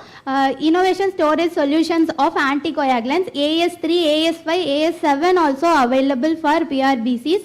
DMSO cryoprotectant for frozen RBCs and platelets. Robotic automation systems enhances the quality assurance and resource management. Advances in recipient testing methods, molecular typing like PCR, NGS, SSP and SSOP also available to reduce the transfusion reactions. Automated testing systems streamlines the testing processes and minimize the human errors. Pathogen inactivation technologies, diverse pathogen targeting to inactivate the specific target pathogens. Method selection criteria based on the pathogen type and blood components. Extend shelf life of the blood components. PRBC shelf life is 42 days. It can be stored in frozen methods, and platelets are stored in platelet additive solutions and cold storage methods.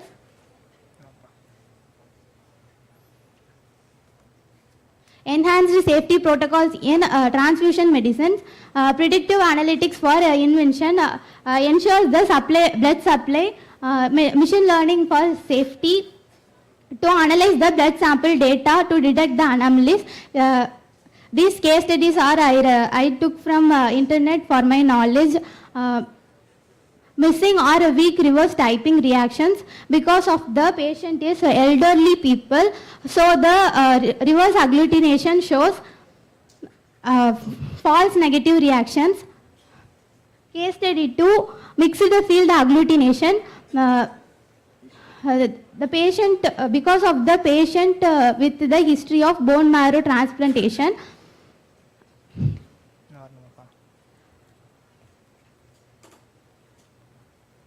so it shows the mixed agglutination.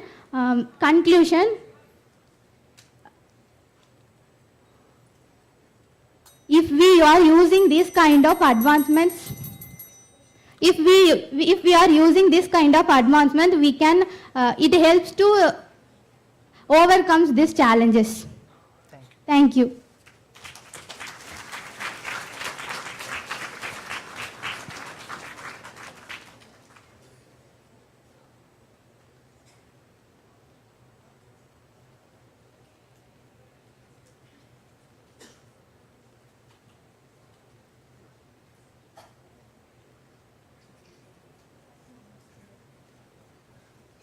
Okay, not any question from here. What technique you have done during a posting blood banking? They are doing. We are seeing only they are doing demo classes. Sir. Okay, so have you done ELISA, CLIA, NAT testings and etc. Okay, what is CLIA? Okay, what is ELISA? Sir, ELISA is the antigen antibody detection. Full form of ELISA?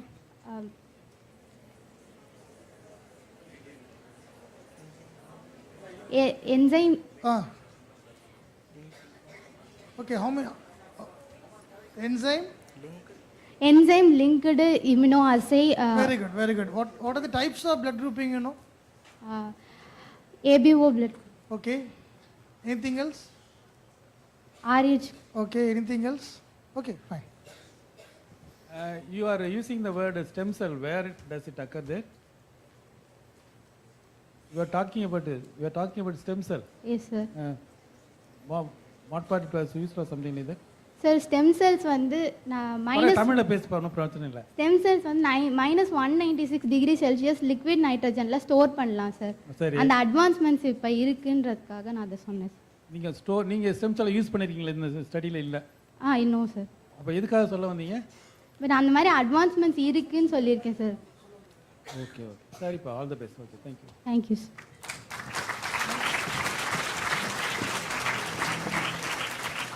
Thank you for the outstanding performance.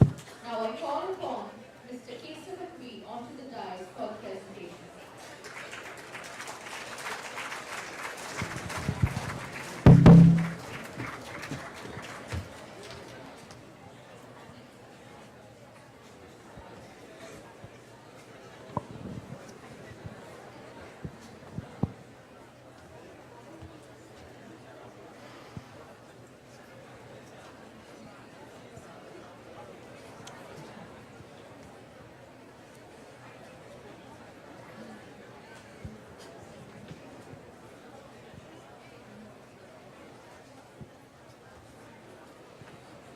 A very warm good afternoon to one and all. I am Kesavan, BSc Medical Laboratory Technology student of CHS. Today I am going to present my research on prevalence of hepatitis B and C infections in asymptomatic donors in a tertiary care hospital. In introduction, we are going to see why we need to do this study. Hepatitis B and C virus are the serious global concerns. Most of them are asymptomatic and they are unknowingly spread the disease through blood transfusions. Our study aims to evaluate these donors and ensure transfusion safety. Next, we are moving to methodology. We conducted this study at Tribulum Hospital for over 1 year period of time from October 2023 to October 2024 by screening about 7,027 donors. We used the Architect Eye system, a highly sensitive method based on chemiluminescent microparticle immunoassay to detect hepatitis B surface antigen, hepatitis C antibody, hepatitis B core antibody, which persists after the disappearance of hepatitis B surface antigen and before the appearance of detectable hepatitis B surface antibody. And our results shows that among our 7,027 donors, 12 donors shows seropositive for hepatitis C virus and 18 donors shows seropositive for hepatitis B surface antigen and 297 donors shows seropositive for hepatitis B core antibody. In total, 327 donors shows seropositive for hepatitis B and C infections.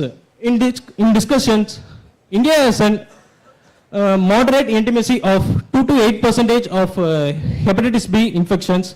Our study shows about 4.22% of hepatitis B infections. As per our study, 4.7% of our donors were infected by either hepatitis B or C virus.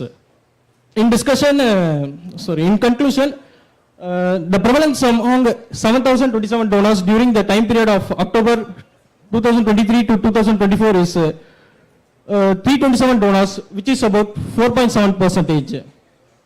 Our study highlights that hepatitis B and C infection still remain a risk in blood transfusion and says that effective screening and suggest to amend vaccinations for highly risk profiles such as healthcare workers, pregnant women and partners of hepatitis B and C infected patients. Thank you.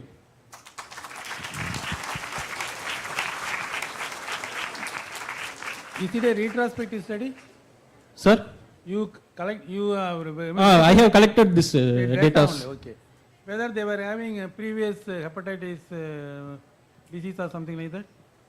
No, sir, they were donors, sir. They were donors, okay. Did you notice that whether there was a jaundice for the patient or not? We asked them, sir, whether they have, before we collecting blood. Okay, all the 7,000 patients were from which part of the Tamil Nadu? They are all over from the world, sir. All are from the world? Yes, sir. They are the donors of our Tribulum Madras Medical Mission. Okay. While explaining about the methodology, you must write that it is a retrospective data analysis. Actually, you have not done the study. It's a part of the process which happens as a routine practice in blood donors. Yes, you have just collected. Is the sample being like your sampling? Is continuous sampling from October to 23 to 24? 1-year data. Yes, ma'am. So that it has not been picked up and all that. So you have to write that it is a retrospective data review. You have just reviewed the data, isn't it? Yes, ma'am. And it has been done by the system, which is like happens routine. Yes, ma'am. Is there any inclusion, exclusion, any criteria, like no, whatever? As sir was telling, probably you have quoted that they are all asymptomatic. Yes, But ma'am. They you are. think They were asymptomatic. They were they have no symptoms, ma'am. So in only our hospital, we are suggesting a hepatitis core antibody. Most of the hospitals were not testing hepatitis core antibody. Hepatitis core antibody, actually, it presents in our. Suppose a patient says a history of jaundice 2 years before, 5 years before. What is your criteria to include him as a donor itself or not? First, we check hepatitis core antibody, ma'am. So it only presents when the. No, will the patient, will the person be rejected as a donor or is included into the Included in the donor. study? Yes, ma'am. So, Included. So what are the things that you consider as asymptomatic presently? Is it? What is that asymptomatic is clinically? The patient at that point of time, he is not having any symptoms related to hepatitis. Yes, ma'am. Because your prevalent percentage of 4.7. Yes, ma'am. Overall, the percentage of female patient subjects is lesser now. Have you calculated what is the percentage of positivity of either B or C? Yes, sir. Where is the result? Actually, it was in the discussion, sir. Hepatitis, the percentage of hepatitis surface antigen is about 0.02%. In male as well as female? Yes, sir. Okay, the hospital found that 327 donors were positive. Yes, sir. So what was the follow for the? First we give a counseling and we suggest a hepatologist in our hospital, sir. And we do confirmatory tests in serology. For those donors who are abroad, was the information given to them that your blood Sure, test sir. Sure, sir. tested for positive, take care, all those things like that? Yes, sir. Sure. Okay. Thank you.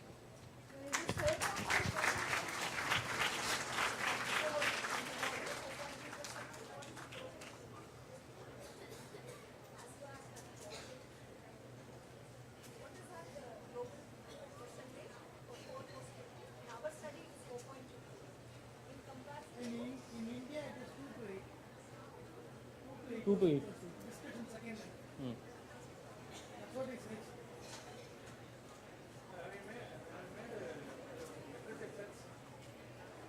Yes, sir. What generation of ELISA is CMIA? You're looking very nice in your coat and suit, but what you should know when you're saying methodology, you should at least know what you're doing, right? Because anyways, you've only collected data. So you have to go into the depth a little. So CMIA is what generation of ELISA? Will you do homework and let me know before I leave today? Yes, ma'am. Okay.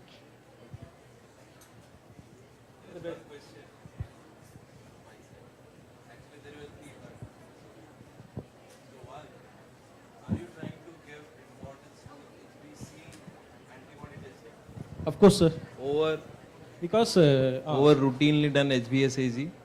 Yes, sir. So I would like to have a data where HBsAg is negative in general, because people do a lot of card testing. You might be knowing this because the cheaper, because in earlier presentation it was said economical cost has to be there. And HBsAg negative and HBC or HBS positivities or HBC positivity over HBS. Are you getting the point? Sorry, sir. There is a general marker for hepatitis B is HBsAg. Yes, sir. Okay, but you have also given HBC. HBC because. So what is the difference of ratios between this? So I can't get the question. Okay.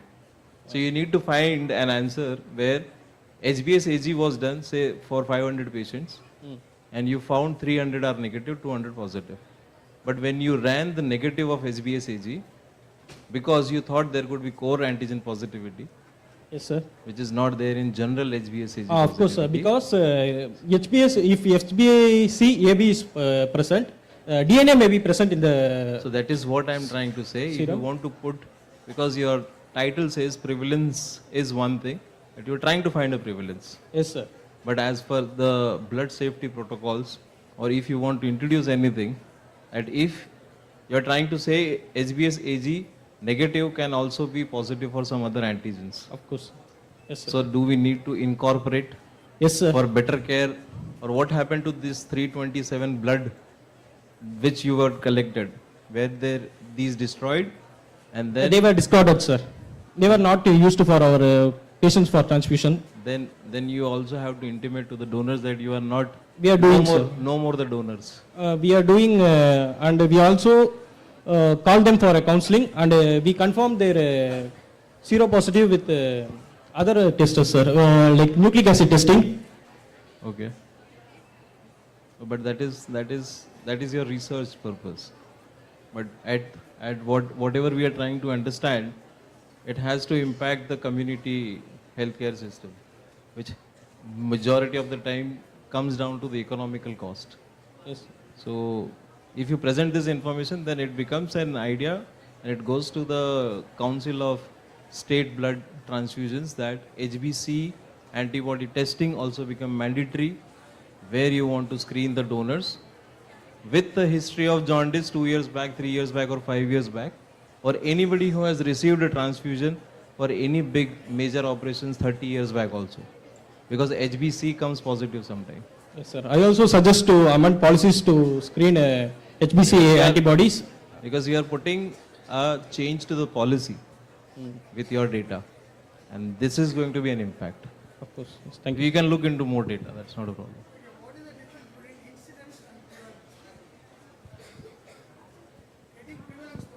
Yes, sir.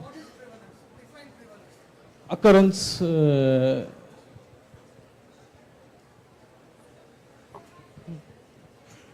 Is there any difference between incidence and prevalence? Incidence is once நடந்து முடிஞ்சிருச்சு sir. Prevalence is நடந்துட்டு இருக்கு. Like அப்புறம் you told your donors are worldwide. Yes. If they are worldwide, how can you justify the word prevalence in the topic, in the heading? Prevalence na it has to be restricted to a certain area, yes or no? Because Mogapur or Chennai or Tamil Nadu or South India or India. Since I have taken data of our donors, so I use the word prevalence. Okay, justified, but you don't know the difference between prevalence and incidence. Two homework you have. நாங்கள் போகிறதுக்குள்ளே சொல்லணும் பதில், இல்லாட்டி உங்களுக்கு அப்புறம் மேம்கிட்ட சொல்லி extension பண்ணிடுவோம் இன்டர்ன்ஷிப்பை. Okay sir. Not only that பண்ணி என்ன பண்ணணும்னாக்கா, இந்த குளோபலாக வந்து நீ கண்ட்ரி வைஸாச்சும் நீ பிரிச்சிருக்கலாம் இல்லையா? 7,000 பேஷண்ட்டையும் அதையாச்சும் கொஞ்சம் பிரிச்சிருக்கலாம். அப்போ தான் நீ சொல்கிற அந்த கடைசி ரிசல்ட்டுக்கு வந்து அது வந்து உனக்கு வந்து அப்ளிகபிளாக வரும். ஓகேங்களா? ஓகேயா? Okay, thank you.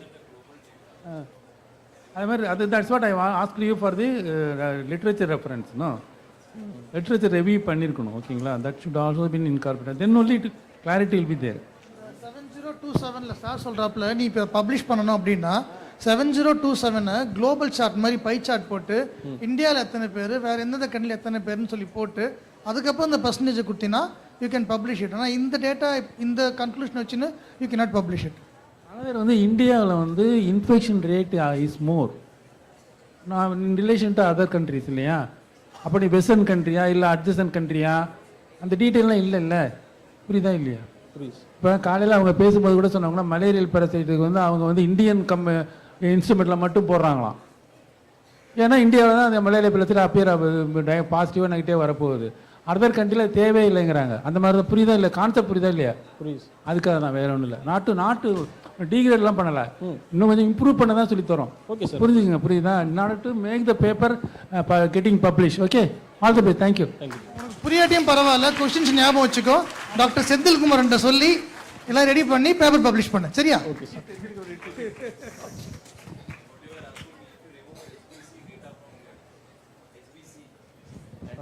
Yes, sir. Remove it. So how many will be positive as a carrier? If you remove 297, you don't do HBC. 0.2%, 0.02% were. So that is why now we are challenging the data which was already earlier produced, because they might be only HBsAg positive. So again, go into the data and try to put relevance to HBC antibody testing in your screening process. Because if there are 7,227 and I don't use the data for HBC antibody, 297 donor will become, they can donate. Because there are only 18 remaining, which cannot donate. Actually, so see the reverse way of the data, or the straight way. And always try to use a global information of the data, whatever you can compare with your study or the Indian data. Thank you so much. Best of luck. Thank you, sir.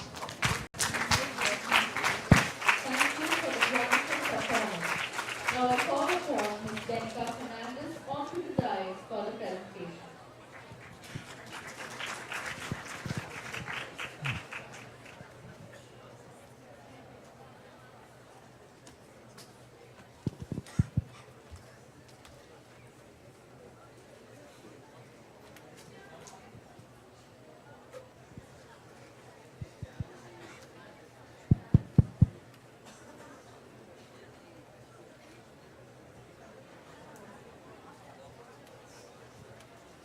Good afternoon, everyone.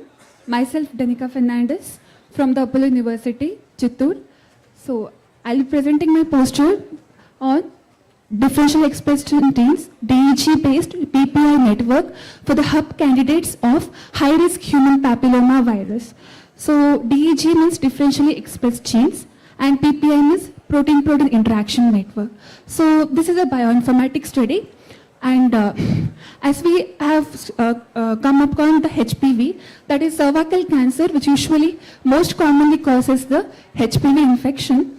So here in our study, we have found the differentially expressed genes with the help of the microarray data sets from GSC 9750 and GSC 4289. And with the help of these differentially expressed genes, we have found out the protein-protein interaction network with the help of the string software. And from that protein-protein interaction network, we have identified a hub gene. And that hub gene was clustered with the help of the cytoscape network analyzer. And we have validated these hub genes with the cluster analysis. So in the result part, if you see, the figure 1, which helps to identify that's a microarray graph. And in this microarray graph, we have the upregulated and downregulated genes. And with the help of these, we have identified the differentially expressed genes. And these differentially expressed genes, by taking up these genes, we have identified the backbone network for these genes. And we have identified 3 hub proteins, that is CXCL8, FOS and FN1, which was plotted in that interaction plot network with the help of the cytoscape network analyzer. So these 3 candidate hub genes helped us to find out as a biomarker or a therapeutic interventions to identify the HPV, high-risk HPV related cancer oncogenesis. So with the help of this, we have found out the molecular interactions that is ongoing in the cancer oncogenesis.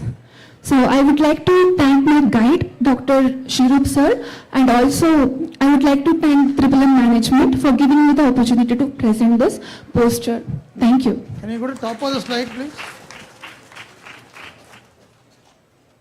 Please introduce yourself.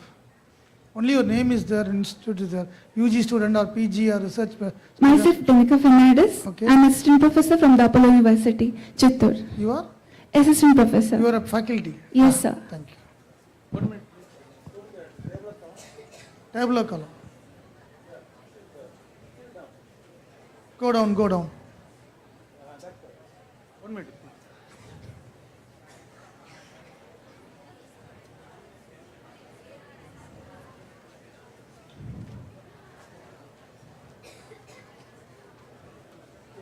Review work only, no? No, sir. We have found out this work with the help of bioinformatic tools. Like you say that it is a biomarker. How do you establish that it is a biomarker? So with the help of the cytoscape network analyzer, we have found out the 3 candidate hub genes. So the main aim is to identify the hub gene proteins. It's with the help of cytoscape analyzer. On the third positivity or negativity, that calculation was carried out, not carried out? Sorry, sir? Study group is like inclusion criteria, the 2000 and all. That is a GSC microarray data set, ma'am.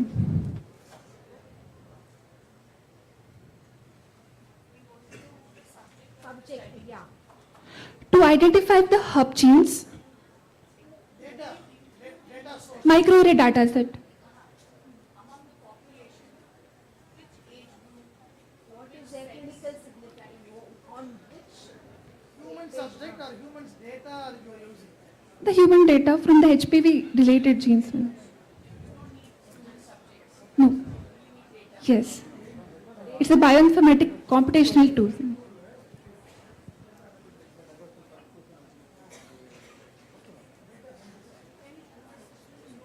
No, you say no, identifying the in HPV infected cells.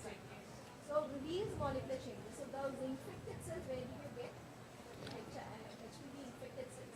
From the microarray data set, ma'am. That is a GSC 9750 and TSC 4289, so which is available in the information website itself.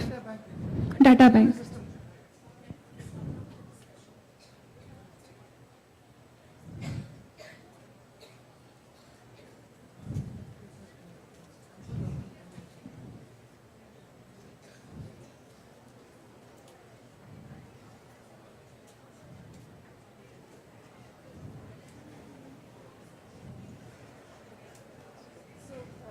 you have basically collected the data.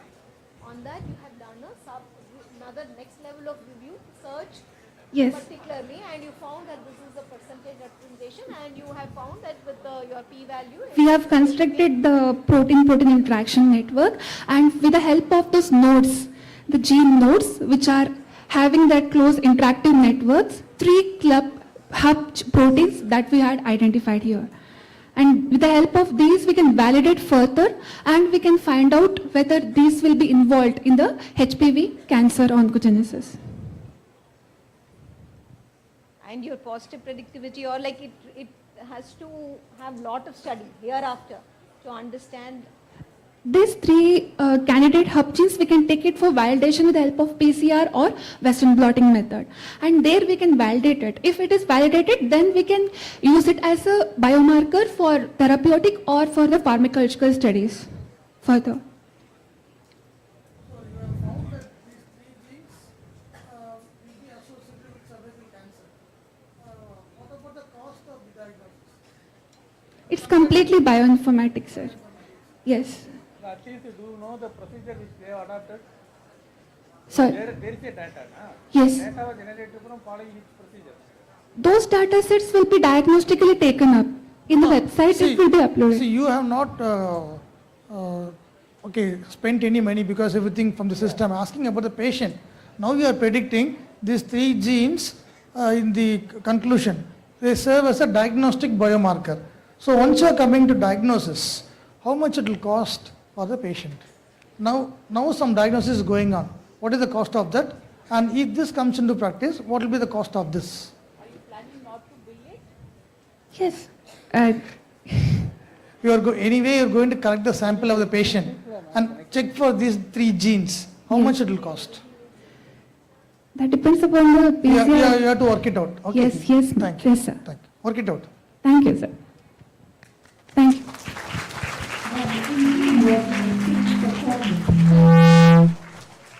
Now I call upon Mr. Sachin A. onto the dais for the presentation.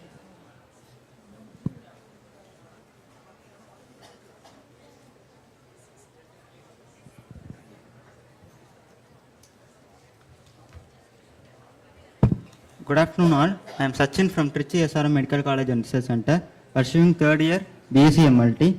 I feel grateful to be here on this occasion and excited to deliver my topic about the impact of rapid test on patient care and the challenges and the solution. Before we dive into the details on the topic, let me discuss about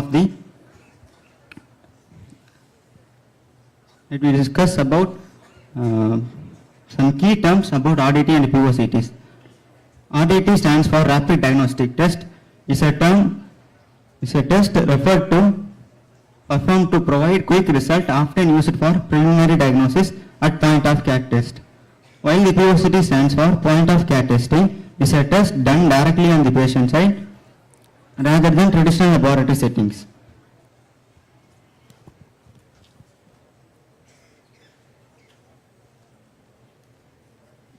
Here are the list of some laboratory tests. Some commonest examples for POCT devices include glucometer, hemoglobinometer and pulse oximeters. Let's shift our focus on quality assurance and assurance sustainability of RDT and POCTs. At first, the quality assurance of RDT include perform standard protocol while handling sample, provide ongoing training for healthcare providers, and regular calibration and QC, regular calibration and device maintenance, and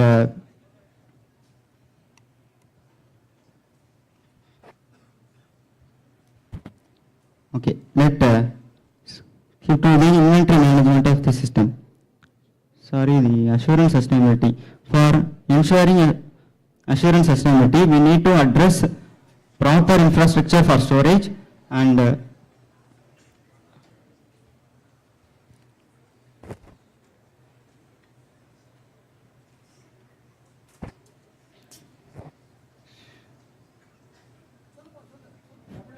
little bit nervous, sir.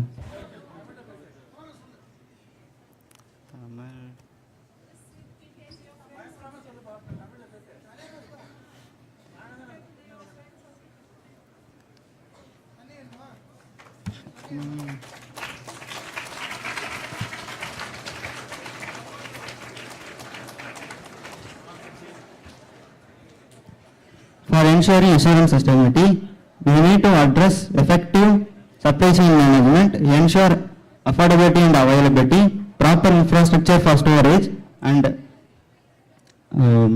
continuously updating tests to adapt our evolving healthcare needs, and developing test kits with long-term viability. Next, let me see the inventory management of the RDT and POCTs. Effective inventory management is crucial for seamless operation that involves procurement and ordering, and shelf life management, replenishment and stock control. Let me see the core topic of the presentation, that are the challenges and solutions faced by RDT and POCTs. Based on the study, the challenges include limited scope for detection of multiple pathogens, and low accuracy and reliability of test results, regulatory and QC issues, and limited sensitivity at first stage of infection, and limited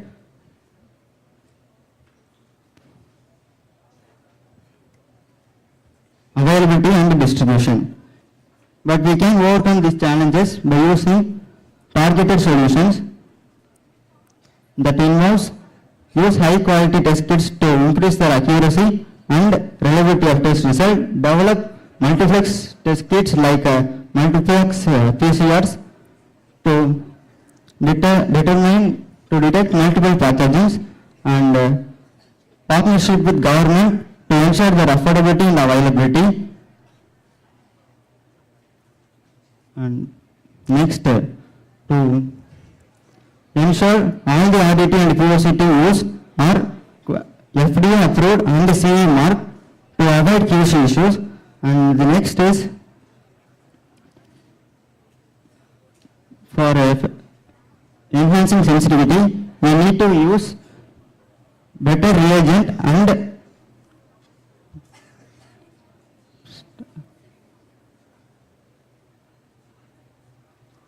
multiple biomarkers. However, I believe the most important thing is education. However, the most important point is educating patient and healthcare providers about RDT and POCDs and the importance of QC. I would like to share an incident which is the main reason to choose this topic. Can I? Yes, continue. Soluda. A year ago, my grandmother hospitalized after fainting due to hyperglycemia. When we discuss about the physician, hyperglycemia, sir, around 380, sir. When we looked into the incident, the physician revealed that the glucometer showed falsely low value result for a prolonged period. The missed reading leads to drastic increase in her blood glucose level. I think the most the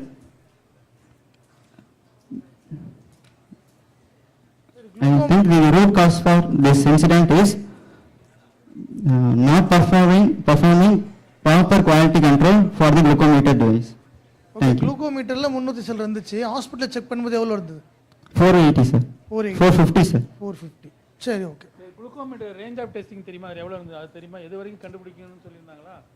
No sir. அந்த இன்ஸ்ட்ருமென்ட்டுக்குன்னு ஒரு range இருக்கு. இதுக்குள்ள தான் கண்டுபிடிக்க முடியும். இதுக்கு மேல போச்சுன்னா நீங்க ஹாஸ்பிடல்ல பாருங்க. அந்த ஒரு இன்ஸ்ட்ரக்ஷன் இல்ல. She did not know about the knowledge about that sir. Okay. Sure, right. I think first the whole hall should clap for him because although he forgot in between, he came back, he talked through. So you escaped all the questions. அதனால நீங்க உனக்கு questions கிடையாது. Uploads மட்டும் தான்.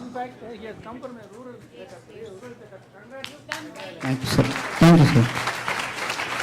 I thank my tutor ma'am for Mrs. Reshma and Mrs. Renuka Mohan ma'am for their guidance. Thank you. Okay, thank you. Now I call upon Mr. Arvindan S. onto the dais for presentation.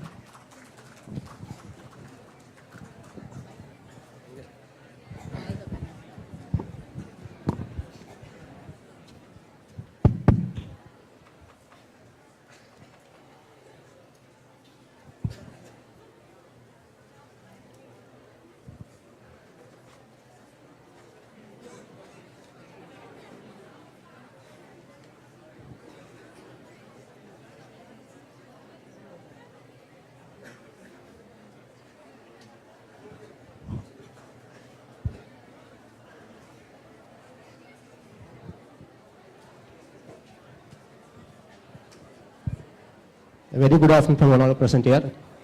Myself, Aravindan of Tribunum, final year. I am going to present you rising threat prevalence and profile of.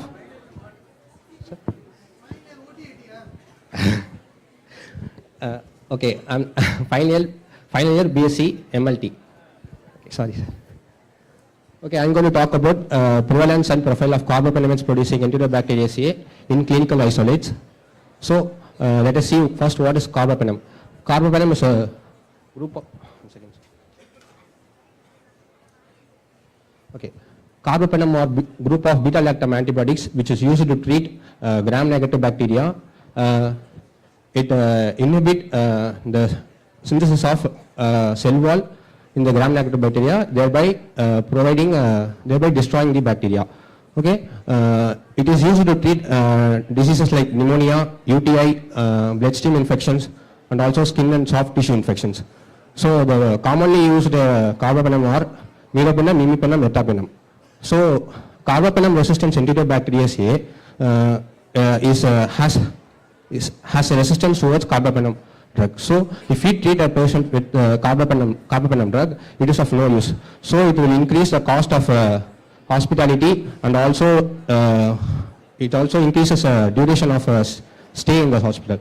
So for that carbapenemase testing is done. So carbapenemase testing is done to find out whether the organism produces carbapenemase enzyme or not. In our study we analyzed we analyzed a total of 156 patients, clinical isolates, and we got some massive amount of carbapenemase production of Enterobacteriaceae. that is 46 patients are producing carbapenem-S. That is 30% of total samples are producing carbapenem-S. That is, and also the most produced enzyme is OXA48 and followed by NDM. So if a patient is in ICU, he has a very severe sepsis or any other severe infection, the patient needs to be treated with proper antibiotics. So for AST antibody susceptibility testing, the result will be for 2 days or taken for 2 days. So within 1 or 2 hours, by PCR method, we can find out whether the patient is infected with carbapenem-S producing Enterobacteriaceae. We can do this test. By this, I conclude we can the routine surveillance of carbapenem detection and epidemiology is important for a prompt medication towards multi-drug resistant and Enterobacteriaceae. So, as a medical professionals, we have to work together to reduce the harm caused by carbapenem producing Enterobacteriaceae. Once again, I will show the conclusion.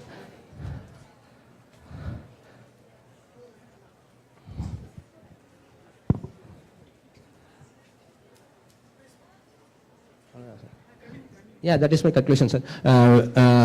By this carbapenem-S testing, we can find out the result within 1 or 2 hours. If the patient is in very critical condition and need to be treated with a proper antibiotic, this test will help us to give a prompt medication for the patient. If the drug of choice can be changed towards to carbapenem to some other like ceftazidime, avibactam or colistin. Can you name some Enterobacteriaceae? Enterobacteriaceae, E. coli, Klebsiella pneumonia, ma'am. But in ICUs, which is the common bug? In our hospital, Klebsiella pneumonia is a common organism. But generally in ICUs, do we have commonly Enterobacteriaceae or do we have some other organism which starts with A? Acinetobacter baumannii. Yes. Because you said about OXA48. Yeah, ma'am. But in my study, I clearly focus on carbapenem producing Enterobacteriaceae, so I included only that. Yes, but what you need to know is now the more common bug which you need to focus on is Acinetobacter baumannii. Okay, ma'am. Okay.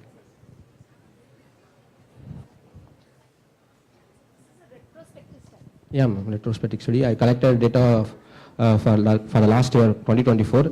We collected, ma'am. So in that we got some total of 156 patients were sent for recommended for carbapenem production test, carbapenem testing. In that 46 patients are positive for carbapenem, ma'am. So that if the patient is in ICU means we can easily change the medication. It helps for us to save the patient or like that. It will reduce the. This is a routine practice. It's already a. Ma'am, it is not a routine practice, ma'am. If the patient is in very critical condition, ma'am. So if the patient is in very What is the study aim? What is the study aim? To find the prevalence of carbapenem, ma'am. One is the prevalence in carbapenem production. Oh, see. No, what I'm trying to say is carbapenem is producing isolates are anyways prevalent only, right? So these are there for almost for the last 10 years. Yes, ma'am. Okay. So what is the extra edge you wanted to take through this study? Yeah, 1 second. That meropenem, ma'am. That meropenem drug is about 3,000 rupees or something, ma'am. If the patient doesn't knowing without unknowingly if the patient is treated with the meropenem drug, but he is affected with carbapenem producing Enterobacteriaceae means it is of no use, no, ma'am. So if we treat the patient with the carbapenem, but colistin also is costly, no? Ma'am? Colistin also is costly. Ma'am, but we are treating the patient with the wrong, so it is harmful for his body. Maybe he can get death. So no death.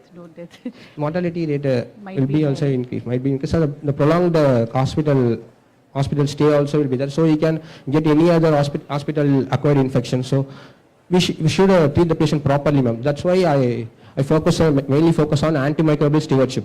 So patient needs to be treated with correct dosage, correct time, correct antibody. So if we treat the patient with all the correct antibiotic, correct treatment, correct dosage, means the patient can be healthy and he can be resistant to all the other, he can be sensitive to many antibiotics. So,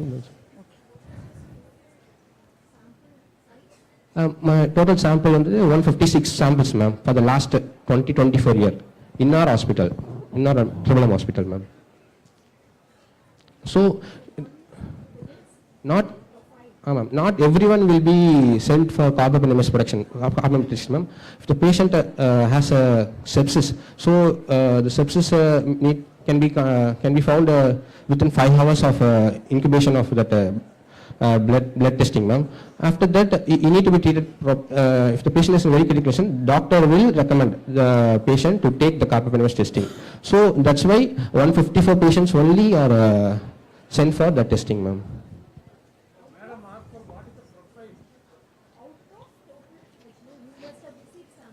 Yeah, yeah.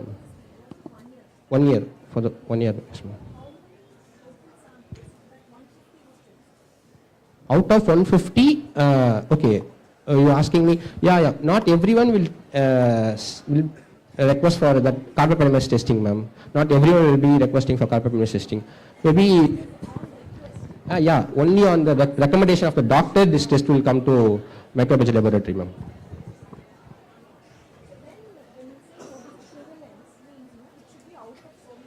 Prevalence means out of 154 patients, 46 patients, that is 29.9%, are found with carbapenemus producing anterior bacteriaceae.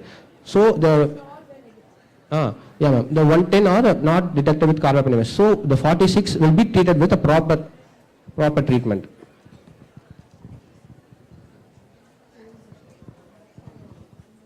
Thank you.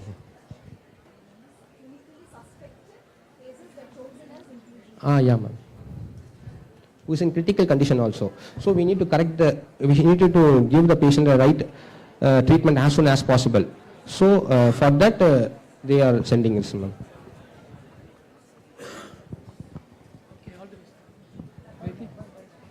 Also, I want to thank Jai Prashanti, ma'am, for helping me to guide throughout this project.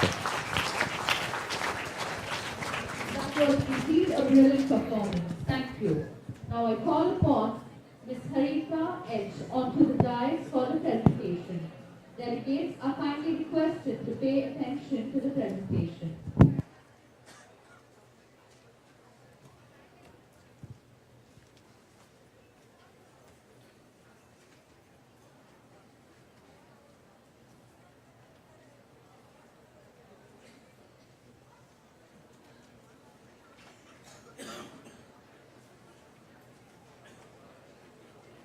Good afternoon all. This is Harita from Excel Institute of Health Science, Namakkal.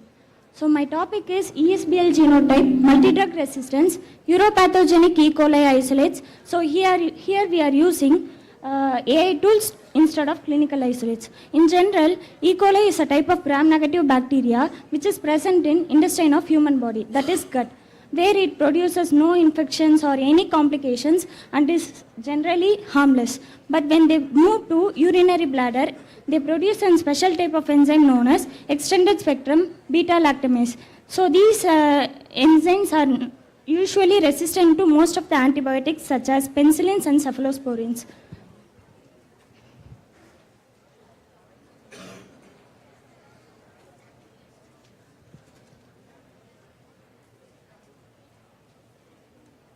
A survey shows that out of 100, in India, out of 100, 70% of females are usually affected with urinary tract infections. So, these are the traditional methods to isolate ESBL producing bacteria. This is the phenotypic method and these are the genotypic method. Phenotypic method, we are using samples collected from a patient who is affected from urinary tract infections and it is cultured on Mull and Hinton agar followed by antibiogram test. Whereas in genotypic method, We are subculturing the bacteria from the phenotypic method and we are detecting the gene that is responsible for the ESBL production. So this is a traditional method. So here we are replacing it with AI tools with the help of machine learning, deep learning and natural language processing. Machine learning uses a special algorithm that can analyze data from ESBL producing bacteria such as genomic data and phenotypic data. Deep learning uses recurrent neural networks and convolutional neural networks to detect the ESBL production. Whereas in natural language processing, we use special clinical nodes that can analyze and predict the ESBL production. Apart from ESBL detection, we can also use AI in various tasks in medical fields such as pattern recognition, laboratory diagnosis, vaccine development and diagnostic tools. So the advantages include, so in general, when we are isolating ESBL bacteria, it causes a loss of time and antibiotic wastage. So here we are using AI tools to replace the antibiotic wastage and improved accuracy.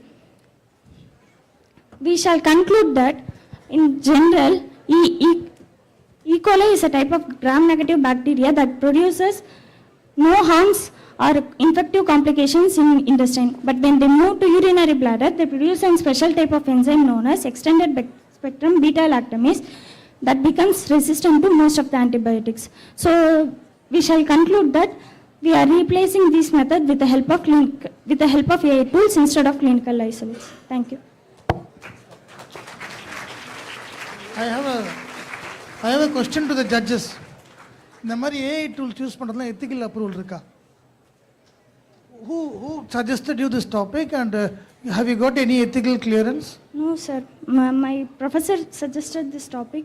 So we are just providing an idea if AI can be used. Okay, you did this or a computer personality did this application? Whatever you have done it? Myself. You yourself did it. Yes. Good. There's one major correction I want to tell you. Can you just scroll up?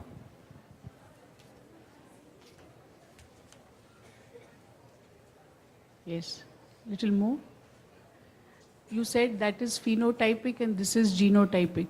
No, that is phenotypic with the help of antibiotic this. This is phenotypic with the help of E strips. Okay. This is not genotype. Okay. Genotype is only when you do molecular mechanisms and you want to detect the gene. Okay. They are phenotypic. Okay.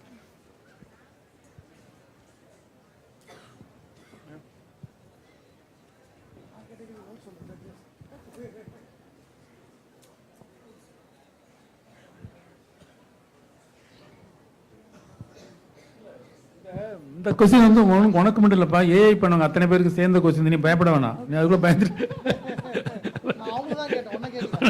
அவர் எங்களை தான் கேள்வி கேட்கிறாரு. ஆக்சுவலாக what ever study then it that should be வந்து ethical committee approval இருக்கணும். Plus இதெல்லாம் நீங்கள் confidentiality இல்லாமல் போயிடுதுங்க, வெளியில் வந்துடுது இல்லையா? அதனால ரொம்ப முக்கியமான பாயிண்ட் இது. பட் இனிமே நீங்கள் எத்திக்கல் கமிட்டியில் வாங்கிட்டீங்கன்னா அது ஒரு பிரச்சனை வராது. ஓகேங்களா? That's what she wants to emphasise. Okay, இப்போ வந்து இனி எப்படி இதை பண்ணணும்? You got training for AI? We are just providing an idea. இல்ல ஐடியா நான் தெரிஞ்சுக்க தான் கேட்டேன், நீ பயப்படாத. இல்ல சார், நம்ம வந்து இப்போ வந்து இந்த இடத்துல நம்ம இம்ப்ளிமெண்ட் பண்ணலாம்னு சொல்லி ஒரு ஐடியா வச்சிருக்கோம். ஸோ நம்ம வந்து இதை பயோ இன்ஃபர்மேட்டிக்ஸ் இல்லை பயோஸ்டாட்டிக்ஸ் டீமுக்கு வந்து நம்ம இந்த ஐடியாவை சஜஸ்ட் பண்ணால் மேபி அவங்க இம்ப்ளிமெண்ட். அதுதான் அவர் கேட்டார், நீ பண்ணியா அவங்க கொடுத்து பண்ணியான்னு கேட்டார். புரியுதா இல்லையா? நான் உங்களுக்கு குறையா சொல்லலப்பா, உனக்கு உன்னால எவ்வளோதான் நீ அதாவது ரெகுலர் கோர் சப்ஜெக்டில் இருக்கிறவங்க எப்படி இந்த சாஃப்ட்வேரில் வச்சுட்டு நீங்கள் அப்ளை பண்ண முடியுது தெரிஞ்சுக்க தான் அவங்க கேட்குறாங்க, விட நாட் டு பிளேம் யூ. நீங்கள் இன்னும் சொல்ல முடியாது, ரெண்டையுமே நீ கம்பைன் பண்ணி கற்றுக்கிட்டீங்கன்னா you will become a master for them. ஏன்னா you are giving input to them. புரியுதா இல்லையா? You are the source of input இல்லையா? யூ மீன் அந்த any laboratory person is a source of data. What is your data on, like, is there any kind of comparison study that has done and it has actually proven that it is comparable? I couldn't. Idella my deep learning, it says that it can predict. Again, NLP can be used to analyze clinical notes. So what is actually the existing data? That it is in comparison to the one which is going to replace the normal, the conventional pattern. Ma'am, in general, we are using antibiogram test. So it takes lots of time, lots of disk wastage is done. So here we are replacing that antibiogram test with just to detect the special genes that produces ESBL.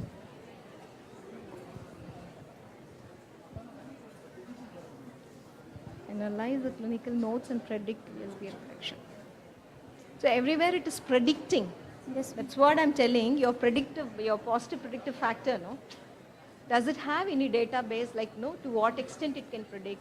No, How comparable it is to the conventional method? It's not yet developed. Still So in it's an developmental idea. process. உங்க institute எங்கப்பா இருக்கு? உங்க institute எங்க இருக்கு? Namakkal. Namakkal. Namakkal. Very good. Congrats. Thank you.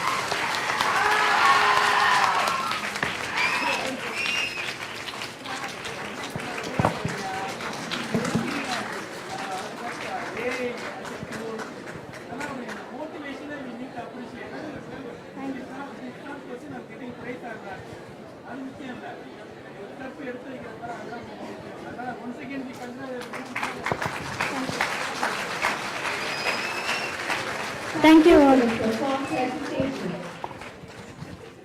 Now, we proceed to the third scientific session by Dr. Srividya Subramanian. Dr. Srividya Subramanian is a consultant microbiologist, head laboratory services, infection control officer, Apollo Specialty Hospital, OMR, Chennai. Ma'am has an overall work experience of 18 years post-MBBS from Calcutta National Medical College as Assistant Medical Officer in various hospitals in Kolkata. Ma'am completed her BMD in Clinical Microbiology from the SAMS Institute of Medical Sciences, Hyderabad, with a gold medal for her thesis on molecular work.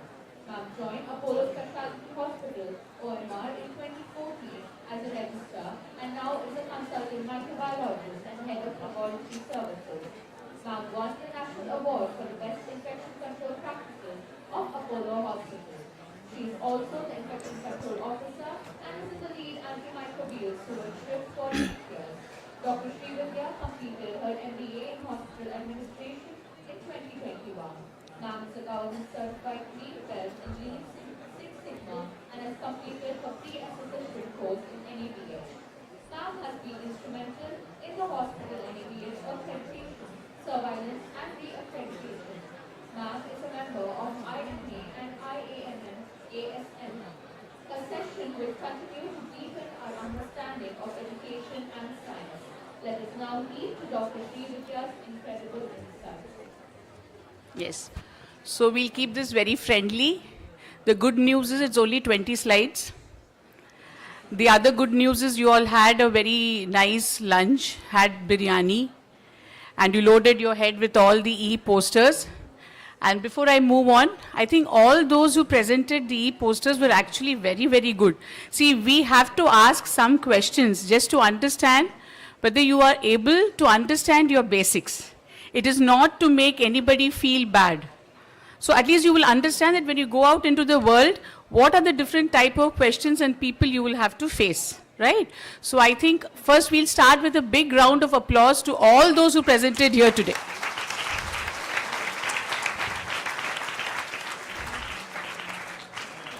So I'm here just to touch base on some approaches to infectious disease testing. I think the certificates will be given only at the end. Only if they listen to me, please give them certificates. If they're moving out, don't give them certificates. Yes. So how many music lovers in the room? Great. Why the others don't like to listen to music? So why I tried to put this slide is, see, I think from the time of the gramophone till now, all your latest Bose equipments which you have, the Bluetooth which you have, there has been a lot of innovation in the field of music itself, right? So, and why do we want to adopt and adapt to all these technologies? Because we want more and more clarity, right? So what do we actually look forward to? That whatever we are using should sink in to the modern generation, right? So somebody was just mentioning about artificial intelligence. So I'm here to talk more about the true intelligence which God has blessed us with, right? So you have to sync the human brain, the AI, the technology, and I think only then we can do something good and meaningful for healthcare, right? So how many people know Hindi in this hall? Okay. So I wanted to write this, that परिवर्तन ही जीवन का आधार है और आधार card भी. So if you know wherever you have to go these days, unless you have the Aadhaar card, they don't let you in, right? So that is how change is. You have to adapt yourself to all the changes which we are undergoing era by era. So what are the changes which we have undergone? And I will want to make this a very interactive session. It's not going to be a one-way communication from my side. I'm going to pull up people and ask questions. I like to do that. Okay? So diagnostic techniques. Yes, the lady who presented with a lot of confidence. What diagnostic techniques do you feel has improvised over the years? Can we have a mic for her? The best thing is always to passively sit and listen, right? Yes. The good part is when you come up with your options, your opinions, right? Then we'll make it more interactive. So what are the different diagnostic techniques you feel have changed over the years? Ma'am, PCR, so Yeah? RT-PCR for COVID-19. Okay. Why there was no PCR before COVID-19? It was there, but it just got me fascinated on the Okay. COVID-19 detection, ma'am. Yes. But COVID was not a very fascinating disease though. No. Okay. Then we have sepsis markers. Have you heard of this procalcitonin? Sit down, sit down. Just sit and feel free. We'll make it interactive. Okay? So, have you heard of sepsis markers? Have you heard of the word sepsis? Yes? Can somebody tell me what sepsis is? See, the biryani has to digest. Okay? So, can somebody tell me what sepsis is? Anything? Infection, okay? So what happens to your body? When the host response is not able to take what is happening inside your body, all your organs are damaged, right? So it leads to a multi-organ failure. So thanks to this procalcitonin, which helped us over the years to diagnose sepsis as a marker initially. Automation molecular, I think all of you are straight into genotype and phenotype and all the types possible. So I think you guys know that, based on conventional methods, obviously the turnaround time of tests were very delayed. That is why automation came into place. But what is the threat of automation? Manpower, right? So more and more you have automated labs, people are always worried about losing their jobs. So that is why I said we have to say a big kudos to the human brain which God has blessed. Because if you go by AI all the time, we really don't know where we'll stand. Then newer equipments. Obviously, when I started my career, we had very age-old methods. But now we have all the advanced methods in micro, in biochem, in hemat. But the main problem is the cost. Whether your management is willing to fund it for you. Funding is always a big question mark in India. Right? So you always have to portray and put forth your thoughts in such a way that you get everything which is cost effective, right? You can't stand and pray, today a patient should come in, today a patient should come in. No. But how do you give good quality of care?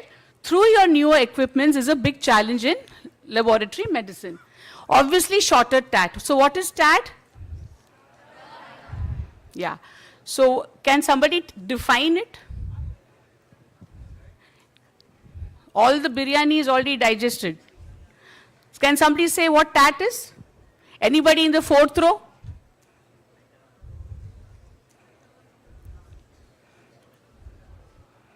Nobody? Just say. It might be wrong, it might be right. It really doesn't matter. What is TAT?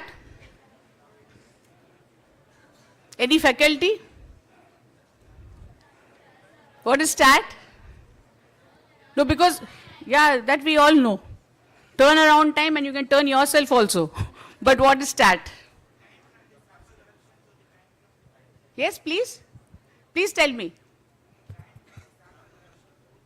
So from the time the sample comes into the lab, you receive it.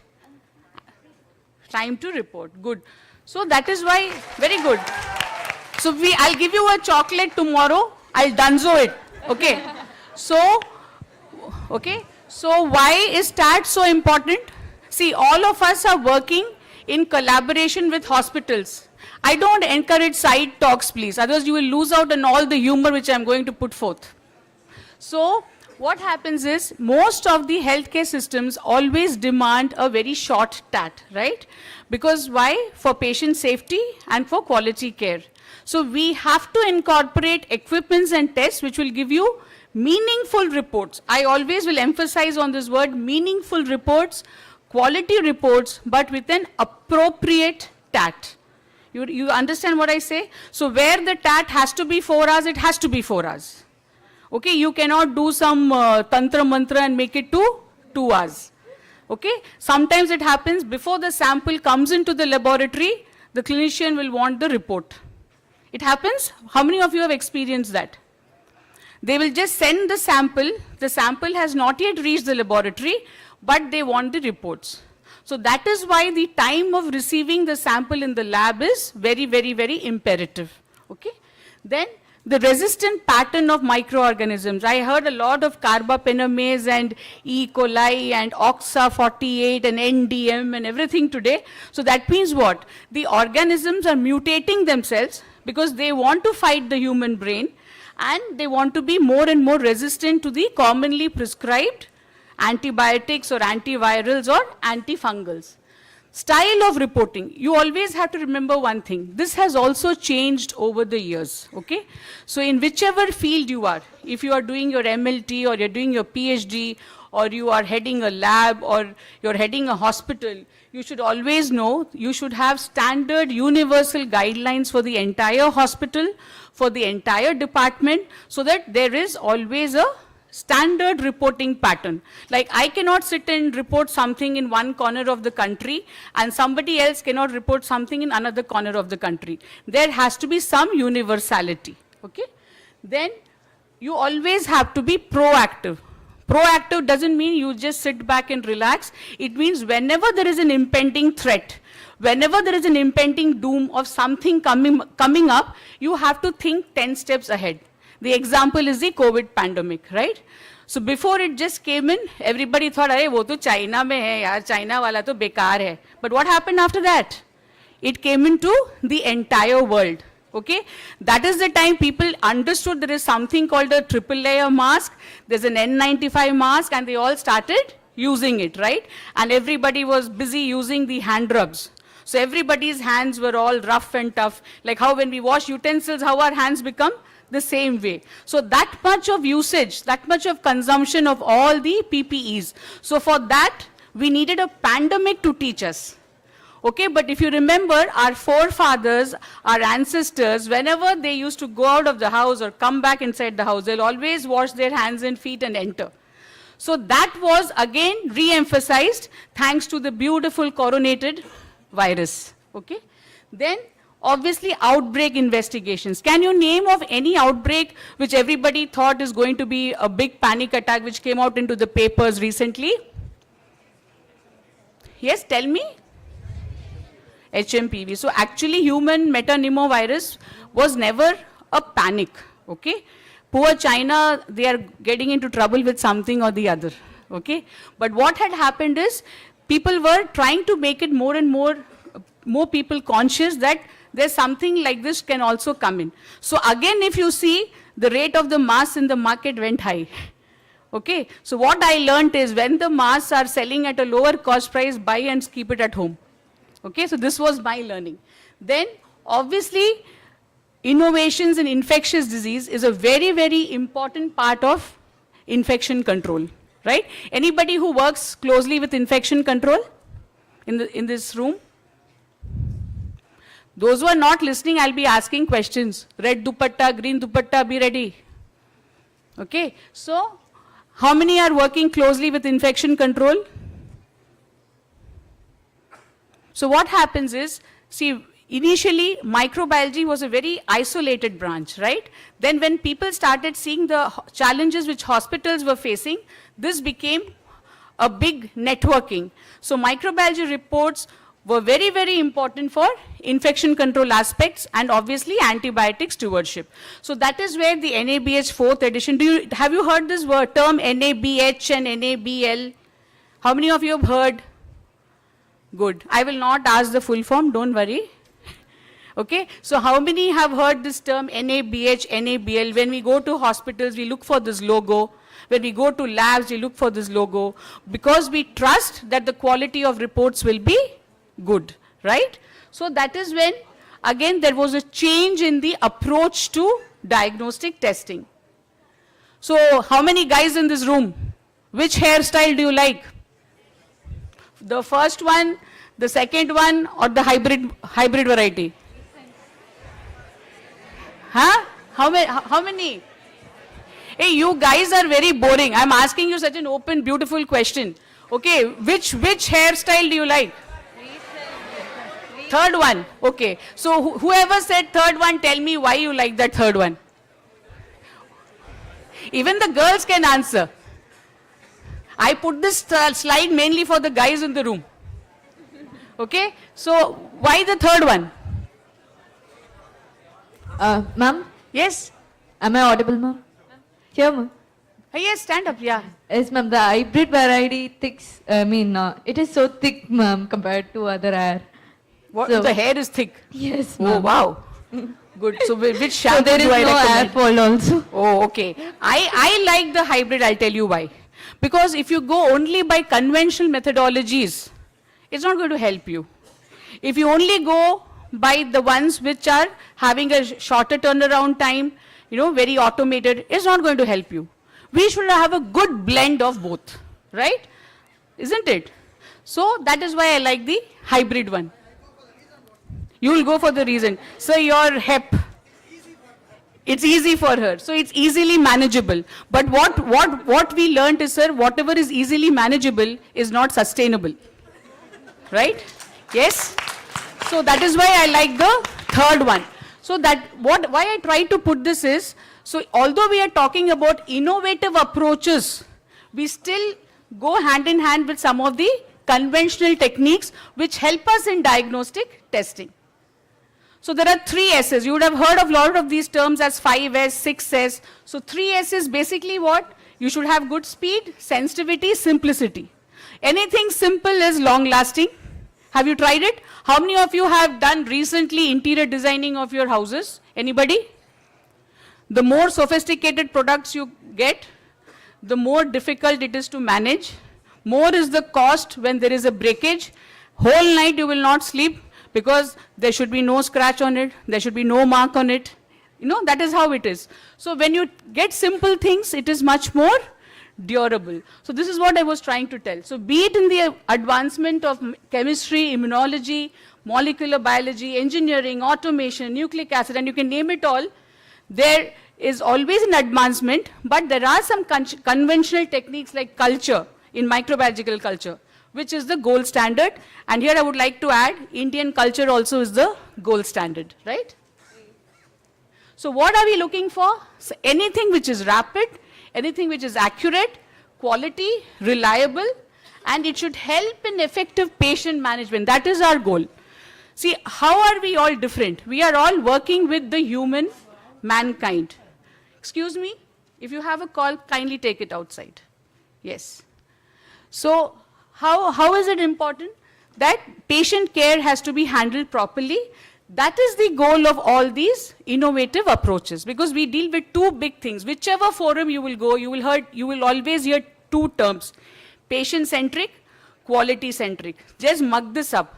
Whichever forum you go, they will have these words: patient safety, patient quality, patient-centric, quality-centric, right? So these are some short names, but great impact they have. This tiny soul, when this tiny soul comes into the world of any mother or any father, how much is the impact? Similarly is the impact of all these short names. PCR, Malditoff, these are all very fancy names, but they all have a very good clinical significance. The next generation sequencing, the NASBA, the LAMP. How many of you know about LAMP? LAMP is loop mediated isothermal amplification. Basically, LAMP was started I'm very proud to say that it started in my institute, Nizam's Institute of Medical Sciences, Hyderabad, when I was doing my PG in the year 2011. That is where we started this LAMP technique, where you do all your point of care tests without any, you don't need any hi-fi sophisticated things. You just need the sample, and you can do an isothermal amplification and do some bedside testing. Especially it helped a lot in blood grouping analysis. So you've heard this term appraisal, reappraisal. Appraisal is when everybody butters the boss to get some increment. Okay? Reappraisal is when they again put some more extra butter, then the boss leaves the organization, then they wait for the next boss, now I should put some butter. So that is reappraisal. Similarly, in innovations in diagnostics, there are some detection methods, biological signals, amplification. Everywhere you're hearing this, right? Why is that word amplification so important? Can anybody tell me? What is the meaning of amplification? Why is it so important? Multiplication. That means what? Even if there is one atom, it is getting multiplied into 100 million atoms. So that 100 million atoms is going to tell you the result. So that is why this PCR, real-time PCR or whatever it is, everything became very, very important. But always remember, even in today's posters, most of the places, I never saw anywhere about validation of results. How did you validate? Whether you cross-checked. These are very, very important. So whatever you release into the market, it always has to be validated. Okay? This is also one more term you have to remember lifelong. Verification, validation. One was what? Patient-centric, quality-centric. Verification, validation. Those who are doing your BSc MLT, I think wherever you go, whichever lab, whether it's a standalone lab or a hospital setup, these terms should be in your fingertips. So this is an example of how an automated lab looks. And quantification. Why is quantification so important? Because qualitative will always tell you yes or no.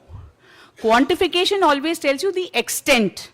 So if I say my procalcitonin is greater than 2, does it have any implication? Nothing.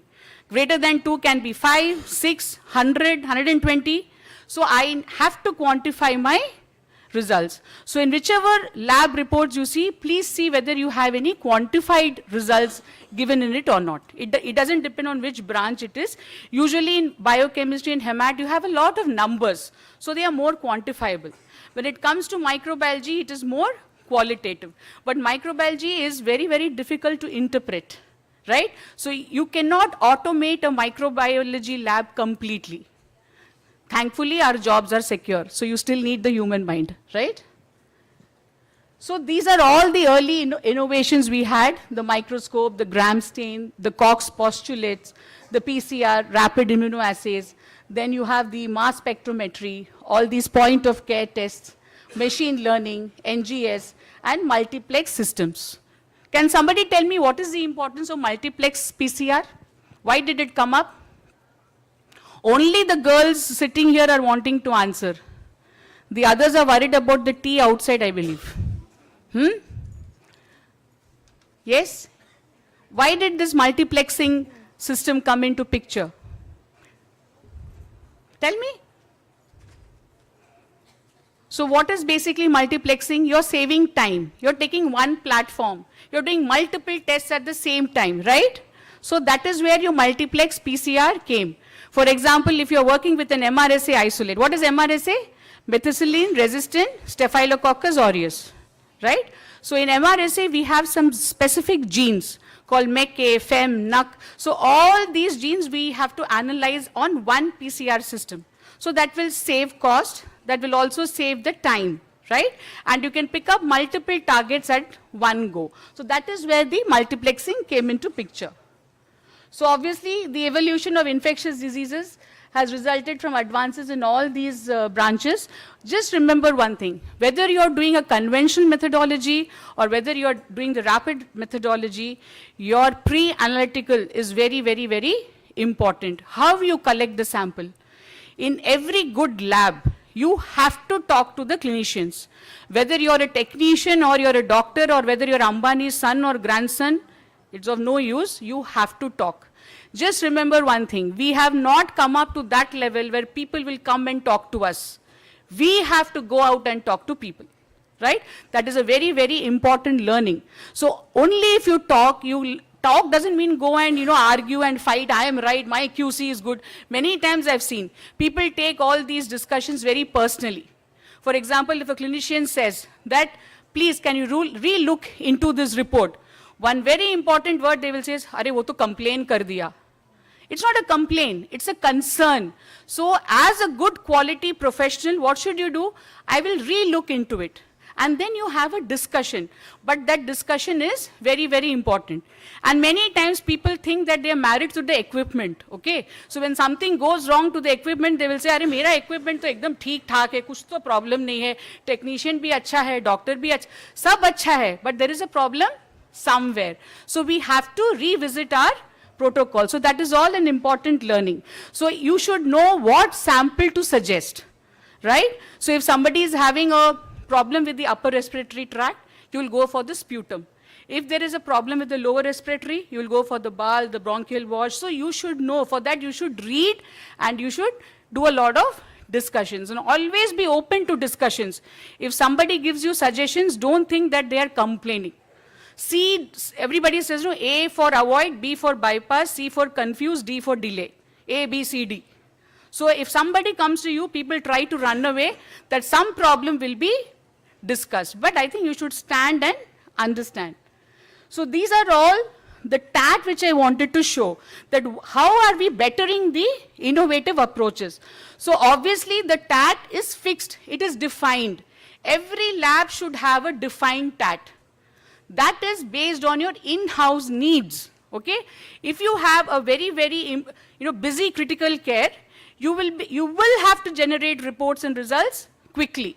This is very, very important. You cannot say, "Arey, aaj to time nahi hai yaar, aaj to busy hoon, okay, I have a friend's wedding." You go to the friend's wedding, but prepare a second line in your lab who will release the report, okay? Don't be always worried and trying to own everything, because the work has to be properly distributed. Only then you can maintain your TAT properly, okay?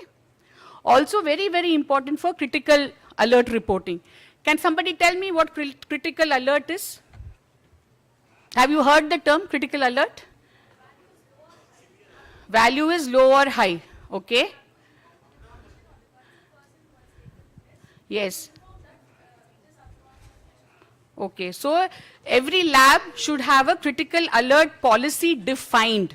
How you are communicating the results to the primary consultant or the ID head or sometimes the patient, because if the patient comes on a self-referral, you have to say, right? But will you tell him, "Arey bhaiya, aapka to HIV positive hai." Will you say that? No. So you should know which results should be confidential and which you should escalate. But all of you should know this protocol of critical alert information, right? So obviously the diagnostics help to clarify the etiology of patient's illness. So why are we doing all this? See, everything is evidence-based, okay? In the 1960s and 1970s, if there was a sick person who was losing weight, he was coughing for 3 weeks and he was having fever, ATD was prescribed empirically. Now can we do that? They will sue us, right? They will drag us to the court. So everything is evidence-based, and that is why diagnostics is so important. And in most of your studies, what we were looking for is it should reach out to the public, right? So whatever I do should reach out. So if you're cooking 100 kg of biryani, will you eat? I'm using the term biryani because I've never eaten and I thought all of you like it, okay? So if you cook 100 kg of biryani, will you eat or will you distribute it to the society? That is how even diagnostic tests are. Whatever you do should meaningfully reach the community. So obviously, what are the characteristics you're looking?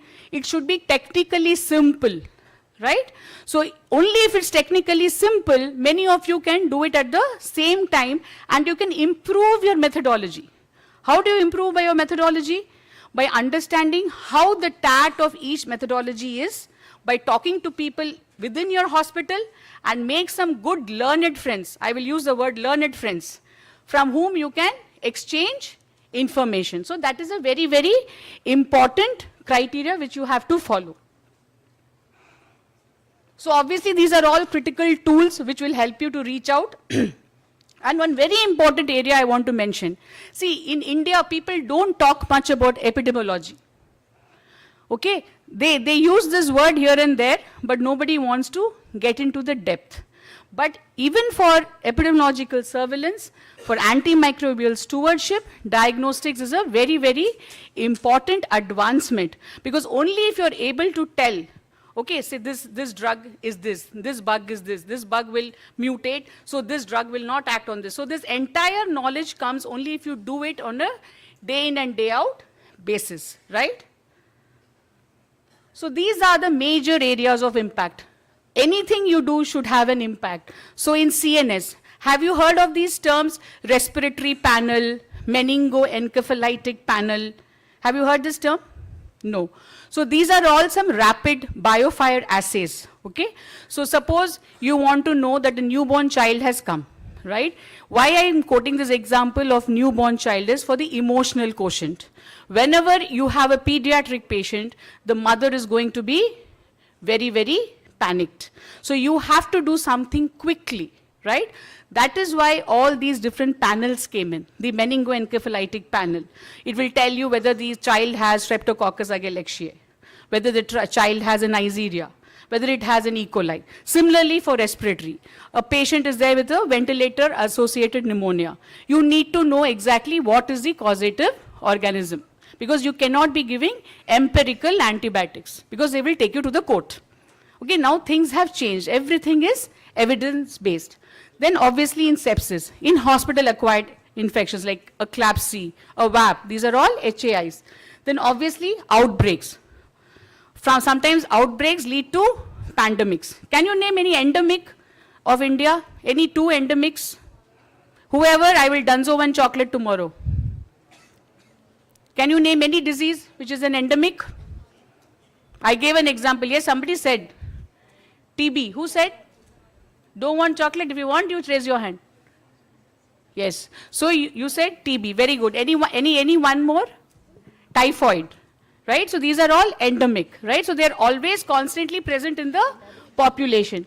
Then obviously emerging infections, re-emerging infections. Most of our tropical diseases like leptospiras, crop typhus, dengue, these are all your infections. Then obviously for biodefense. So these are all the areas where innovations in diagnostic testing has had a major impact. So how many of you watch cricket? For this only you raise hands. For other questions, all your hands are like this. And some of you will, I'll tell you how you raise your hands. I'll show you like this. So I have to come out and see whether it's already risen or not. So how many of you watch cricket? Both hands. As long as you don't raise your legs, I'm happy. Okay. So in those days, if you remember, after your cricket session, there was always one session called the extra age. You remember? So why was all this important? For all the masala news, for all the gossip, and for seeing what Mandira Bedi is wearing. Right? So this was very important at that point of time. So for here, what is the extra age? You want to talk about the immunocompromised patient population. What is the meaning of immunocompromised? Can anybody tell? Hey, you guys ate biryani or you didn't eat biryani? So what is immunocompromised? Somebody who's having a very low level of immunity. For example, the cancer patients, right? HIV, okay. Then children, elderly age group. So these are all the areas where you want a good, quick, quality TAT. Good, quick, quality TAT. So all these words are very, very important. So bedside and bedside, I think some of you presented on the point of care tests. So it again has to have a clinical implication. Always remember this, we are all healthcare professionals. Whatever we do should reach out to the hospital and the community, right? So obviously whatever you do should have a medical relevance and a technical relevance. So all those who are doing your MLT, you all are very technically sound. So what is our role as doctors? We know the clinical interpretation, okay? So we work as a team. We work hand in hand. So if you are processing samples, you are good with that. But we will tell you exactly how to go about it. Whether to report it, whether to tell it to the patient or not, that is the job of the medical fraternity, right?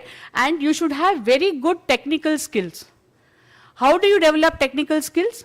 By regular reading and practice and keep attending these kind of EDULABCON classes, okay? So what are the implications on public health? In every pandemic, we learn something new. As I said, people knew that there is something called mask and there's something called hand rub, okay? And then everything was getting consumed quickly, even in H1N1.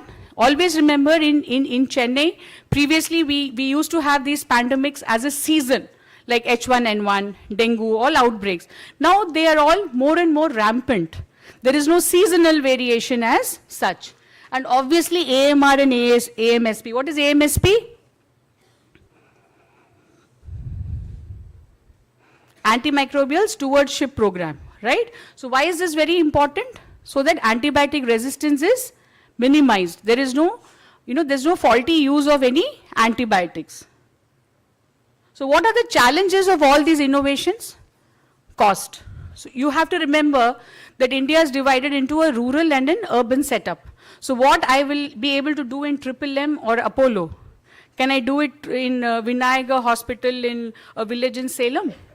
No. So whatever I suggest to the management should be meaningful.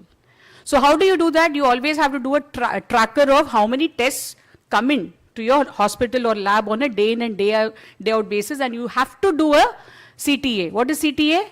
Cost test analysis.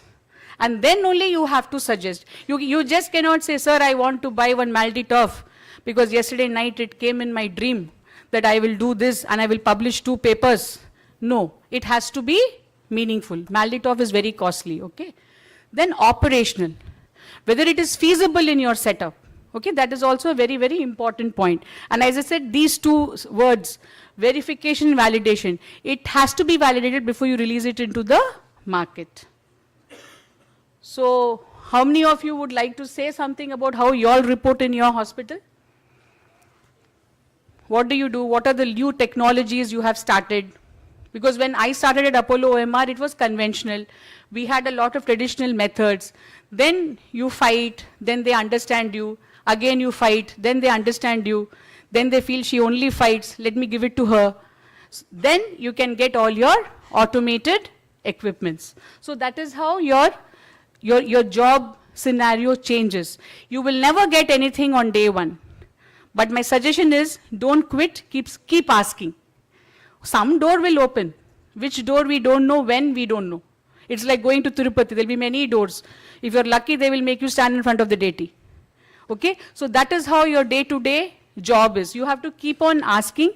Any innovation which is meaningful, please talk. As technicians, talk to your HODs. Okay? Because we also learn a lot from you. It's a 2-way process. It's not that only you all learn from us. Right? And then we talk and get things sorted, and you have to be very, very patient. Patience and perseverance, 2 things. So what is the take-home message? The need of the hour is, you have to enhance your innovative methodologies, which are meaningful, which have a good tag, the quality of results is not compromised, and patient care is also not compromised. It has to be logical. Don't demand anything which is illogical. Okay? I will not go and shop for a 25,000 Kanjipuram sari because I only wear salwar. So my approach should be logical, right? Obviously, better patient care and quality care. So this is our journey. This is our small team of microbiology. So I basically head the lab, but I didn't manage to get the other pictures. So they have all been very, very supportive in everything we do. Okay? So teamwork is not only on paper. Teamwork has to be at heart. So when you come up on a dais, you should always acknowledge your team, right? And obviously that is our ID team, that's Dr. Nambi. So because microbiology and infectious disease is a very closely knit area, so and those are our ICNs. So I think the journey continues, and never hesitate to take even small initiatives. Who knows, it will take you to the moon, right? And never judge a book by its cover. It's very, very important. Looks are very deceptive. Okay, you may not have gray hair, you may have straightened hair, okay, you may look very sophisticated, but we all are very, very, very basic. The same DNA runs in all of us. So thank you, and all the best to all of you.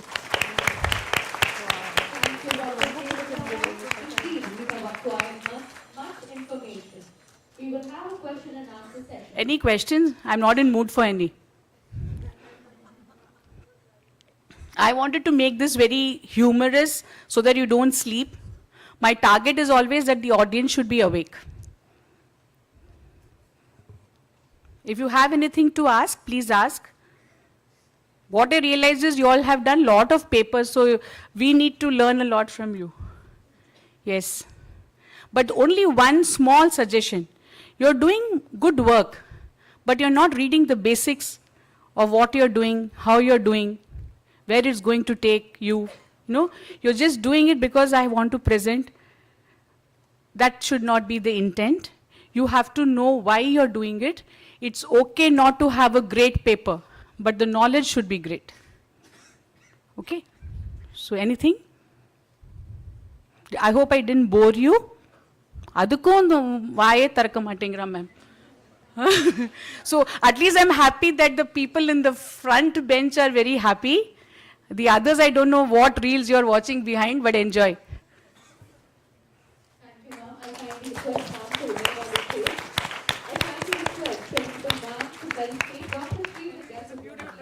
Thank you.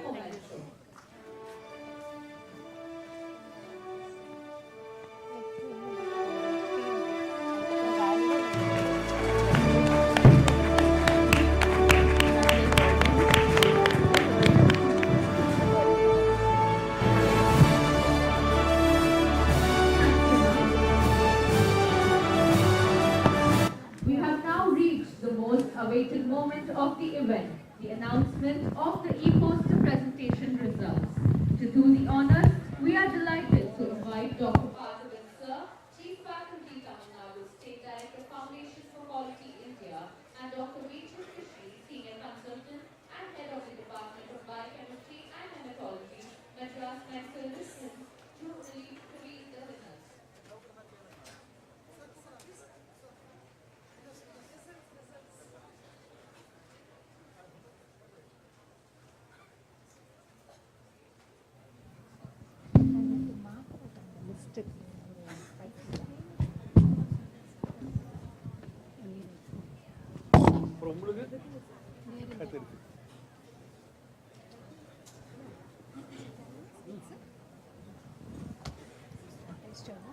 Yes, madam. Yeah, I will be.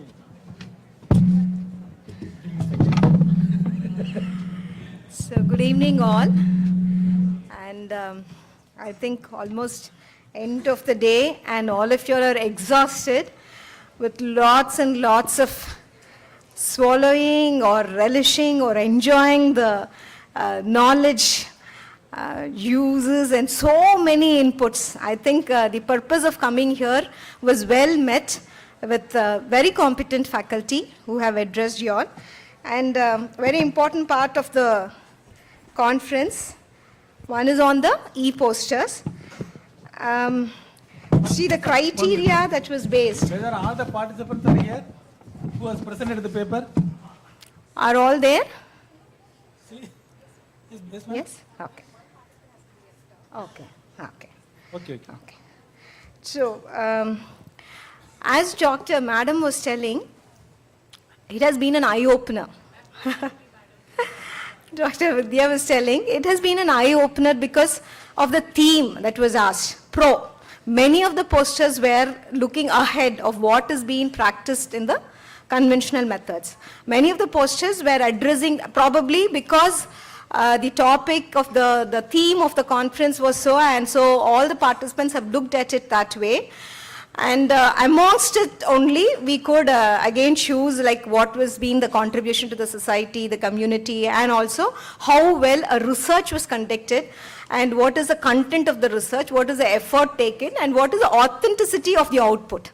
Is the authenticity of this study was also considered, though the criteria based on which we were asked to judge was one on the clarity, and then on the organization and how the presentation have been made in the order of like method, how well your method, scope and aim and objective was being presented, and your discussion on the data results. And then whether it's a study review or an introspection study and overall presentation. So based on this, we were asked to do the judgment, and it's only not two of us. we had good number of faculty contributing to the final judgment. Yes. Yes. Not a joke, but really it is, because we want to give proper attention to the papers actually. But at the outset, I would say that all 7 represented their study very well, and they were able to sustain the queries, the questions that was asked, and I think whatever the presentation that they made, they had good knowledge about the presentation. Probably the connect to the present practice with that of whatever is a presentation, that gap had to be addressed. So the knowledge has to be derived on that. So one, can we... Anyway, praise cannot be given to all the 10%. Praise is only for the first, second, third, something like that. Therefore, don't bother that others are not getting praise. Next time you will get praise. Okay. Another important point as far as this conference is concerned, I am very happy that people from away from Madras, especially Namakkal, Kanyakumari and other places came and attended. They got gained because of this conference. I need to congratulate the organizers for the event having organized it, and also congratulate the participant who took initiative, who was bold enough to face the audience. See, for example, they were not conversant with English. Probably they have been, they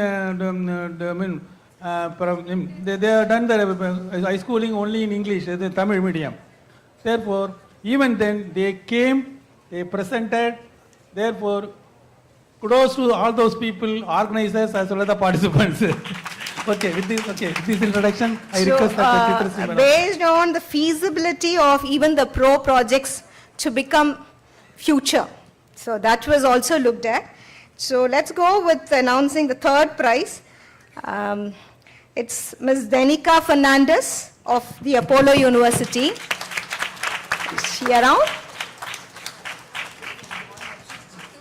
Okay. And then the 2nd prize goes to Mr. Aravindan of MMMCHS.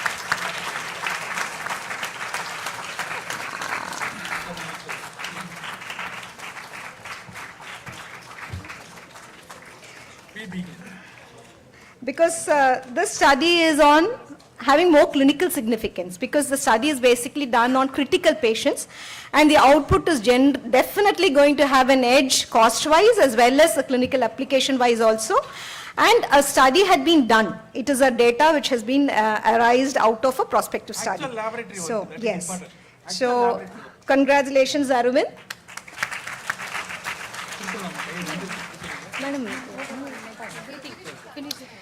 And then the first prize goes to Miss Pooja. She's come from an engineering background, and she had good clarity. Her presentation was good. She was able to address, and we wish that whatever you presented is the future practice after 5 years, because we've been seeing the changes that happens in the lab medicine. What was just discussed as parameters, like say even the CBC, extended parameters. We were just speaking about that, but now it has come into reality and we've started reporting it also. So probably another 5 years down lane, we wish that the blood banking and the screening and the sensitivity, the antibody sensitivity is in par with whatever that you had been presenting. Congratulations, Ms. Pooja. And apart from that, actually, sir and myself, out of 7, we have announced 3 prizes. We still argued. For us, all 4. But then ma'am was very strict, and she told 2. Because she told that those who have contributed also should feel elevated and should feel special for their presentation and their recognition. So based on that, we have chosen 2 more participants for consolation. Consolation 1 goes to Sachin, because the topic that he has chosen, POCT, it was inviting a very good discussion on the stage. It was actually the topic of the present time, and it was inviting lot of presentations, but the judges were very kind.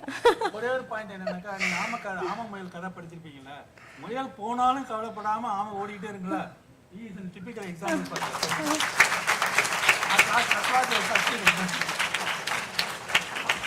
And again, the content and the intent behind making that presentation is well appreciative, Sachin. And then the second consolation prize goes to Harita of Excel Institute.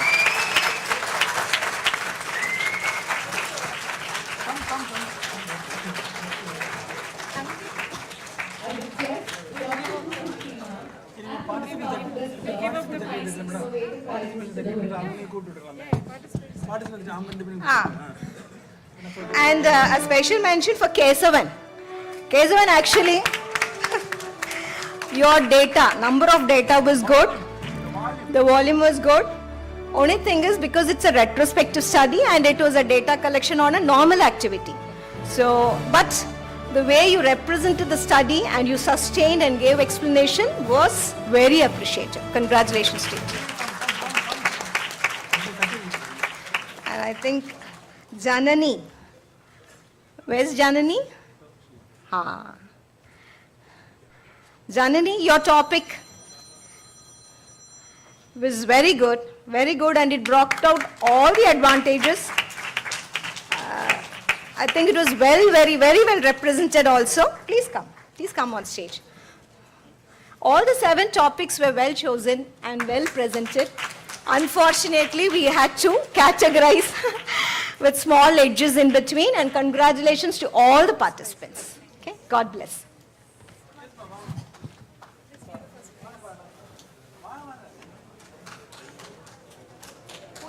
First prize goes to Pooja S. from Jaipur College.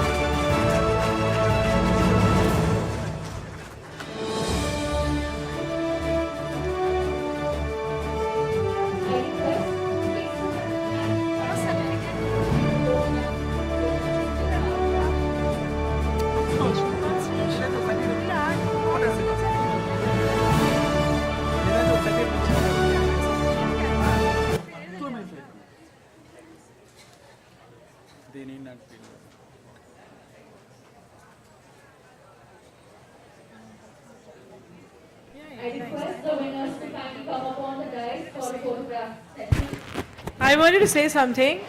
See, out of the 550 people seated here, the 7 had shown the guts to come onto the stage. Okay? So, it's not the matter of getting a prize, or it's a confidence that you gain.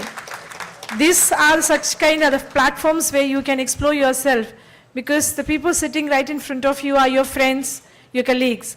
But this will help you to explore yourself into an or international level or to a greater level in the future. So you have to really give a big round of applause to all these 7 people. And you will find in the future, these 7 surely will be facing a dais. They will be there in the dais. They will be facing the crowd, a huge crowd in the future, without any fear, because they have got their first step into the dais today. So it's a courage. It's not necessary that what the presentations you do should be, as ma'am said, it not be a very big job, big work. It can be even small things. And you can start from your classrooms. You can take journals, you can go to your teachers, mentors, review that, study on that, you understand, and now it's all the knowledge you are available in the fingertips. Any doubts you have, you can get clear. So clear the basics things that you have comes in your mind. When you repeatedly read, you will get doubts, and that will help you to clear the doubts. And that will help you to come and stand in front of a dais like this and present your papers in the future. And once you gain this confidence, then no one can stop your success. So this is a call to all the rest of the 550 students seated here. So to certain things like this in the future. All the best to everybody. I request Dr. Shri and Dr. Bhagat to give a token of appreciation to Mr. Kesavan and Ms. Janani.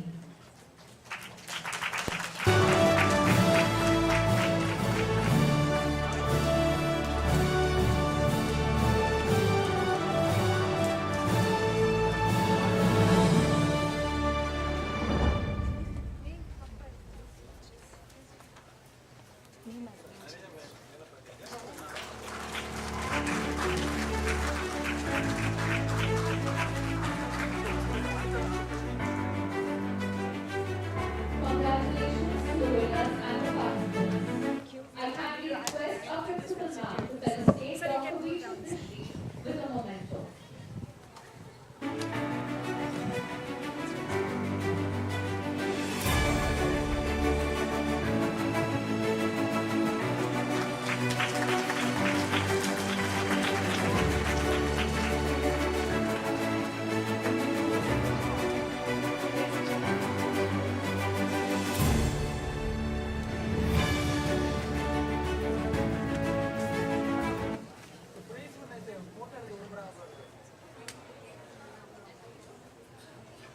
I kindly request the volunteers to collect the feedback forms from the delegates.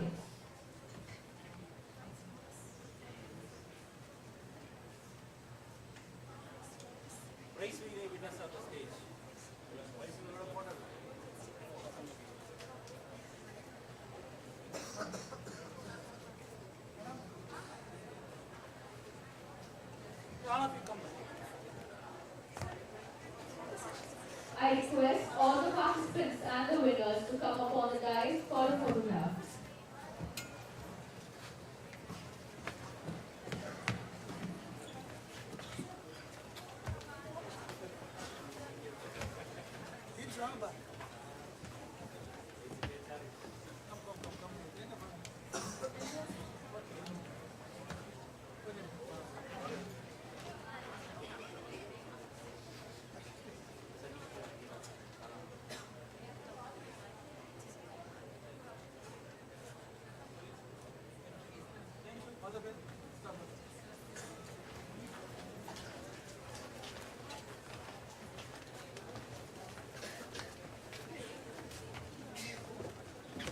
We kindly request all the delegates who are taking part in the conference to fill the post-evaluation form for which the link has been sent to the WhatsApp group. The link will be available only for 5 minutes. Please fill out the forms within the given time.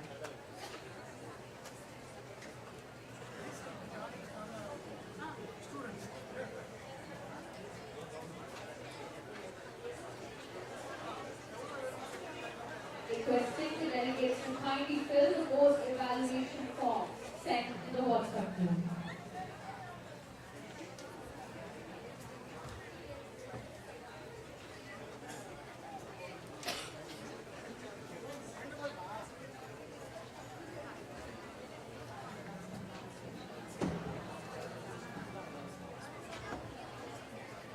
Next up, we have our breakout session. We call upon Sakina and Shriya of First MSc Clinical Nutrition.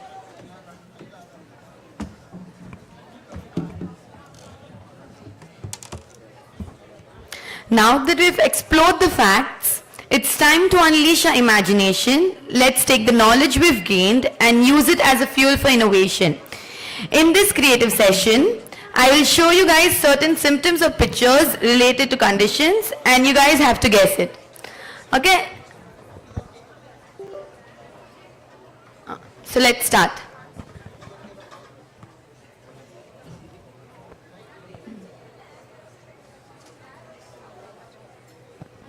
Any guesses what the connection is? You can raise your hands and answer.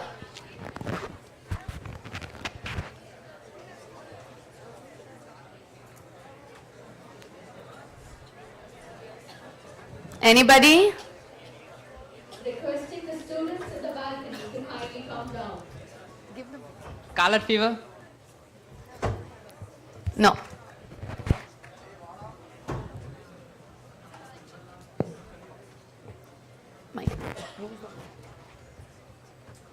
Anybody else?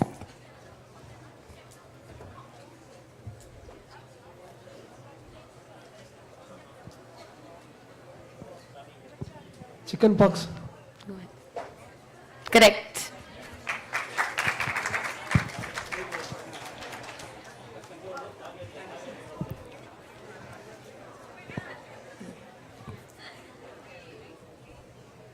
Any idea? Any guesses?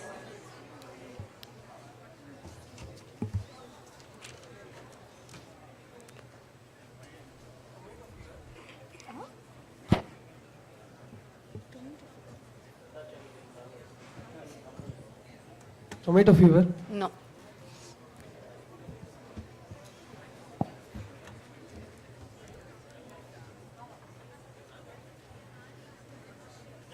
Any other guesses? Anybody wants to try?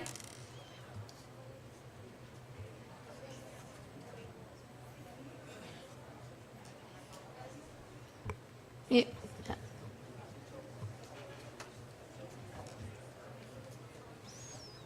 Dermatophytes. No.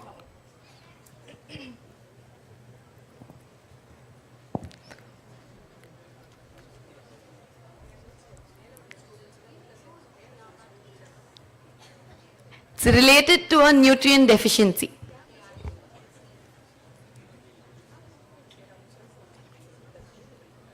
Do we reveal the answer?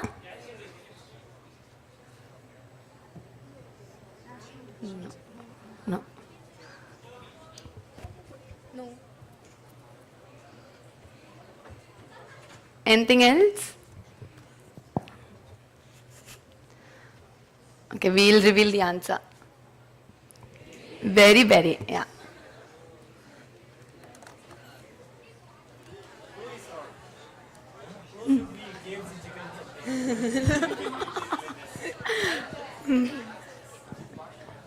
Yeah, we've got the answer from here. Correct. Yeah.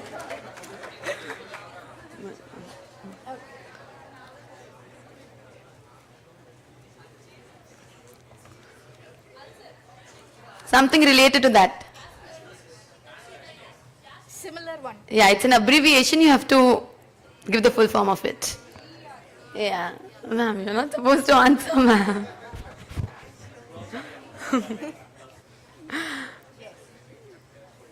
Yeah. Go ahead.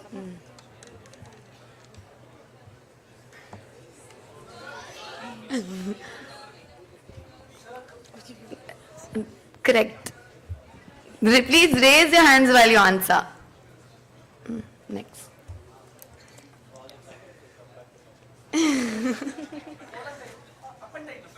Perfect.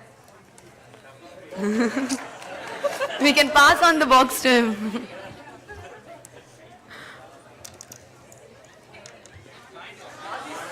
Please raise your hands before you answer. Jaundice. Give it back.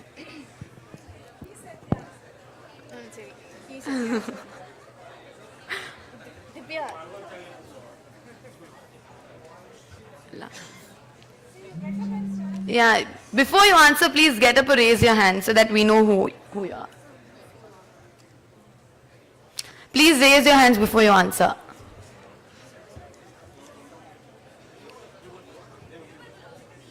There, she stole the answer, right.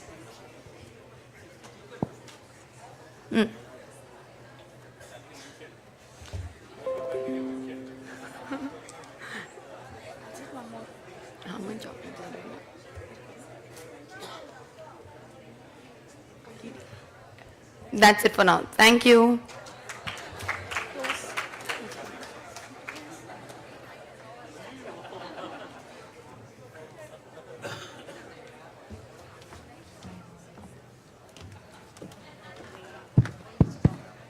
Thank you girls for the amazing session. It is an honor to welcome an accomplished alumni, Ms. Madhumita, who pursued her MSc in Medical Laboratory Technology from the batch 2019 to 2021. She is currently working as an assistant professor in the Department of Medical Lab Technology at Hindu Mission Hospital, Chennai. Her journey from being a student to an academic mentor is truly inspiring, and we are excited to hear more about her experiences.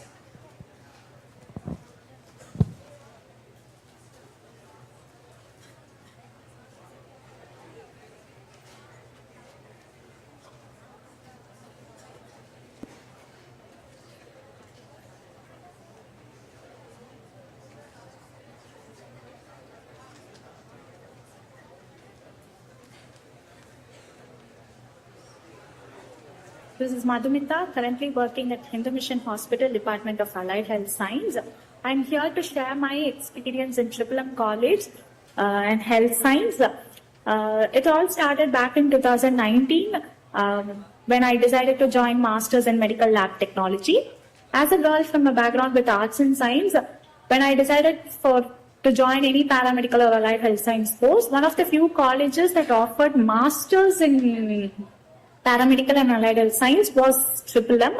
I was very happy to join the course, and during my course period, the knowledge and the experience that I gained in the subjects and in this field was very, very vast, and that is currently helping me in my field. So I am into teaching field, and the confidence that I have to stand in front of students and take the topics, all these were given by the college I studied.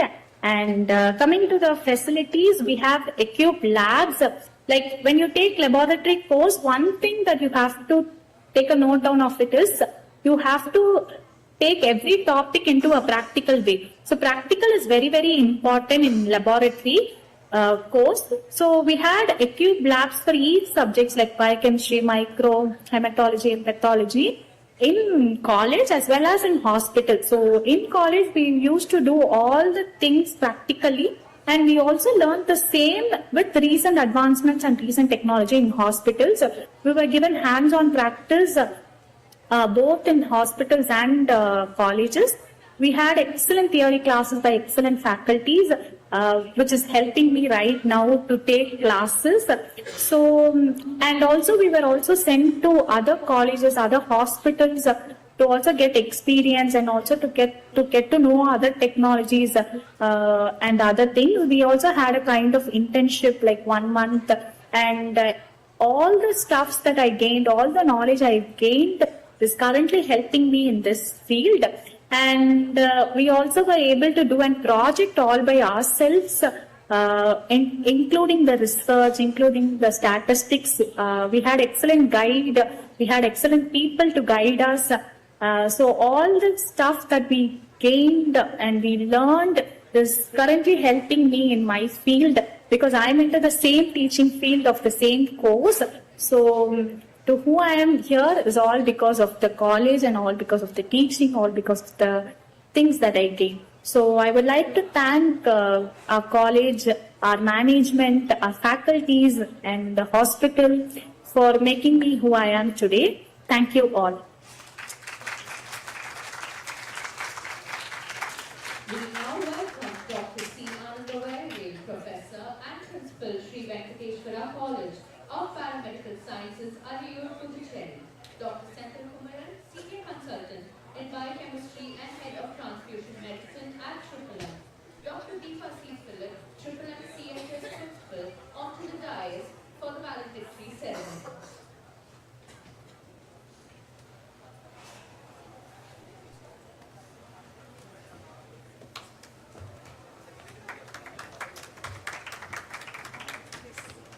I now request Principal Ma'am to welcome Dr. C. Anandavare with a bouquet.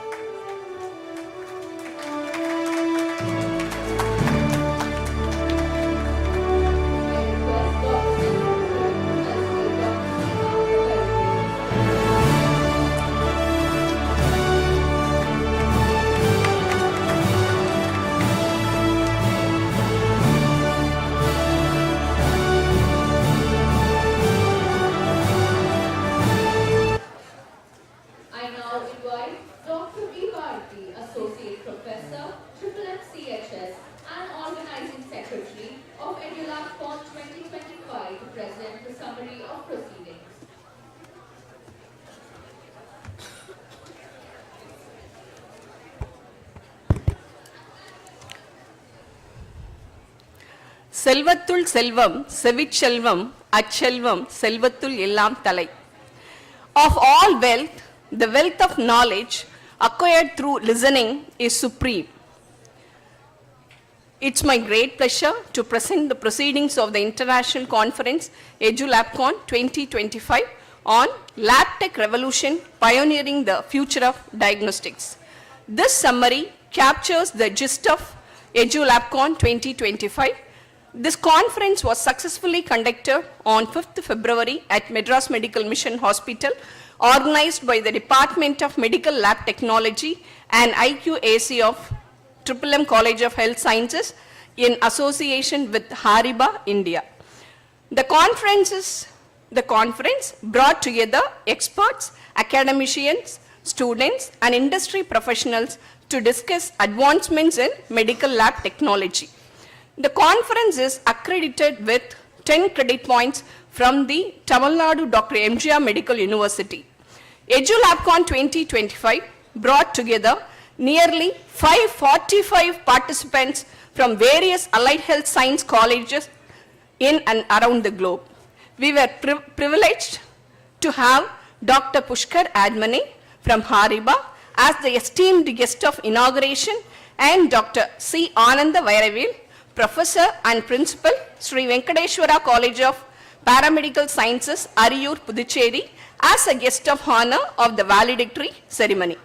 The conference sessions were led by 3 scientific speakers from different specialities who shared their research findings and experiences, engaging participants in thought-provoking discussions. The first scientific session was given by Dr. Parthiban, who delivered an insightful talk on quality assurance in medical lab testing, highlighting the importance of precision, accuracy, and reliability in diagnostics. He emphasized standardized processes, error reduction, and innovations like automation and artificial intelligence. The inaugural session commenced with lamp lighting, unveiling the theme of conference, and a warm welcome by the principal, Dr. Deepa C. Philip, followed by an inaugural address by Dr. Pushkar Admane. He spoke on the theme, LabTech Revolution, Pioneering the Future of Diagnostics. Sir's address set the stage for discussions on the rapid evolution of laboratory technology and its transformative impact on diagnostic sciences. Dr. Christopher Roy, Director Administration, Madras Medical Mission Hospital, and Dr. V. Chitrasri, HOD Department of Biochemistry and Hematology, MMM Hospital, wished the conference a grand success. Dr. Christopher Roy released the conference Souvenir. After a short break, the second scientific session was presented by Dr. Prakash Subhashia, who discussed on implementing digital pathology in clinical practice, highlighting artificial intelligence and digital advancements in diagnostics. After the lunch break, the e-poster presentation was conducted for the final shortlisted participants and judged by Dr. Chitrasri and Dr. Parthiban sir. Participants showcased their research through poster presentation. The third presentation was done by Dr. Srividya Subramanian, who spoke on innovative approaches to infectious disease testing, highlighting the advancements in automation, molecular diagnostics, and artificial intelligence. The conference also featured 4 engaging alumni talks by Dr. Sanbola Matthew Oladimaji, Mr. Jesu Newton, Ms. Madhumita, and Mr. Muzamil, where esteemed former students shared their professional journeys and experiences in the field. Additionally, breakout session included interactive quiz and fun games were conducted. A pre- and post-conference evaluation is conducted to assess the learning impact and engagement levels of attendees. The overwhelming participation and active discussions highlighted the success of the conference in fostering knowledge exchange and professional development. EDULABCON 2025 successfully achieved its objective of fostering knowledge exchange, skill development, and networking among professionals in the field of medical laboratory technology. As an organizer of this international conference, I feel immense happy and proud to have been a part of such an enriching and successful event. EDULABCON 2025 has once again reinforced the importance of collaboration, innovation, and excellence in the field of medical lab technology, paving the way for future advancements in diagnostics and healthcare. Thank you all.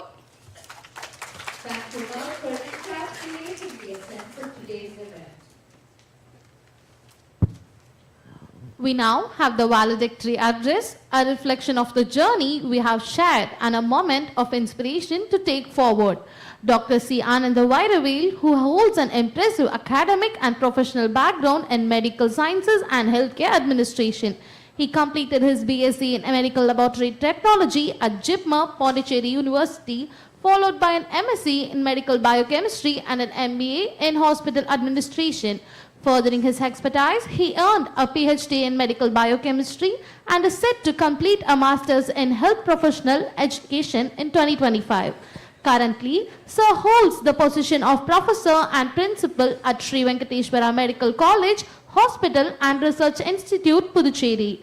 Dr. Ananda Vairavel has an extensive research portfolio comprising 44 publications, 11 patents, 22 journal articles, 7 book chapters, 4 editorial roles as editor-in-chief. Dr. Ananda Vairavel's dedication to medical education, research and mentorship continues to impact the field significantly, making him a respected figure in the academic and medical communities. So, we welcome you to the stage.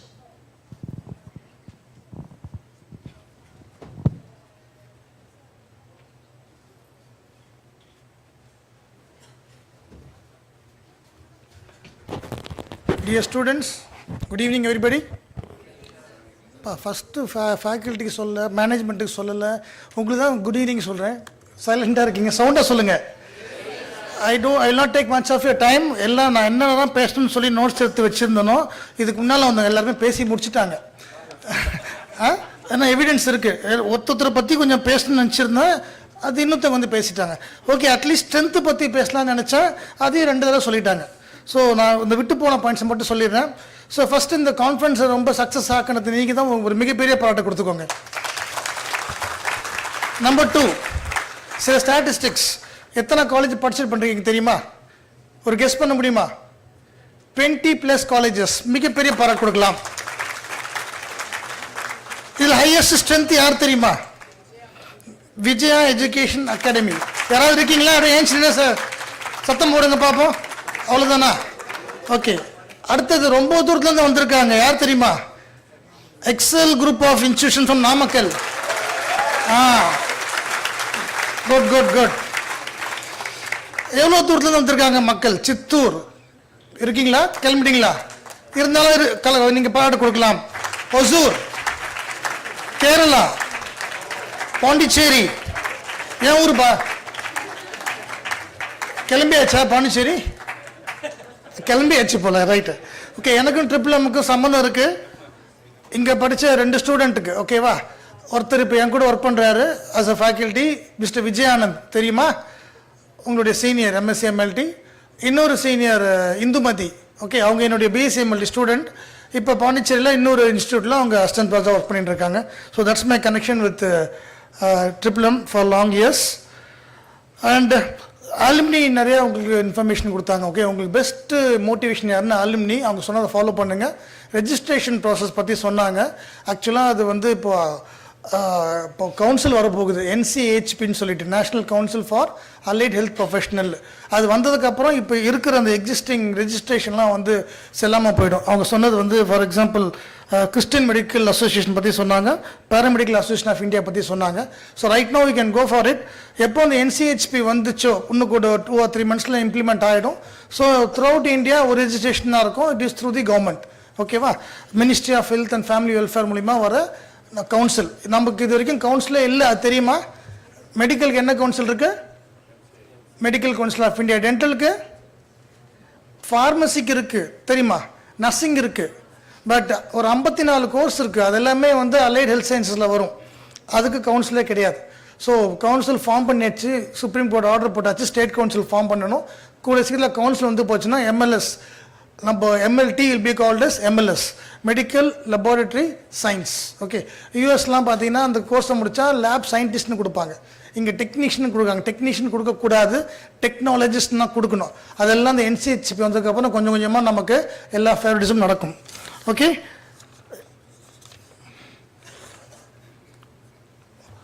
so I don't have much to speak. Wish you all the best. Thank you.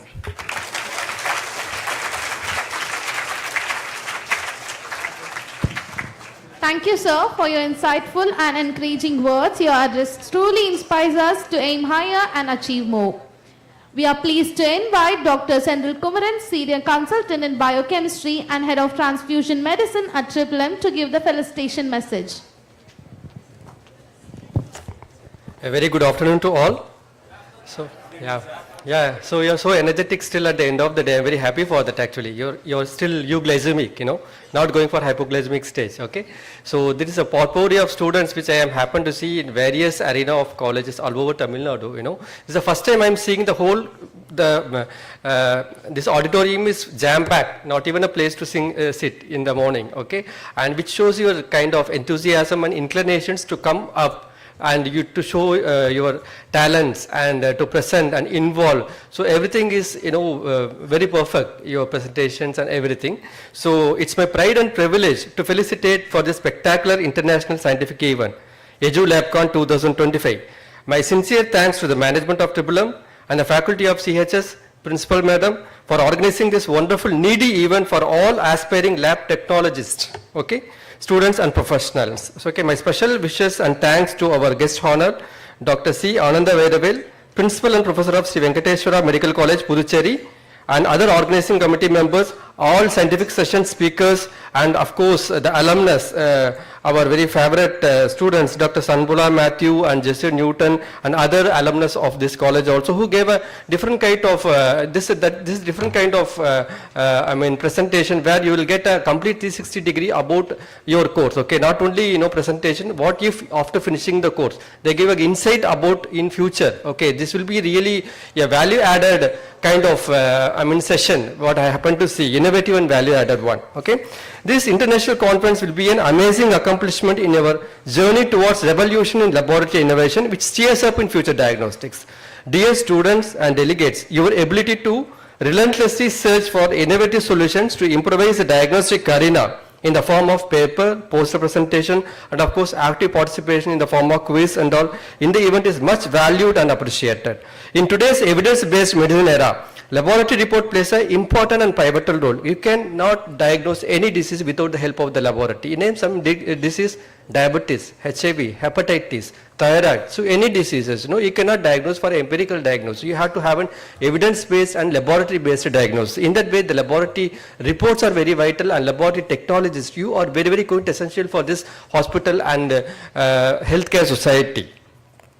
So days are gone where laboratory personnel were utilized only for sample collection and test processing. You just wipe out this after seeing this, okay? But laboratory technical courses nowadays serve as a juncture into various paradigms like research, innovative diagnostic techniques, and clinical trials, etc. So there is a huge opening for aspiring laboratory technologists to explore new horizon in diagnostic field, which you are deciphering from today's conference. This is the first of its kind where you are attending the conference, you are presenting a paper, you are interrogating, you are just actively participating, and also you are getting insights from your senior, those successful seniors, what to do the next, and you have a plan, and some of the judges are given idea to publish the paper also. Those are all very value added and valuable points at the end. There are many key takeaways from this session, okay? Thank you very much once again. Thank you for the committee for this wonderful and successful event. I wish you all the best. Thank you very much. Thank you, sir, for your words of encouragement. I kindly request our principal ma'am to felicitate Dr. Sendil Kumaran, Senior Consultant, Biochemistry and Head of Transfusion Medicine at MMM with a memento.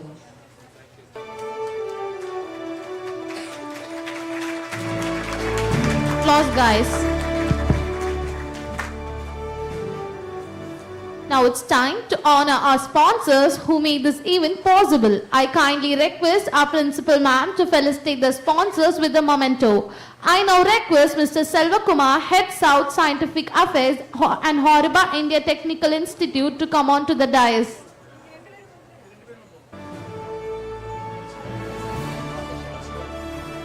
I kindly request Mr. Shivakumar sir.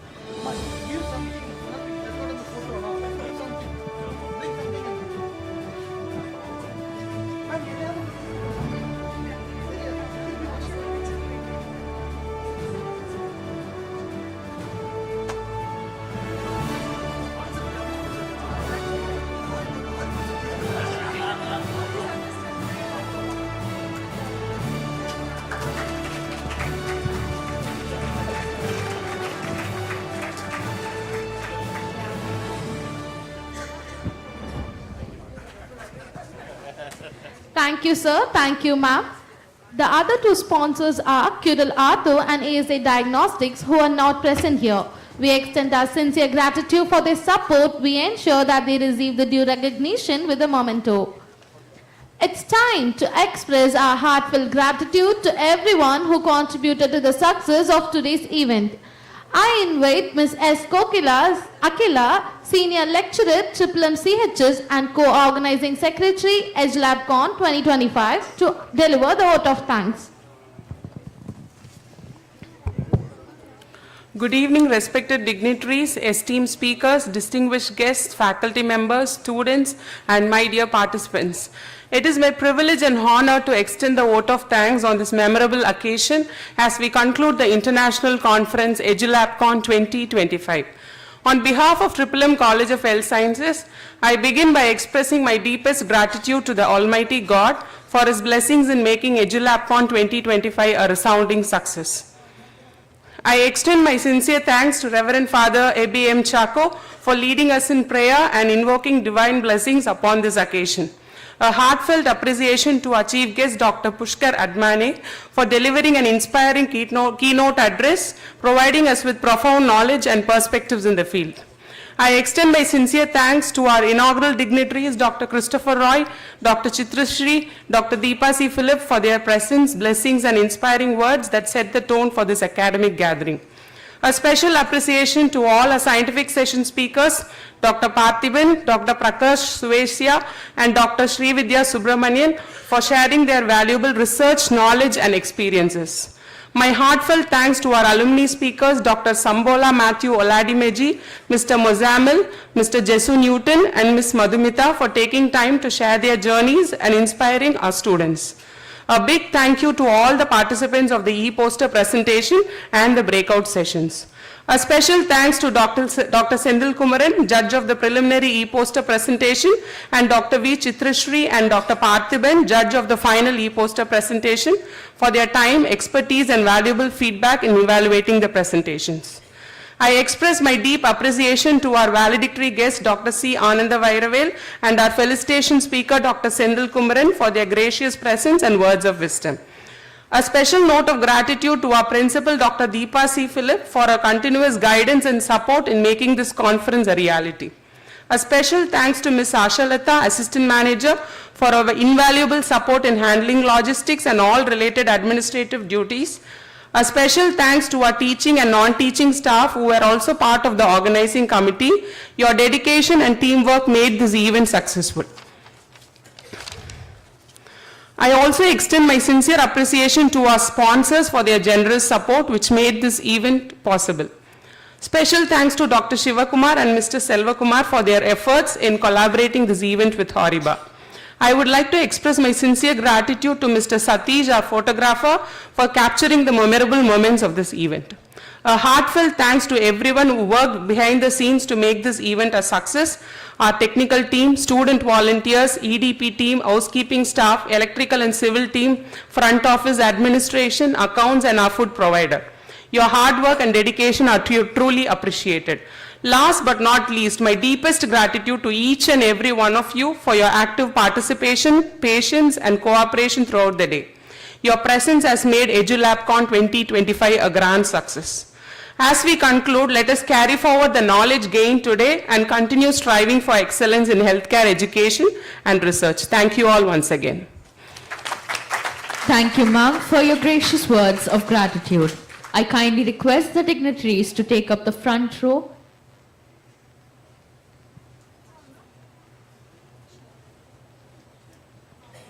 In order to pay homage to our motherland, please stand in attention for the national anthem.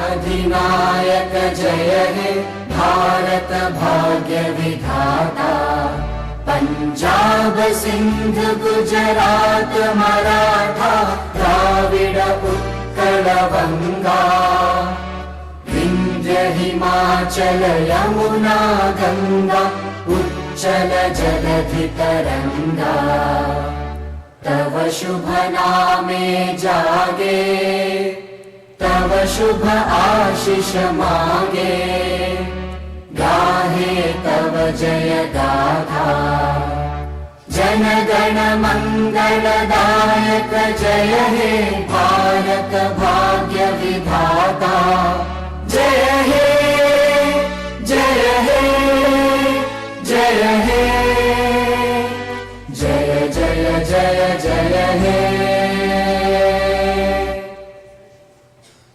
Coming together is a beginning. Keeping together is a progress. Working together is success. We have come to the end of today's conference, EDULABCON 2025. Please collect your refreshment from both sides of the auditorium and have a great evening. We kindly request everyone to disperse silently as we are in the hospital premises. Thank you for being a part of EDULABCON 2025. A big thank you to everybody who's present here for your active participation.